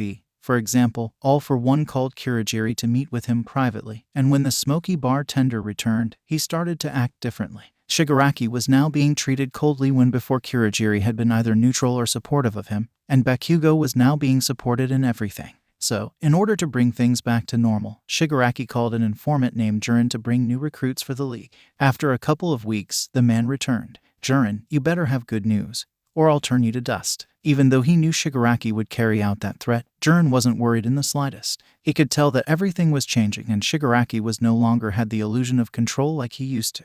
"Don't you worry, I got some good people. May I introduce 2 possible new recruits?" The 2 he was talking about walked in. The first was a tall man with black hair and rotting purple skin, only held onto his body by countless staples. This young man goes by Dabai. He's responsible for killing, what is it now, 26 heroes. Dabai nodded but didn't say anything, instead choosing to study the members of the league through cold eyes. And that was as far as Jurin got before the other recruit interrupted him. "I'm Toga Himiko. Are you the ones who recruited Stain? I just love Stain. He always left such bloody messes that were amazing to look at." Shigaraki was about to shout about how he hated Stain and that the hero killer wasn't part of the league, but someone else said something first. Yeah, Stain was a part of that extras group, but Hand Job was such a failure that both of his missions ended with most of his members captured or killed. Me and Warper over there are the only ones who were able to avoid that because we actually know what we're doing. Wheeling around to face Bakugo, Shigaraki screamed, "What the fuck do you think you're doing? I'm in charge, so you shut the fuck up and listen to M." Boom, he was cut off by an explosion to the face that knocked him flat on his ass. An arrogant look that told everyone else that he was the one in control of the situation was on Bakugo's face. "You sit your bitch ass down and listen to me. You fucked up a simple mission to have that Namu thing kill All Might. All because of worthless fucking Deku.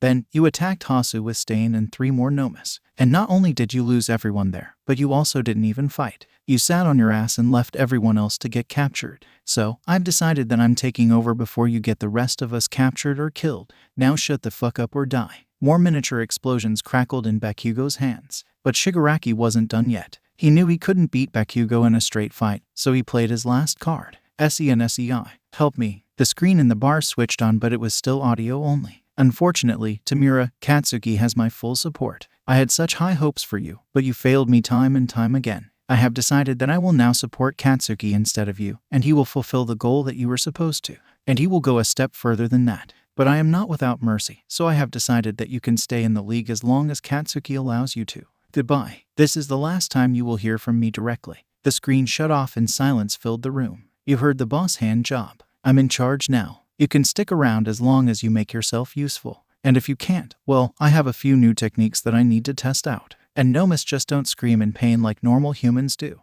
Total fear consumed his body and Shigaraki backed up slowly before dashing out the door. "Oh well, it's not like that freak will be able to tell the heroes anything before we move to our new base. Warp, do it." Kurogiri nodded and teleported everyone away from the bar they were currently in. At the new base, which was still a bar but was much bigger and in better condition, Bakugo said, "I have no idea what Hand Job would have done. But to get in you need to pass a little test. If you're good enough it shouldn't be a problem for any of you." He once again looked at Kurogiri. "Bring them in." Another large portal opened and 2 Nomas stepped out. Kurogiri explained these are 2 Nomas at the same level as the ones that attacked Hasu City. "Many heroes would have been killed if it wasn't for Endeavor and an older hero that we have no record of. Each of you must kill one to get in. There is no failing, because if you fail to kill your opponent it will kill you. Begin when you are ready." The first to step up was once again Dabai. "No problem." He fired a blast of bright blue flames at one of the Nomas. He turned towards Bakugo thinking the job was already done, only for a fist to slam into his ribs, knocking him down and sending him rolling a few feet away. "Okay, tough guy, are you? Take this." A stream of blue flames slammed into the Namu, focused on its head. The flames didn't stop until it was clear that only ash was left. What was left of the Namu fell to the ground dead. "Ooh, my turn, my turn." Toga's fight ended just as quickly, but much messier. She pulled out a box cutter and slashed the Namu across the neck. It fell to the ground, and blood splattered everywhere. It wasn't actually dead yet, so Toga jumped on top of it and stabbed it in the chest repeatedly until it was almost impossible to see the torso at all. Blood was everywhere. Normally Kurogiri didn't get angry, or feel any emotion really, but after seeing all the blood he shook with rage. "I just got this bar, and now it is a mess. Clean up. Now." Everyone except Bakugo rushed to wipe up all the blood and ash, making the bar look even better than it did before. "It looks like these 2 pass your little test. I got a few more I think I can convince to join you too. I'll be back in about a week if I succeed with this next one." The informant was about to leave towards the door but was stopped. Bakugo said no. "Warp, send him back to the old base. He doesn't need to know where we are now. He turned to Jurin. You know Warp's number. Give him a call when you have our next possible recruits and he'll warp you here. A smirk broke across Jurin's face. I like you, kid. You're smart. See you around then. He stepped through the portal that Kurogiri had made for him. Once he was gone, Bakugo turned to his new members. You two, I want an explanation of your quirk in as much detail as possible. My quirk is called cremation. My flames are even hotter than Endeavor's, but my skin can't take all that heat. That's why I have all these burns. I have a blood-based transformation quirk. I only need 1 cup of blood to transform into someone for an entire day, less if I'm used to transforming into that person. It makes me obsessed with blood and I actually need it to survive, not just to use my quirk. So, if I don't get enough blood, I'll go into survival mode and attack the nearest person to get blood. Animal blood helps curb that desire, but won't give me the nutrients that I need, unfortunately. There was a surprising amount of detail in that explanation, showing that even though the girl may act like she wasn't that smart, she was anything but immature, sure, but not stupid. Nodding and piecing together the best way to counteract those downsides, Bakugo explained his own quirk.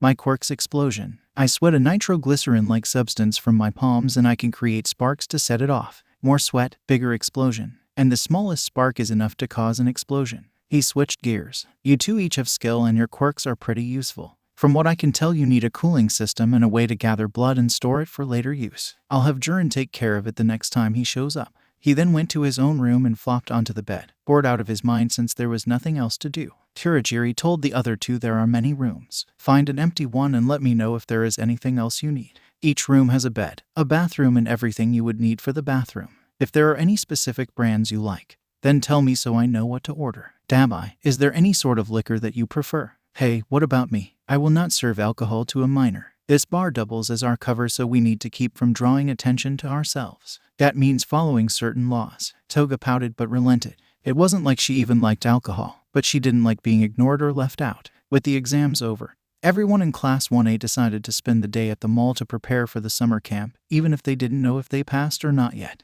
Everyone split into groups. Eventually, Izuku was left alone when the female members of his pack told him to stay in a certain location while they went and got a surprise for him. He sat down on a bench next to one of his fountains, and someone in a black hoodie with the hood up sat down next to him. Wow, if it isn't Midoriya Izuku. You won the sports festival. Izuku didn't know how to react. And you fought Stain too. Now Izuku was getting nervous. Very few people actually knew he fought Stain since his name wasn't mentioned at all when it was revealed to the public that Stain had been captured. I never thought I would see you up close like this, not after the USJ. An arm was thrown around his shoulder and Izuku knew who this was. The hood fell down to reveal Shigaraki. There's a certain gesture that I would like to share with you, if I was able to. A 4-fingered hand wrapped around his throat. Izuku was in serious trouble. Stay calm, Izuku told himself. But it was easier said than done when a dangerous and unstable villain who had a personal grudge with him had the wolf by the throat. He managed to say, "What do you want?" Shigaraki answered, "I want to know why everything keeps going wrong for me. You always seem to be at the center of it all. So maybe you have the answer." It took every ounce of willpower Izuku had to keep from telling Shigaraki to go fuck himself. But seeing the position he was in, Izuku managed. He instead said, "You want to know why things keep going wrong for you? I'll tell you. It's because you think of it all as a game. You think that because everything is just another level in some sort of twisted game that you're playing, that you can do whatever you want without consequences. In the USJ, you sat back and watched everyone else fight, only getting involved to try to kill a nearly defenseless student. In Hasu, you sat back and let the Nomus and Stain do all the fighting. Both times you lost, because you didn't care about what happened to those who work for you. All you cared about was getting your way. You just ran in without any sort of plan, without thinking about the consequences of your actions. That's why you failed both times." When Shigaraki became lost in thought over what Izuku said, the wolf continued to speak. Heat started to build up under his skin. "And it's why you'll fail now." They were at a standstill. Izuku couldn't do anything, or Shigaraki would put down that last finger and kill him. But on the other hand, Shigaraki couldn't move that finger without Izuku erupting into flames. The standstill ended when someone shouted "Izuku." Achako had found Izuku after looking all over for him. Shock was evident on her face as she saw her boyfriend and pack leader held captive by a dangerous villain. But the look in the villain's eyes told her that he was just as trapped as Izuku. Shigaraki looked up at the new arrival and Izuku took his chance. Flames erupted from underneath his skin in an instant. With a shriek of pain, Shigaraki pulled back his hand to keep it from getting burned too badly. A deep growl came from Izuku as he then pounced on Shigaraki and pinned him to the ground in a single fluid movement. He shouted, "Call the police. This is the villain who attacked the USJ." People finally looked over and saw Izuku pinning the villain to the ground. A few weren't sure who was really the villain in the situation, but one called the police and someone else went shouting for a hero to get everything sorted out. Sai explained to me again what happened. Aizawa was totally done with his students. If they didn't have so much potential to be great heroes, then he would expel them for all the trouble they got into. Izuku was in the teacher's lounge, his pack sitting next to him as he told the story again. We went to the mall to get everything we needed for the summer camp. While I was there, I sat next to a fountain because I wasn't sure what to get next. Shigaraki came up behind me, grabbed me, and demanded to know why he kept failing. I told him why I thought he kept failing, and then Ochako showed up. She shouted and got his attention, so I made my move. Then the heroes arrived and arrested him. His ears were tucked against his head and his tail was stuck between his legs, giving Izuku the appearance of a scared puppy that got yelled at for no reason, which wasn't all that far from the truth. I am seriously considering expelling you because of all the trouble you get into. First there was the USJ, then staying during your internships, now this. But you are safe for now. Go back to the dorms, and you aren't leaving campus until the trip to the summer camp. Neither are any of the other students. Back in the dorms, Izuku and the rest of his pack quickly explained what happened. They couldn't go off campus anymore, but they would all accept that over being attacked by another villain. And they had all gotten most of what they needed anyways. The rest of the time passed, and the trip to the summer camp arrived. Early in the morning, the class got onto a bus and started the long drive to the camp. On the way there, Kaminari finally felt brave enough to ask the question nobody else had dared ask. Midoriya, what happened to your tail? Sometime during the night after Izuku was attacked by Shigaraki, somebody had shaved all the hair off of his tail. Nobody owned up to it and nobody said anything about it. Izuku looked over at the electric teen with a blank expression and flatly responded with consequences. He offered no more explanation for it, so Ochako stepped in. We are tired of him getting in too much trouble. So, Tsu, Mina and I all shaved his tail when he was sleeping to teach him a lesson about that. As members of his pack, it falls to us to punish him for these sorts of things. She said this cheerfully and with a smile on her face. But wasn't that completely out of Midoriya's control? Kaminari asked. The look he got from Ashido, Ochako, Tsu, and even Ada and Todoroki said that if he didn't shut up that he would be next. Now Kaminari wasn't the best student, but he did have good survival instincts. So, he wisely averted his gaze and didn't speak for the rest of the trip. Kirishima asked, So Madabro, how are you holding up? I know these last few weeks have been pretty stressful for you with that Bakugo guy escaping prison, and I wanted to make sure you were doing okay. A soft smile spread across Izuku's face, and his tail wagged a bit, which just drew more attention to the fact that there was very little fur on it. I'm doing fine. My pack has been helping me through it, especially Chako, Mina and Tsu. But that's just it. We take care of our own in the pack. If one of us is feeling down, the others bring them back up. A much bigger grin split across Kirishima's face. Glad to hear it, class rep. And that pack thing sounds super manly. I may not be in it, but I promise you that I'll do the exact same thing. You're my classmate, my fellow hero in training, and my friend. You can trust me to always have your back, and I know I can trust you to have mine. He then stood up to address the rest of the class. And that goes for everyone here too. I consider you all my friends, and there is nobody else I trust more to stand with me. I'll do the exact same thing for all of you. What he said next had a much bigger impact than he was expecting it to. I'm saying it now and I mean every word of it. You are all members of the Kirishima clan, and nothing short of you turning into a villain will ever change that. Yaoyorozu said, Thank you, Kirishima. I cannot bestow the same honor upon any of you due to the complicated politics of my family. But know this, if I could do so, there would be no question for any of you. Even me, Minda asked with disbelief. For once Yaoyorozu was able to say what she did with no hesitation. Yes, you may openly act like a pervert, and that is something you need to change. But I have no doubt of your ability to become an amazing hero. With hard work and dedication, as well as changing how you interact with members of the opposite gender, you will be one of the best support heroes of our generation. Tears welled up in Minda's eyes and he couldn't believe what he was hearing. That's all I've ever wanted to hear from anyone. Gee, thank you. Minda wiped his tears away and gave a thumbs up. I'll try to be less of a pervert to you girls. I'm not saying it'll happen overnight, but I will change, and hopefully for the better. Standing up in the front of the now stationary bus, Aizawa spoke in the same flat tone he always had. As heartwarming as this has been, we're here at our first and only stop until camp. Get out and stretch your legs because this is the last chance you'll get before we reach camp. He ruined the mood that was in the bus, but everyone was now more inspired than ever before. Once everyone was out of the bus, the doors shut behind them and locked. Mr. Aizawa, Izuku asked, slightly confused as to what was going on. A black car started speeding down the road towards them. It stopped at the place they were in, which was a small area that was just barely big enough for Aizawa, Class 1A, and the two vehicles. What's going on here? The doors to the black car opened and two people stepped out. lock on with these sparkling gazes, strikingly cute and cat-like. Wild pussycats. The two heroines that stepped out of the car struck eccentric poses as they said their introduction. Aizawa rolled his eyes and said, as you can see, the pussycats will be assisting in your training. Give them the same respect you would give me. Everyone expected Izuku to start listing off facts about the heroines, but to their surprise he didn't. Instead, his ears were sticking straight up, and his tail was flicking back and forth wildly. Normally this was a sign he was excited, but the growl that was escaping his lips revealed that it was the opposite.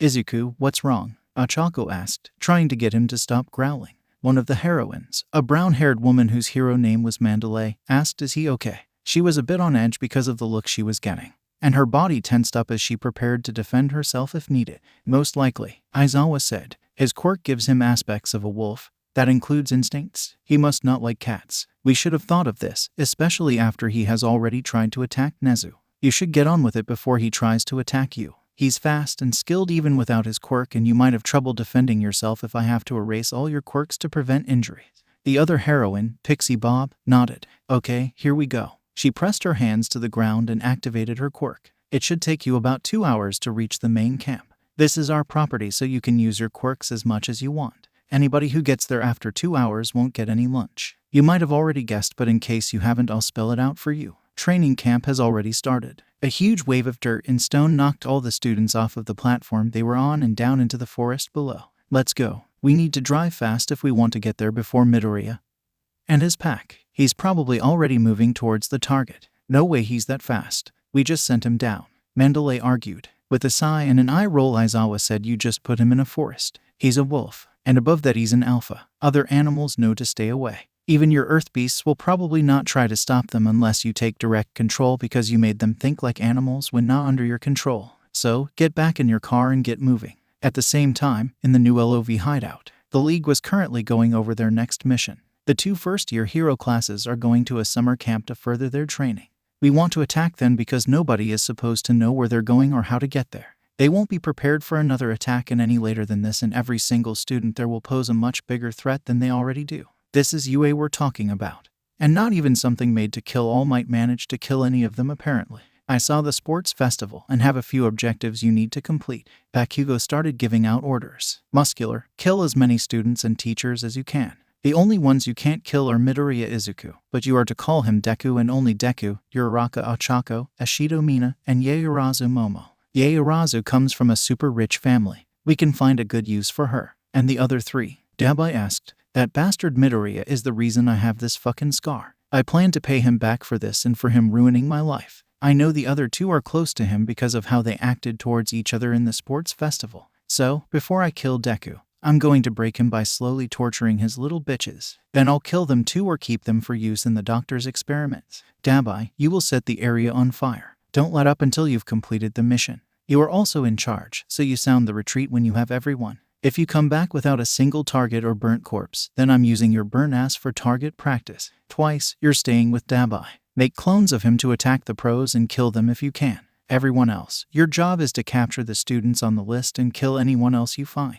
That's it. Before the League left to go do whatever they did in their free time, the audio-only screen flipped on and All for One's voice came out of it. Hold on a moment. Everyone froze where they were. You are still lacking crucial information. I will give you that information. It all revolves around Midoriya and his quirk. What about it? Bakugo scoffed. It's worthless, just like him. All for One said if that were true, he would not have been personally responsible for both the death of the strongest Namu that was created and the capture of Stain. I will start at the beginning. I will tell you the story of my quirk, as well as the origin of the biggest threat to my regime that will ever exist. Back in the dawn of quirks, those with quirks were treated much like the quirkless are today. In the beginning, I stole quirks in an attempt to gather enough power to overthrow my oppressors. Then I aimed higher. My brother never shared my dream. In a last attempt to bring him to my side, I gave him a quirk that stockpiled energy, as though he was quirkless. He was not. His quirk fused with the stockpile quirk and created the quirk now known to a few as One for All. It was passed down from generation to generation, growing stronger each time.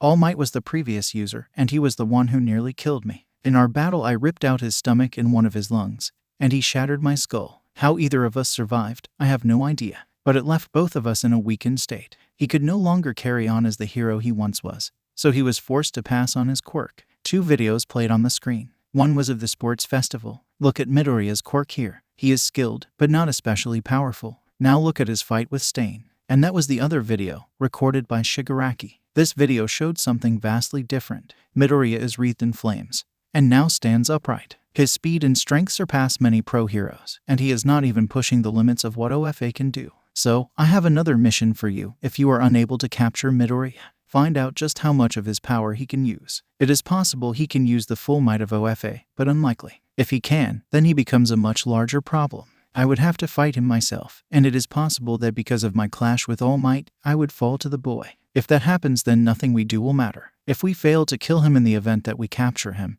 then he will become an even bigger threat. So, we must not fail in killing him. That will be all. The league was clearly dismissed, and they left the room as the screen shut off. There are new things to think about, especially for Bakugo. This plan of theirs may be more difficult to pull off than originally expected.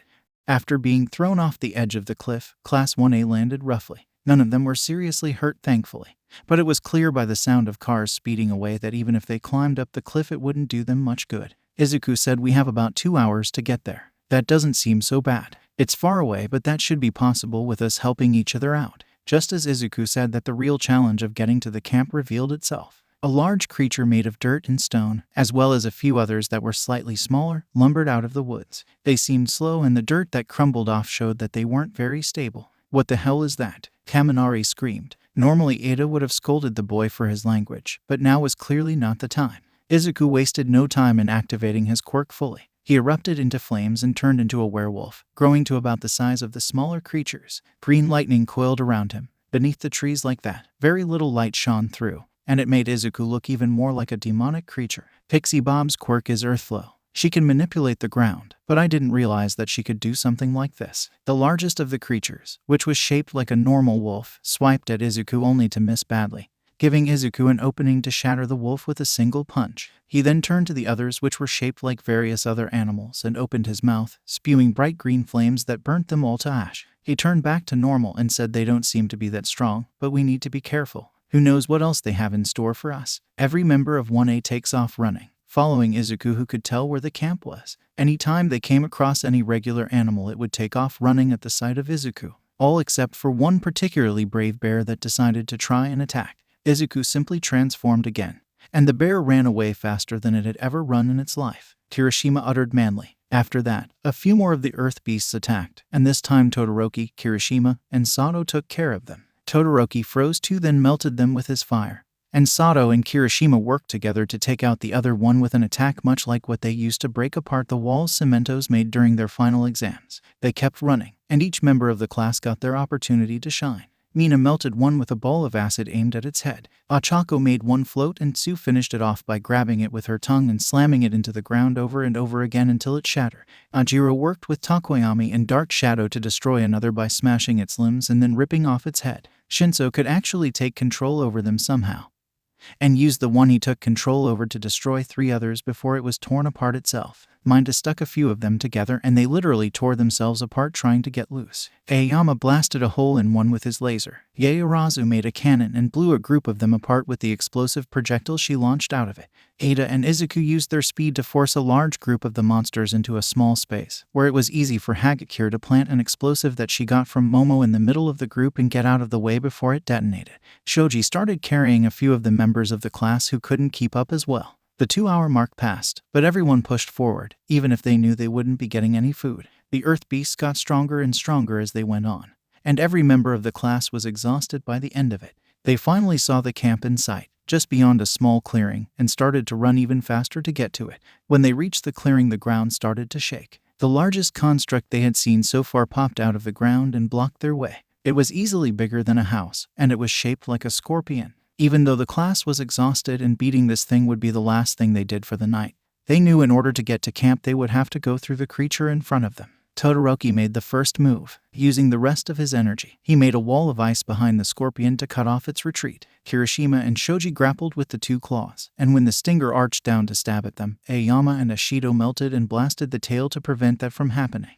Minda stuck one of its legs to the ground, and Hagakure used her light refraction to momentarily blind it. Sato broke off another leg, and Ida shattered another with a kick. Shinso couldn't take control of this one, so instead he threw his shoe at it, not having anything else to throw. It obviously didn't do much. Yaoyorozu formed a katana and sliced off another leg, and the scorpion collapsed to the ground. Ochako threw Izuku into the air using her quirk, and when she released her quirk, Izuku fell towards the scorpion and activated his quirk. Flaming claws ripped off the scorpion's head and caused it to crumble into a mound of dirt. Impressive, Aizawa said as he walked over. More than a few members of the class collapsed onto the ground after exerting themselves so much. It took you twice as long as we told you to be here by, but that time was how long it would have taken Mandalay and Pixie Bob, 2 fully trained heroines, to get here. So, you did well all things considered. Today's training is complete. There's a natural hot spring here so you can go wash off there. They are split between girls and boys, and I expect there not to be any funny business. Dinner will be in about an hour, so you have until then to do whatever you want. If there is any trouble at all, I will add that person to the list of people taking remedial classes. Those classes will start tomorrow night. Everyone in 1A quickly made their way to the hot spring to relax and bathe before dinner. At dinner, Pixie Bob was secretly checking out Izuku. Mina, Ochako, and Sue put a stop to that by going over to him and each snuggling into his arms. The heroine pouted but knew he was a lost cause for what she wanted. Aizawa dared to ask Mandalay what was going on. What's wrong with Pixie Bob? The leader of the Pussycats said she's desperate for a husband, but she won't settle for just anyone. She wants someone strong and younger than her so she can claim to not be as old as she is. She decided to keep an eye on the students in your class. She wants to, and I quote, groom them to be the perfect husband. It seems Midoriya had caught her interest, but since he's taken, she's moving on to someone else. As that conversation was going on, Izuku got up to get more food. He spotted a child, trying to hide from them all while watching them. Izuku asked Pixie Bob about him, and she said, oh, that's Koda. He's Mandalay's nephew. After that, she went back to watching everyone else, specifically Todoroki and Ida. Since Koda was all alone, Izuku decided to go introduce himself. He walked over and said, hi there, I'm Midoriya. He held out a hand for the kid to shake, and what happened next was something nobody expected. Koda pulled back his fist and punched Izuku in the crotch. Everyone watched this and there were a few different reactions. Most reacted with shock and wondered if they actually saw what they just saw. Ochako, Sue and Mina rushed over to Izuku to make sure he was okay. It took every ounce of willpower they had to not punt the kid, who walked away muttering about how stupid everyone was, to the moon via Ochako's quirk. Minder reacted with sheer joy. He quietly whispered to himself about how justice was served and that Izuku deserved this because of what he had done to Minder. Izuku was rushed to the infirmary that had been set up for the students, and he spent the next few hours there, and his pack stood by his side. The next day, every member of 1A was woken up before the sun was rising. The only member of the class not affected by this was Izuku, whose rigid training schedule already had him waking up at 5 every day. They left their rooms to see Aizawa, who had woken them all up. After taking a sip of his coffee, he said, I expect you all to be awake by this time without me needing to wake you all up. I don't care how you do it, just get it done. Now follow me. The Erasure hero led them to a spot in the forest and turned to Todoroki. Throw the ball. Use your quirk to its fullest capabilities. Todoroki did so, using his ice to launch the ball high into the air before shooting a fireball at it to send it even further. When it landed, Aizawa pulled out his phone and showed everyone the score. Even though he used both his ice and his fire, Todoroki's score only increased by about 30 meters. Since the beginning of the year, you have improved in your technique and learned how to act in as many situations as we could fit into the short amount of time. But as you can see, even though Todoroki used his full quirk, his score didn't increase all that much. With the exception of Midoriya, who has gone through a major quirk evolution, your quirks have not gotten all that much stronger. This would normally be saved for your second year. But with the increased villain activity as well as the attack at the USJ, we moved it up. Your time at this camp will be spent training your quirks and either overcoming weaknesses they have or strengthening them in general. Kaminari, you will use as much as your quirk as possible without frying your brain while charging this battery. Over time, increase the amount you use to increase your limit. Todoroki, there is a barrel of water. You are to climb into it and cover as much of the surrounding area in fire and ice as you can. Switch sides each time. Try to keep the temperature of the water you are in stable as well. This should increase your resistance to the extreme temperatures, as well as increase your control and the amount you can make at any given time. Both students ran off to their stations and Aizawa continued. Ada, at your top speed you are to run around the entire forest non-stop until we stop for the day, or your legs give out. Whichever comes first. Use your recipro burst every hour. Gyro, Ashido, you two go over to that mountain. Gyro, you will be jabbing it with your jacks. Ashido, you will spray acid at it. Stop once the pain becomes too much for you to handle. Once again, he stopped to let them go to where he told them to. Shoji and Hagakure, you two will be sparring together. Hagakure, your goal is to increase your stealth and not get caught by Shoji. Shoji, you are to find Hagakure and subdue her. Takoyami, you will go into the cave Pixie Bob has made for you. You will work on controlling dark shadow even in total darkness. Takoyami nodded. Sato and Yaoyorozu, you two will be eating these deserts and activating your quirks. Yaoyorozu, focus on speed, not complexity or variety in your items. You can work on those tomorrow. Sato, lift weights while also trying to solve simple math problems in your head. Everyone else, your trainer will be. Aizawa was interrupted by a deep voice saying me. A large man dressed in a similar outfit to Mandalay and Pixie Bob stood with his arms crossed. The Pussycats went through their full introduction and then Tiger continued. Welcome to Tiger's boot camp. You'll be doing workouts for most of the day, and I'll spar with you one at a time so I know where you need to improve the most. Get to it. He showed them a few simple stretches to do to warm up, then a few much more strenuous exercises to do while they waited for their chance to spar, with everyone training in their own way. And Aizawa not needing to do anything. He curled up in his sleeping bag and appeared to take a nap. What he was actually doing was reviewing the materials he would be going over in the remedial lessons. Then he took a nap once he was done. We're here. 1A has been working since yesterday, so you will all be getting started immediately to catch up. Also, I was warned by Aizawa that the boys should be careful approaching the child that lives here. One of his boys have already been punched in the groin and the child showed no remorse for doing so. The boys of 1B all winced, even Minama. And he still had a one-sided feud going with 1A. If there was any reason for the feud, he kept it to himself. Vlad King, the teacher for 1B, continued. I won't be teaching you personally during your time here. That falls to your temporary mentors. Listen to what they say and give them the same respect you would give to any other teacher. 1B walked into camp to see a terrifying sight. Every single member of 1A was being pushed past their limits, each doing something specifically tailored to them. The scariest sight was Izuku, who was in the middle of his spar with Tiger. Izuku was using every skill he had to his advantage. He was shifting between different forms in the middle of his fight. His punches and claw swipes caused shockwaves that shook the trees they hit and left craters in the ground. The speed Izuku was moving at was too fast for him to be seen as anything more than a blur when he was transformed. And the scariest part, he only landed a few weak blows on his opponent who wasn't fazed by any of them. If any of them had to fight Izuku like this, they would be completely and utterly crushed instantly. And yet Tiger seemed to be toying with Izuku, and they had no idea how he was doing it. He appeared to be weaker, slower, and his quirk was less versatile. The fight ended with Tiger landing his first and only strike of the fight. Izuku went tumbling back and stopped on his stomach. When he deactivated his quirk, 1B saw something that made most of them laugh. Izuku's tail was almost completely bald. Only a little fur had grown back after it was shaved. Izuku stood up, dusted himself off, and said, I know I was never going to win, but I didn't expect to lose that badly. How did you do that? Tiger walked over and patted Izuku on the back in a congratulating manner. You've got some serious skill, kid. That was by far the hardest I've had to fight in a while. The only reason I was able to win was because you were predictable. During our fight I could see what you were going to do before you did it.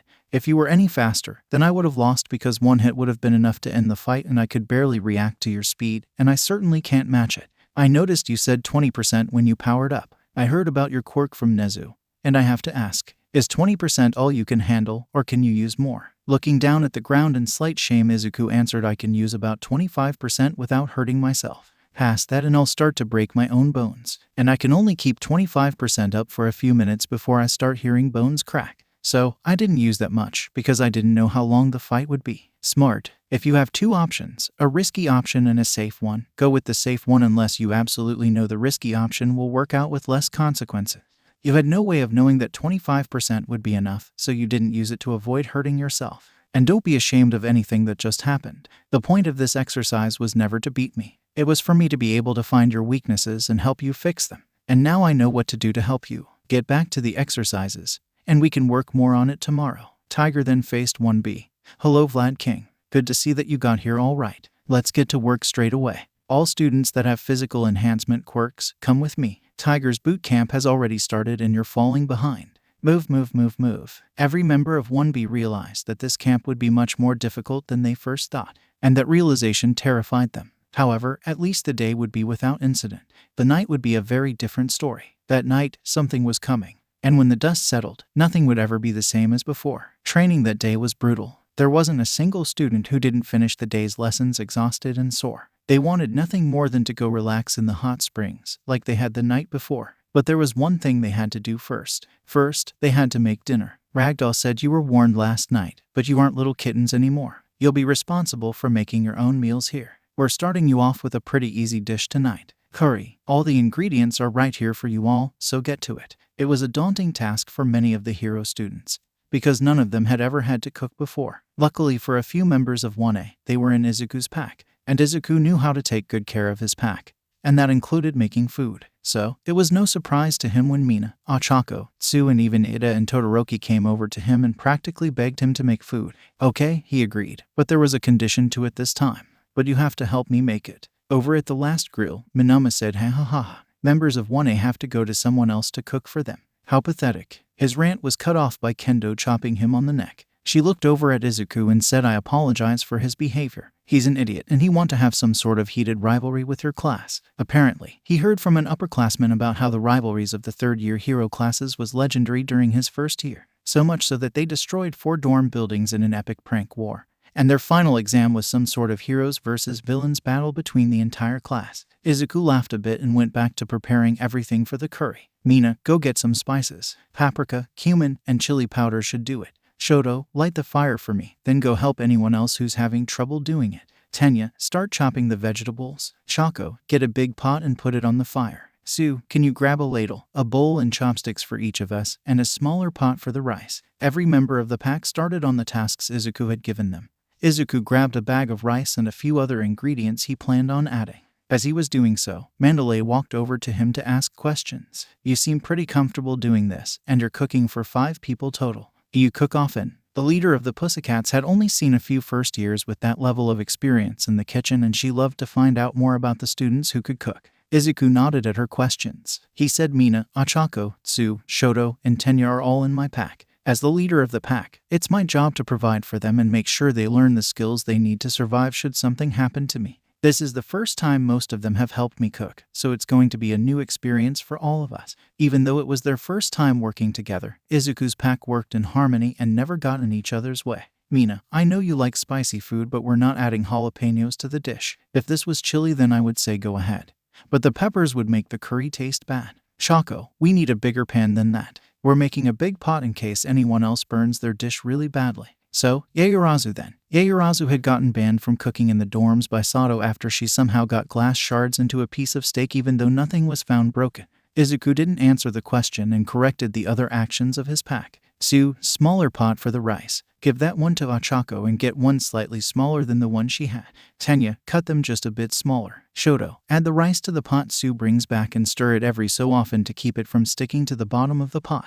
He walked back over and chopped the pork he was putting into the curry. He then put it in the pot with the vegetables Tenya was done chopping, and added seasoning, water, lemon juice, and everything else he needed into the pot. Once Tenya finished with the rest of the vegetables, Izuku added them to the pot and then had him pour the rice into the pot Sue had brought back. After that, there wasn't much for his pack to do, so they all got to go sit down and wait for dinner to be served. Only a few minutes passed before everything was ready, and Izuku served everyone a plate. And it turned out he correctly predicted someone burning their pot, so he handed out a few more to Yaoyorozu's group and Kaminari's group. Each had tried to use their quirk to speed up the cooking process. Yaoyorozu created a flare and stuck it under the pot, but the flare provided too much heat to a focus point and burnt the center area of the dish while leaving the rest of it cold. Kaminari had tried to shock the pot to cook the food, but that only led to an explosion so big it would impress even a certain villain who had recently escaped prison. So, they ended up getting dinner from someone else, and only Izuku made enough to feed multiple groups of people because he prepared for that exact scenario.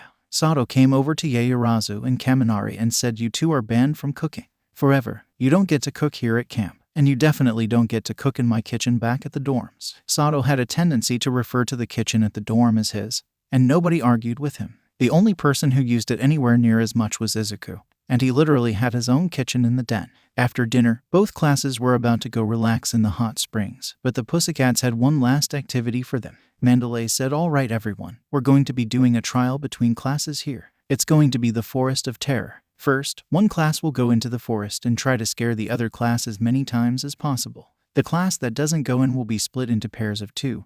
Then they'll go into the forest, following the trail. At the halfway point of the trail, Ragdoll is waiting for you. She will give you a card with a stamp on it. That signals that you reached her. You'll continue along the trail until you get back here. Tiger jumped in with the class who makes the other class piss their pants more wins. 1B was chosen to go first, so they split off into groups of 3 and 4 people and entered the forest to go set up their plans to scare 1A.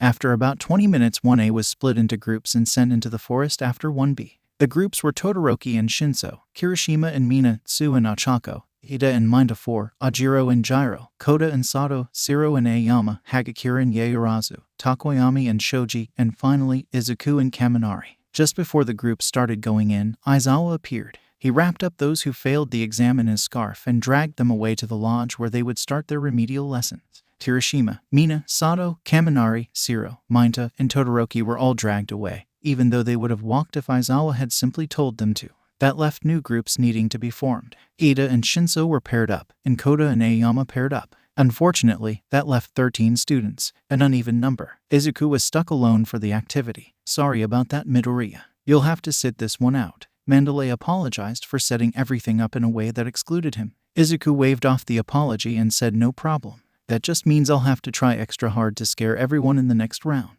He smiled as he planned what he would be doing to scare the other class. Because he loved quirks, he had studied the quirks of the students in 1B as well. Their skills would be best put towards the supernatural and the fear of the unknown, so that wouldn't scare 1B. He planned to go in the opposite direction. Sure, ghosts were scary for a moment, but if you could think logically, then there was nothing to be scared of.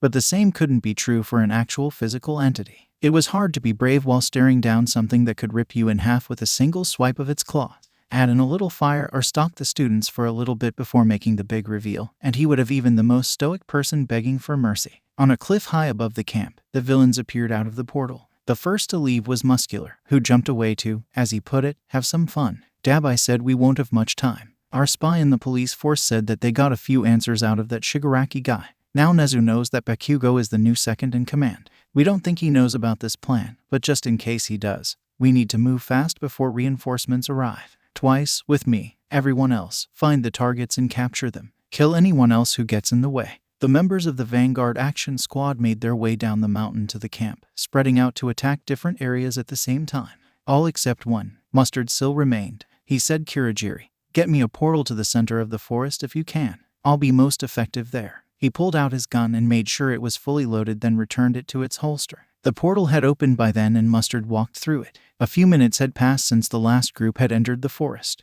Izuku's ears perked up as he heard people approaching from behind him and the heroes, and the smell of smoke and something he couldn't identify wafted from 2 different directions. He stood up and said, something's wrong. Look, there's smoke, and 2 people are about to break through those trees. I'm guessing to attack us. At first, the Pussycats didn't believe him. That quickly changed when they saw the smoke and 2 people came crashing through the trees. One was dressed similar to Stain, but he had green scales instead of skin and purple hair. He also carried a sword made of dozens of other swords. The other was dressed normally, but they carried something large wrapped in canvas. The lizard was the first to move. He drew his sword and attacked Mandalay. The other one started to attack Tiger by swinging around the object wrapped in canvas. Pixie Bob was about to join the fight, but she was surrounded by some sort of purple glow, then went flying towards the villain that was fighting Tiger. The villain then struck Pixie Bob on the head with the object that turned out to be a massive magnet, knocking her out. In the brief moments that Mandalay had to catch her breath as the villain she was fighting did the same, she asked, where's Koda? Tiger, have you seen Koda at all? I know where he is. I can go get him.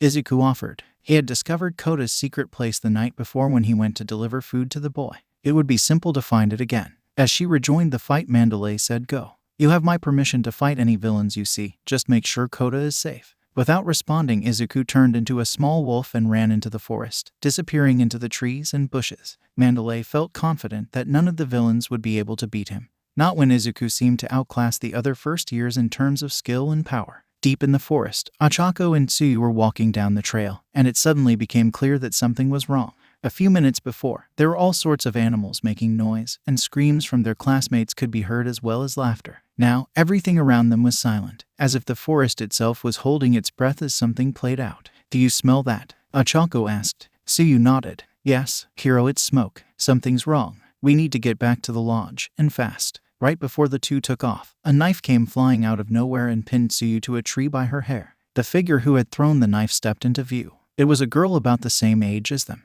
She had her hair up in 2 messy buns, and she wore a large mask that covered the lower half of her face and neck. A strange backpack-like container was strapped to her back, with various tubes and needles strapped to the girl's body. Hi there, I'm Toga Himiko, and I can tell we're going to be the best of friends. Oh, you're both so cute. But you would be even cuter if you were covered in blood. She then threw another knife at Tsuyu, this time aimed at her lower leg. But before it hit her, Ochako managed to grab the knife out of midair and toss it out of view. Ochako silently wished that was her last knife, but she knew better than to believe that. A bit deeper into the forest, Yaoyorozu and Gyro were running. Strange purple fog was chasing them, and while they had no idea what it would do to them, they had a feeling it was nothing good. They kept running in a direction, only to run into more of the purple fog. They turned to a different direction but saw the fog coming towards them from there as well. Fog surrounded them, leaving them trapped in an ever-shrinking safe area. We're trapped. What are we going to do, Momo? Gyro sounded panicked and terrified. In response, Yaoyorozu made 2 gas masks and handed one to Gyro. We will stay calm the best we can. We must pick a direction to go in, and hope it leads back to the main building. Thanks to her enhanced hearing, Gyro heard 2 sets of footsteps approaching them. She warned Yaoyorozu, and the 2 prepared to defend themselves if necessary. Quickly, the 2 sets of footsteps reached them. It was Kendo and Tetsu. When they reached the still shrinking clearing, they coughed and gasped for air. Yaoyorozu made each of them gas masks. When she did, Kendo said these masks won't last for long. The fog gets thicker in that direction. I think it might be where whoever is making this stuff is. If we can take him out, it should get rid of all the fog or make it easier to get rid of. I see. Lead the way. We will follow and assist you however necessary. Mandalay has given us all permission to fight these villains as we return, and unless we defeat this one, we will be unable to return safely. Yaoyorozu made more gas masks in case the ones they were wearing needed replacement or if they found anyone else in the fog. The group of 4 took off running into the thickest part of the fog just as it consumed the place they were standing in before. Overlooking the camp, Kota saw the fire in the fog. He thought he was safe, being so high above the rest of the camp. His aunt had already sent a message to everyone that they had permission to fight the villains. It was so stupid. These stupid villains and their stupid grudge against the heroes. Why couldn't they just leave everyone alone? Why did they have to ruin everything? Those questions and more ran through Kota's mind. But it was okay. He was safe. Nobody knew where his secret spot was, and nobody could get to it. At least he thought. A voice came from behind Kota. Damn, pretty nice view up here, huh kid? A large man in a mask and hood sat down at the ledge next to Kota. Hey, that's a pretty cool hat. All I've got is this stupid mask and cloak. How about we trade? Kota froze with fear. He recognized that voice. He had heard it before. It was the voice of the one who killed his parents. Slowly, Kota tried to back away. The villain stood up and walked over to Kota. It's rude to walk away from someone talking to you, especially if you don't answer them. Didn't your parents ever teach you to respect your elders? A punch in the gut would have hurt Kota less. The figure that Kota knew was the villain Muscular raised his hand and activated his quirk. The skin on his arm burst open as his muscle grew, and he prepared to smash Kota to a bloody paste. Just before the cold fist of death came crashing down onto Kota's head, a flash of green appeared, and 2 things happened. 1. Kota was moved to safety at the exit to his secret hideout. And 2. Muscular's arm was covered in deep claw marks and burns from whatever had hit him. An inhuman-sounding growl escaped a flaming werewolf's throat. The hero in training Alpha had arrived, and he was pissed. Muscular smiled as he removed his mask and hood. Finally, a decent opponent. You're pretty fast, kid. And these scratches would normally take a while to heal fully. Hell, they might even have left a scar or permanently damaged my arm if my quirk wasn't active. Too bad for you, I can just fix this with no problem.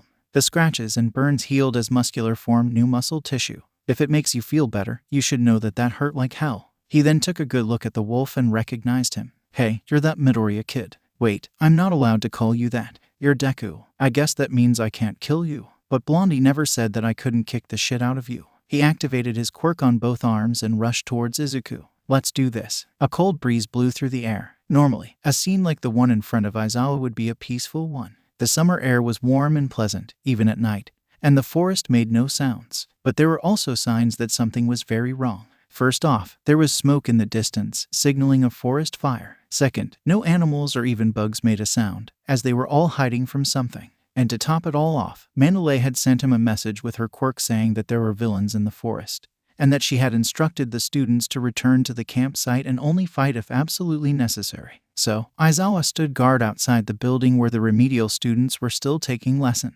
He would have liked to go collect all his students and hide them in the building behind him, but that would only cause problems. First off, it would leave the students with less protection if he was gone. Vlad King was there, and the 1B homeroom teacher was a skilled hero, but that might not be enough to defend the students if something like a Namu attacked them. And it also made it easier to wipe everyone out in a single attack if they were all in the building. He had to trust his students and hope none of them got into a fight with a powerful villain. When a man dressed in black with burn scars all over his body walked out of the forest, Aizawa knew he made the right decision to stay. The man said nothing as he shot a burst of blue flames at Aizawa. However, the pro-hero was ready for anything and easily dodged the attack, then made his own move. As fast as lightning, Aizawa whipped his scarf towards his attacker and wrapped him up. He then activated his quirk and pulled the man close to attack. Before Aizawa could do anything else, the man wrapped in his scarf melted into mud. Great, a clone quirk. Either he has two, or he isn't alone, he muttered to himself. Another man, exactly like the first, walked out of the forest. This time Aizawa wasted no time in dispatching the clone. He activated his quirk, but this time the clone didn't melt, so instead Aizawa pulled it close to him and punched it in the face. The clone's head exploded into mud and the rest of its body followed. From inside the building, there were sounds of a struggle followed by a loud crash. Aizawa rushed in to see that Vlad King had trapped another clone against the wall with his quirk. Aizawa punched that clone and its head also exploded. These things are just clones of someone else, and clearly multiple clones can be made at once. We need to leave now, or we'll be overwhelmed by sheer numbers. Let's move. Vlad King and the students all left the building and started to make their way towards Mandalay, Pixie Bob and Tiger. Muscular jumped at Izuku, his arm winding up for a punch. In response, Izuku activated OFA at half his maximum capacity and caught the punch. Muscular looked shocked that his attack was stopped cold like that. Then he smirked. Looks like you're gonna put up a damn good fight. But you're dreaming if you think this is all I can do. I'm just getting warmed up. Muscular threw another much stronger punch, expecting Izuku to try to catch it again and fail. Instead, Izuku released Muscular's other fist and ducked under the attack. Izuku threw his elbow into Muscular's gut with as much force as he could manage. Muscular was sent sprawling on the ground face down. He coughed a bit from the dirt he had swallowed before getting up. Not bad, kid. Looks like you're not all bark like that dumbass said you were. Now how about you show me more of that bite? He activated his quirk to surround his entire body and charged at Izuku again. In response, Izuku activated OFA at the highest percent he could handle. With his quirk fully active, Izuku grew in size until he was bigger than Muscular. He now stood a full head taller and was slightly heavier than Muscular. That added height and weight allowed for Izuku to get the upper hand when they grappled with each other.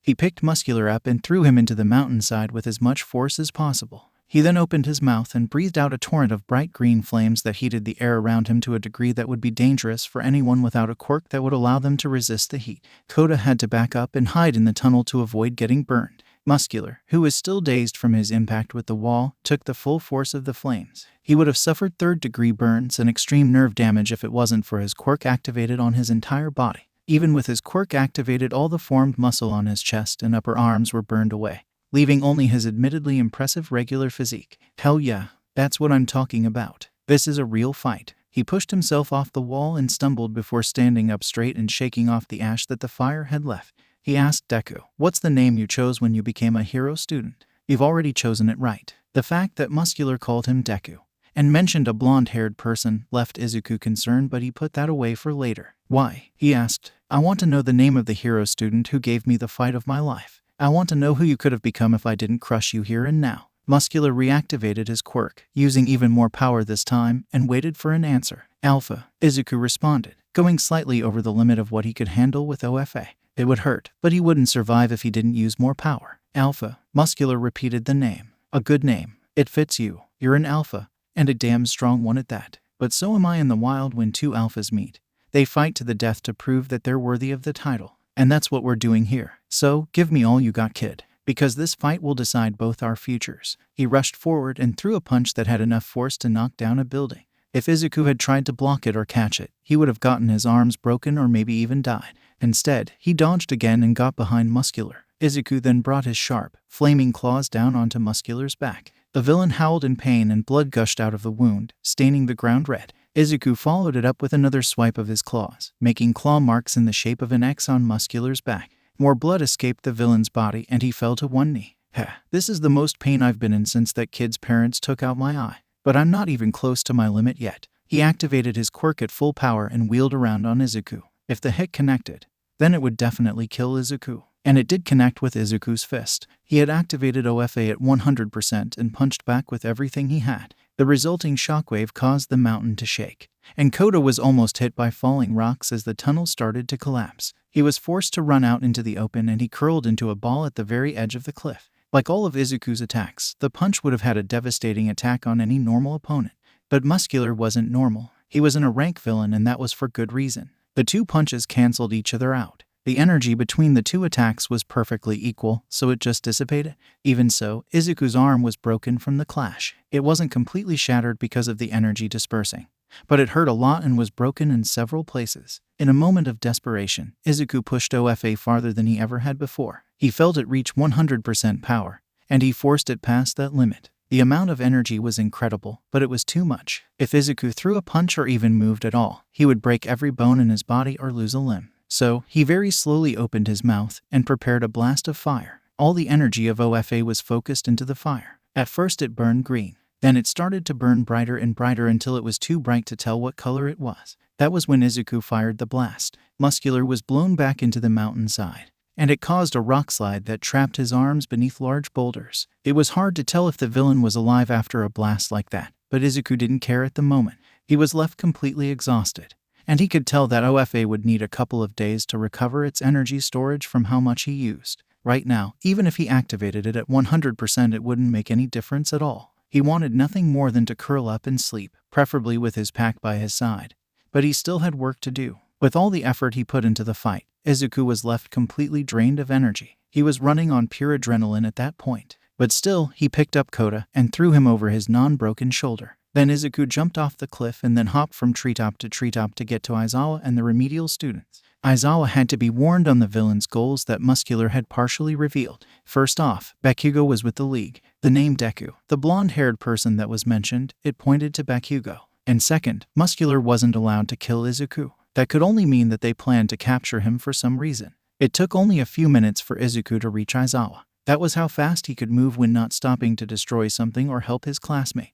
When he did reach them, he put Aizawa and Vlad King on guard. The moment he appeared in front of the two teachers, his quirk was erased, and he was encased in blood that solidified, trapping him. "It's me, Midoriya," he shouted. The two teachers deactivated their quirks and Izuku fell to the ground. Kota also fell, having been pressed against Izuku's back by the blood, then losing his grip as it was released. "Good, you're safe. And from the looks of it, unharmed. And Kota is with you. That is also good. But why are you running through the forest fast enough to make Ida look like a snail trying to race a cheetah?" Aizawa asked this all with the same monotone he always had. Quickly, Izuku explained the situation. "There are villains attacking the camp. The Pussycats are fighting two of them. And I ran to get Kota because Mandalay didn't know where he was. When I got there, he was about to be killed by Muscular. We fought, and I left him either unconscious or dead on the cliff. Kota made his secret base. In the process, I broke my arm, but I'm too full of adrenaline for it to really hurt. Also, I completely exhausted my enhancer quirk, which I didn't even know was possible. Now, I'm going to leave Kota with you,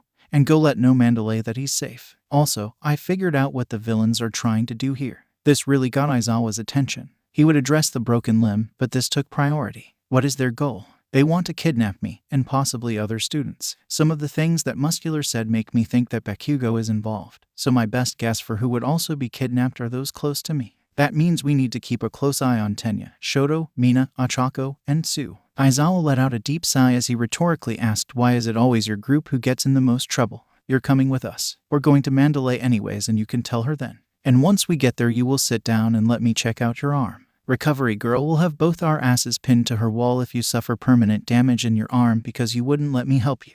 Izuku reluctantly agreed to that. Every instinct in his body was shouting at him to protect his pack and keep them from danger. And the more logical side of him argued that he wouldn't help anyone if he got hurt worse by jumping in without getting his arm taken care of in some form. A vengeful part of him was yelling to tear Bakugo limb from limb for what he did. But Izuku ignored that part completely for the moment. There was always time to hunt that jackass down later. As Tsu tried to pull out the knife that had her pinned to the tree by her hair, Ochako and the villain who introduced herself as Toga Himiko prepared for a fight. "Aw, you want to protect your friend. You're so cute, Ochako." Ochako was shocked that the villain knew her name. Surprised. "Well, don't be. You're one of the people we were sent here to capture. Now all we need to do is find Izuku and Mina. Then we can go home together. It'll be so much fun." The blonde girl pulled out another knife from somewhere and rushed at Ochako, using what she learned from Gunhead. Ochako forced Toga to the ground and knocked the knife out of her hands. "Stay down. I don't want to have to hurt you. Why didn't anyone tell me you were so cute? The picture I saw of you really doesn't do you any justice compared to the real thing. If the other two are as cute as you, then I might have to abandon the mission and keep all three of you for myself. But as cute as you are, you'll be even cuter if you were bleeding." Toga had removed one of the strange needles from the backpack-like contraption she wore and stuck it into Achako's leg. Toga giggled as Achako's blood was sucked out. When Achako was dizzy from the blood loss, Toga flipped over so she was on top of Achako now. "Don't worry, I won't kill you." And I was right. You're even cuter like this. I just have to keep you for myself. I don't care what Blasty wants to do with you, you're all mine. I'll take care of you, and feed you and make sure you stay healthy, and in return I'll take all the blood I could ever want from you. Toga wiped some of the blood off of Achako's leg and then licked it off her finger. "Because you taste delicious, and I can't wait to find out how other parts of you taste." Despite the blood loss, Achako blushed in embarrassment as she realized what Toga meant by that. Toga then glanced at Sue. "Sorry, Froggy, but you can't come. You're not on the list, and I'm only supposed to take people who are on the list. But I won't kill you either. It would hurt poor Chaco's feelings. And then she might not want to stay with me." "Don't call me that. You don't get to call me Chaco." Even though Achako was at the mercy of this clearly unstable villain, she couldn't help but yell at Toga for using that nickname. Toga gazed down at Achako. "Oh, is that nickname taken?" She sniffed Achako, which both her and Sue found strange. "Oh, you have someone else who calls you that." "It's a boy." "No, it's a girl." "Wait, it's both. You have two people. Who are they?" From her position stuck to the tree, Sue said, "It's three, and I'm one of them. Now let her go, you psychopath." She shot her tongue out at the villain and tried to throw her away, but Toga pulled out yet another knife and sliced Sue's tongue to keep it from wrapping around her. "Oh, sorry, Froggy. I didn't realize, but I have good news for you. That means that you can come too." She quickly pinched a spot on the back of Achako's neck and knocked her out. Before she could do anything else, the sound of branches snapping and many people running in their direction was heard. "And oh, this is a private party. They aren't invited." "Sorry again, Froggy, but I don't have time to take you with me. I'll have to leave you here. Bye-bye." Toga picked up Achako and ran off in a different direction than the one she'd come from. It took Sue another minute to get the knife out of the tree and free herself. At that point, Toga was long gone, so Sue just collapsed to her knees, dropping the knife at her side, and cried as one of the people she cared for more than anyone else was kidnapped right in front of her while she was powerless to stop it. Soon after that, the ones that had been running through the trees found her. It was Sato, Shoji, and Najiro. They were being chased by an out-of-control dark shadow who had taken over Takoyami. They didn't have time to ask what was going on, so Shoji simply grabbed Sue and tossed her over his shoulder as they ran towards the source of light that they hoped was the camp. Once there, the light would calm Dark Shadow, and if Todoroki, Kaminari, Aoyama, or Izuku were there, they could also help with their quirks. There was only one problem. Dark Shadow was faster than they were. They would never make it in time. And to make matters worse, or better if you considered what happened next, another villain ran out of the trees and attacked them. Blade-like teeth shot out of the villain's mouth and stabbed at everyone. Luckily, the villain's aim was terrible, so he missed all of them. Then, Dark Shadow screeched, "Don't you dare attack my friends." For once, he and Todoroki worked together while Dark Shadow was going berserk. All the power of Dark Shadow was being aimed and focused by Takoyami. A single swipe of shadowy claws was enough to send the villain flying away at high speeds, disappearing into the trees. That distraction gave the fleeing students time to reach the main campsite. Shortly after they arrived, Dark Shadow burst out of the trees and continued to rampage. Immediately, Izuku and Shoto sprang into action and activated their fire. The light was enough to calm Dark Shadow to the point where Takoyami could take back control. When the excitement ended, Izuku sat back down next to Aizawa, who continued putting Izuku's arm in a cast. The Pussycats had drove off the villains just before Aizawa and the students arrived. Slowly but surely, the rest of the students came back. Each ended up beating a few villains. Momo and Gyro were both unconscious, having been knocked out by the fog from one of the villains. Momo had also put a tracking device on one of the Nomas thanks to the help of a 1B student with a welding quirk. There was only one person missing. Izuku asked, "Where's Achako?" Sue started sobbing harder than before and curled up into a small ball, back in the league's base.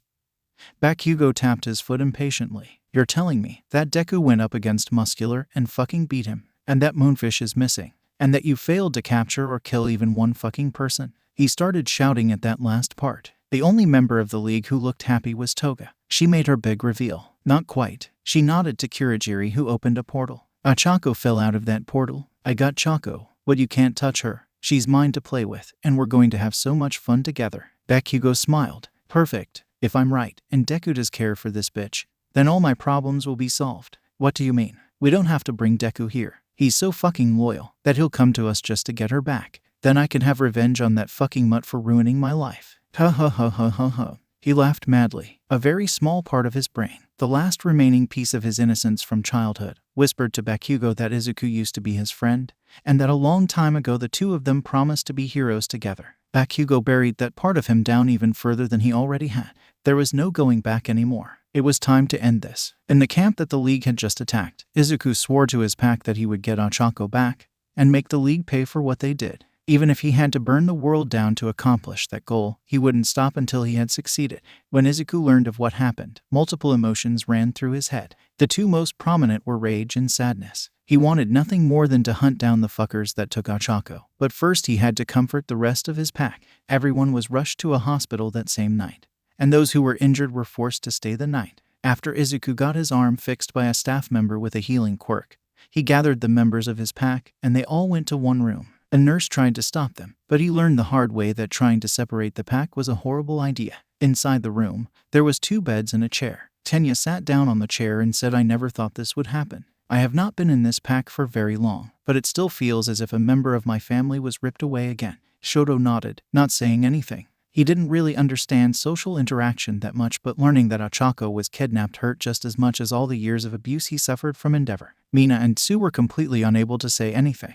Izuku pulled both of them into a hug and said, "I've already lost one member of my pack to villains. I refuse to lose another one. I'm going to find where Ochako is, and I'm going to rescue her. And when I find Bakugo and the one who took her, I'm going to tear them both limb from limb. I promise you that." After he said that, Izuku's phone rang. It wasn't a number he had saved in his phone, but it was a number he was familiar with. "You better have a damn good reason for calling me Bakugo. Because unless you plan to either apologize, return Ochako to me, and turn yourself in, or tell me where the hell you are so I can rip you apart, you better hang up now before you piss me off even more. Fuck you, Deku. This is all your fault, so you don't get to make demands. But you aren't wrong. I'm calling to tell you where I am so we can finish this, once and for all. You can bring the pink bitch if you want, because I want both your little bitches to see me murder you. If you bring anyone else, I'll disappear, and you'll never see this bitch again." Bakugo told Izuku his coordinates. "You better hurry up." Blood bitch took a liking to round face. "And I'm not going to stop her if she wants to have some fun."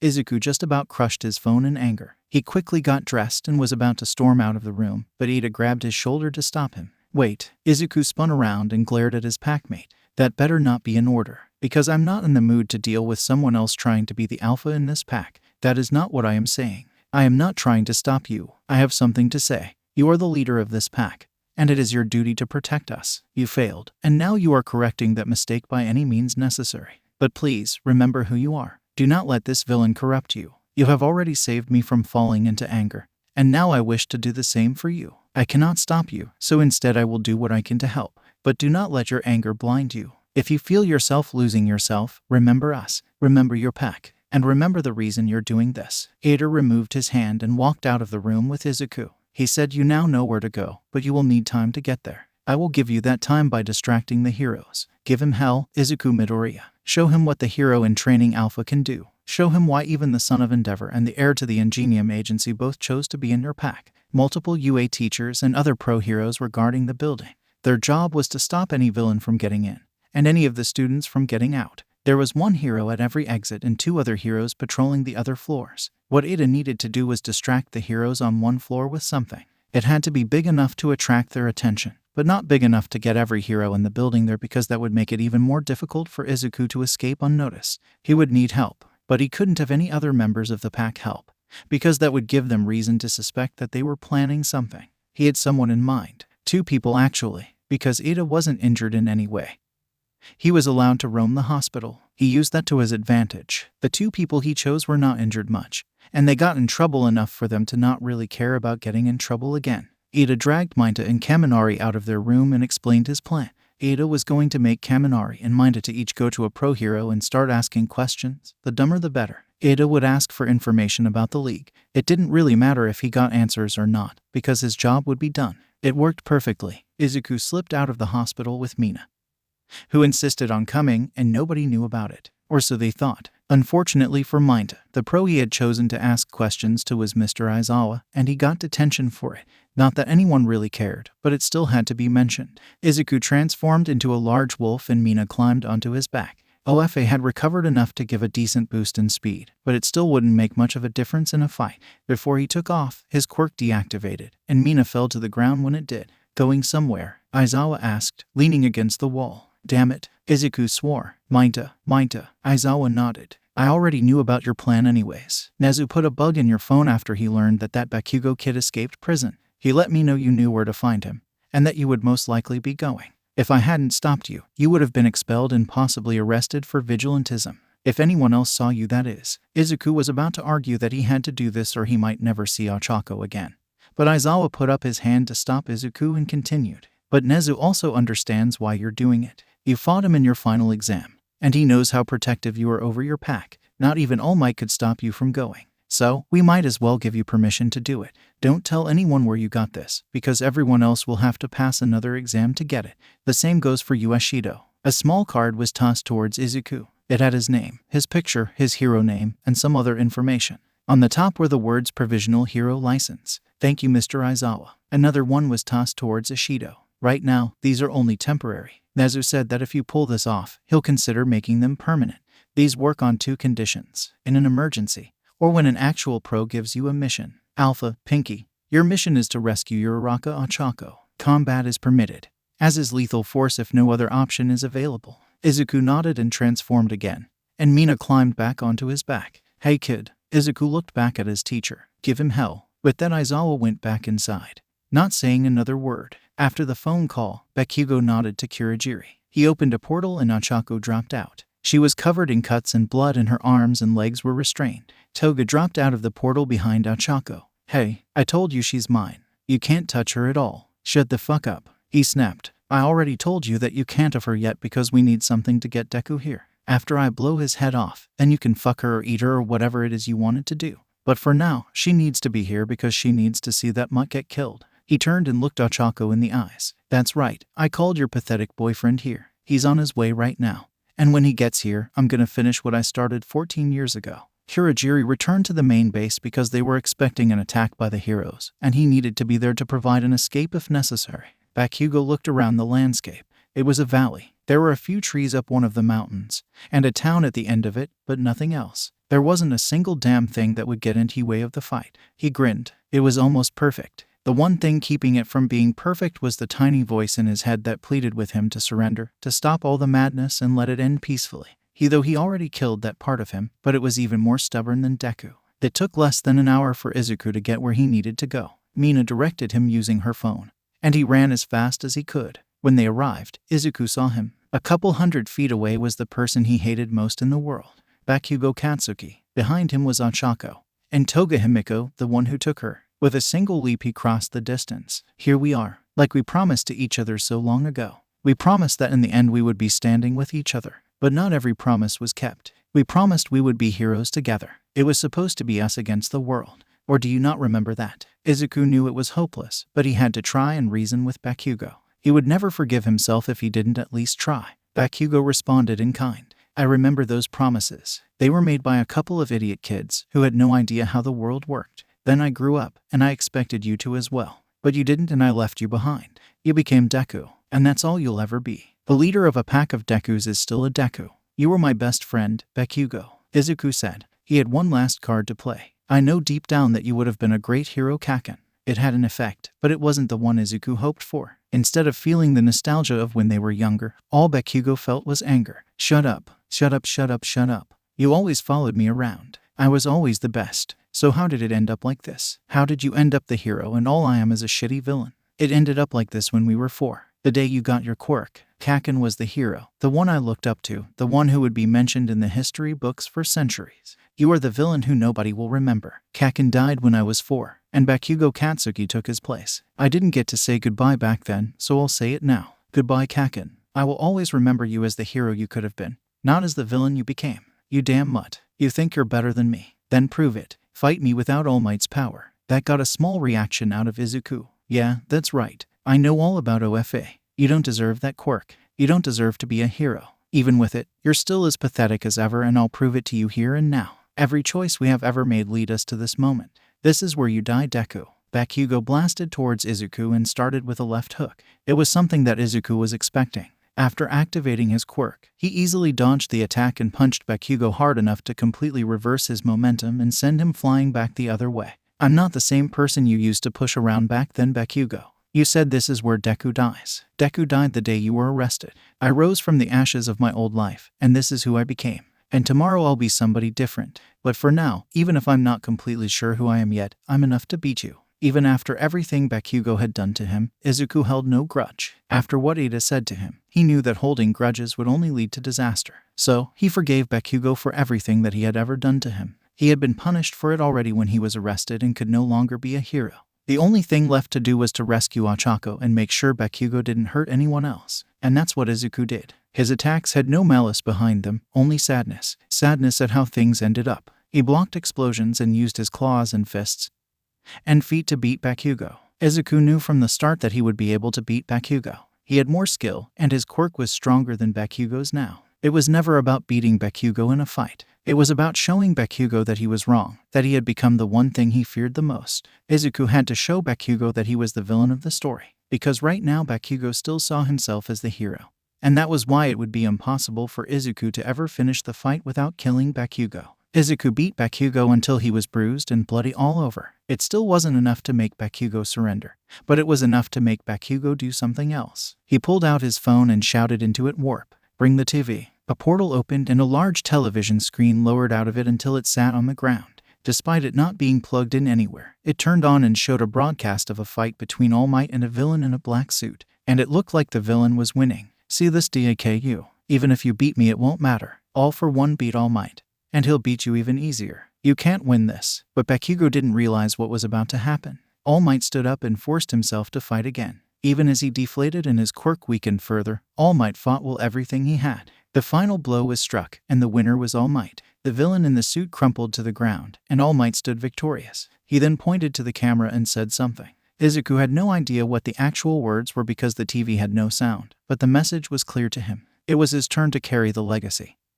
and turn it into something new. "Look again, Bakugo. All Might won. All for one is beaten. Shigaraki is captured. The rest of the league is probably in the same situation. Even the one you had here left you." Toga had vanished, leaving Ochako unguarded, so Mina freed her from the ropes she was in. Izuku activated OFA and stared down Bakugo. "You said to beat you without All Might's power, and I will. Because this isn't All Might's power anymore. It's mine. I already told you that I'm not the same person I once was." He took a step towards Bakugo. "And I'm different now than I was earlier today. I will continue to grow. And I'll do it with people by my side. You lost. You are the bad guy here. So, this is my final goodbye. Because after today I will never see you again. Goodbye, Kaken, my old friend. I'm sorry you never became the hero I knew you could be." Izuku punched Bakugo in the face and knocked him out. "Tie him up with the ropes. We have to take him back to the city." Bakugo and All for One were both arrested, as were other members of the league. A few escaped, and it took decades to hunt them all down. Toga was the last one to be captured thanks to her quirk giving her a perfect disguise. Izuku and the others graduated from UA and became heroes. Some rose to the top, while others preferred to stay as small-time heroes who really helped the community. Years passed, and to their surprise, every single member of 1A was able to retire. They passed on from old age. Most of the time heroes didn't get happy endings. This was the exception. Izuku and his pack all drifted off peacefully in their sleep,